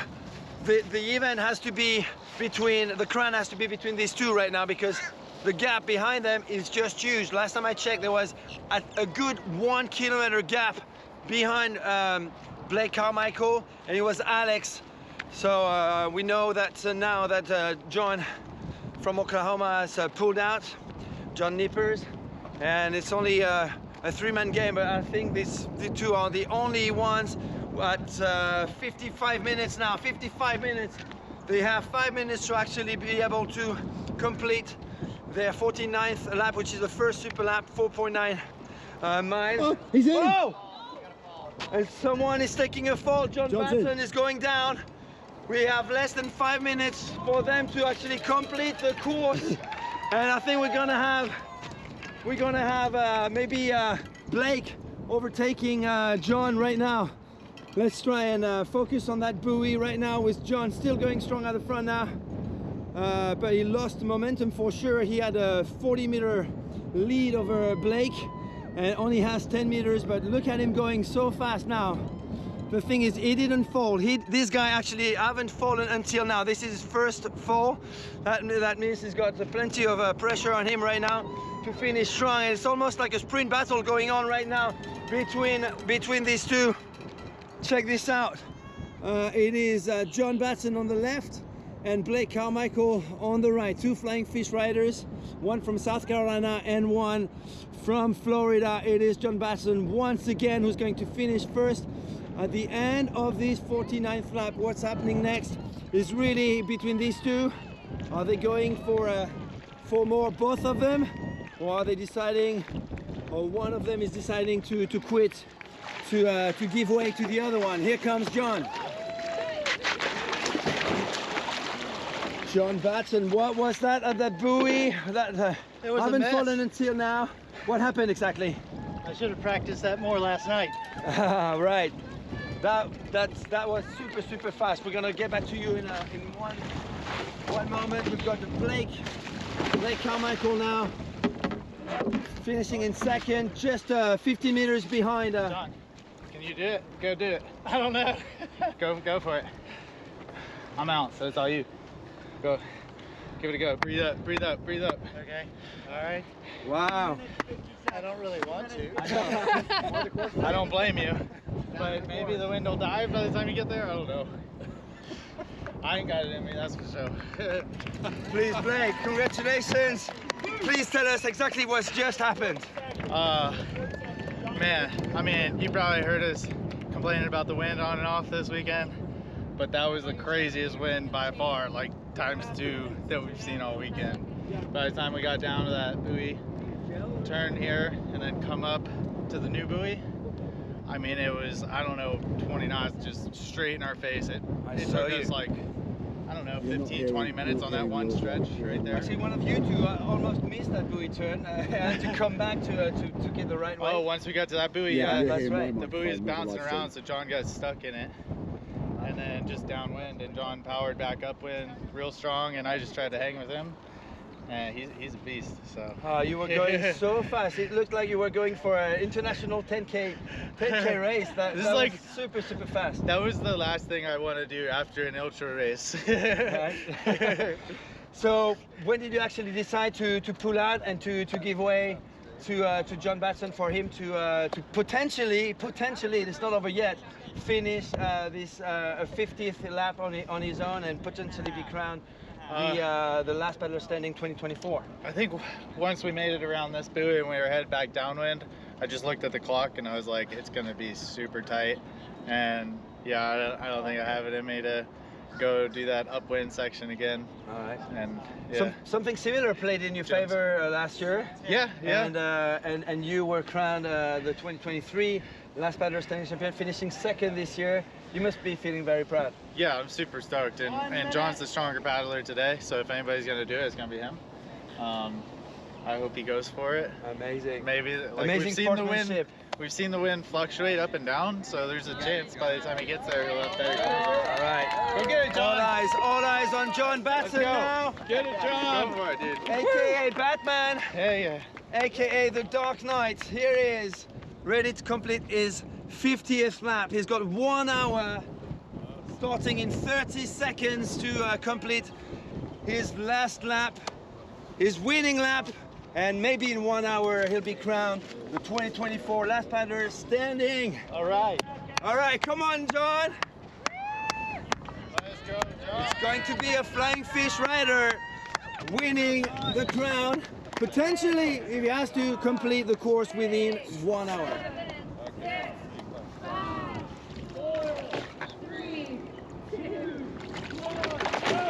Go on, John! Go, John! Let's do this, John! Go for it, John! Come on, you've got this!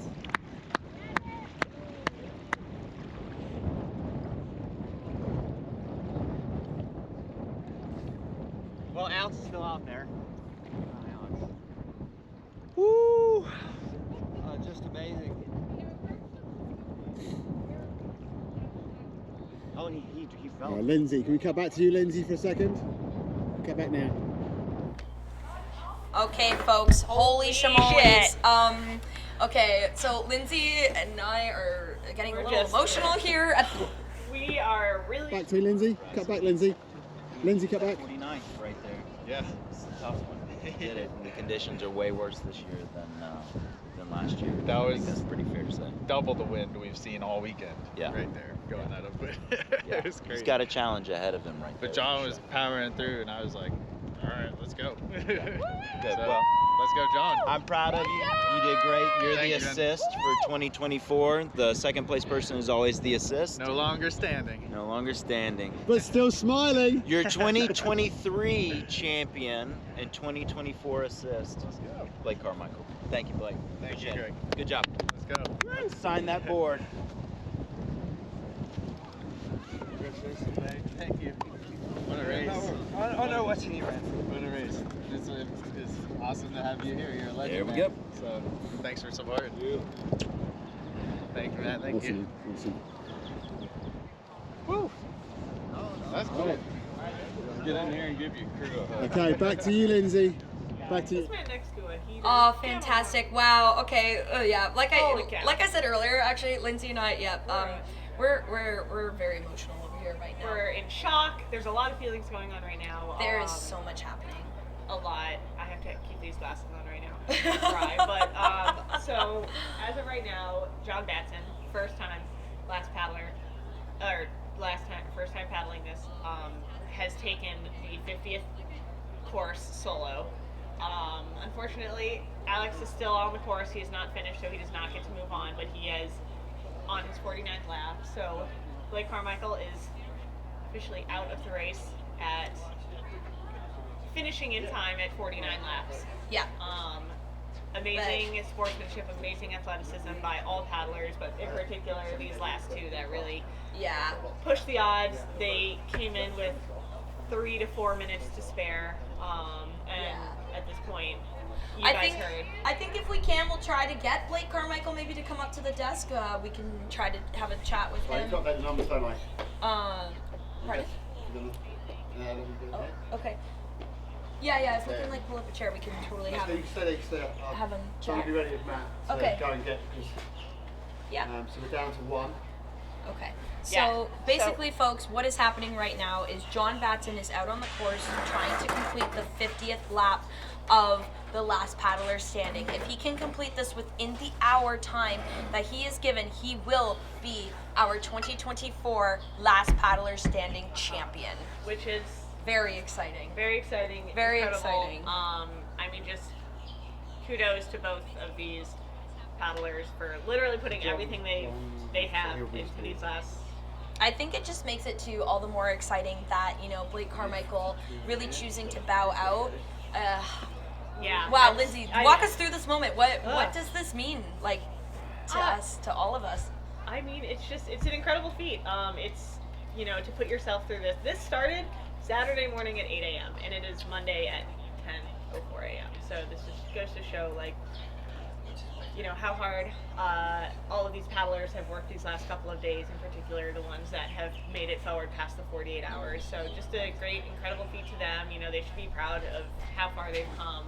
Blake should be incredibly proud.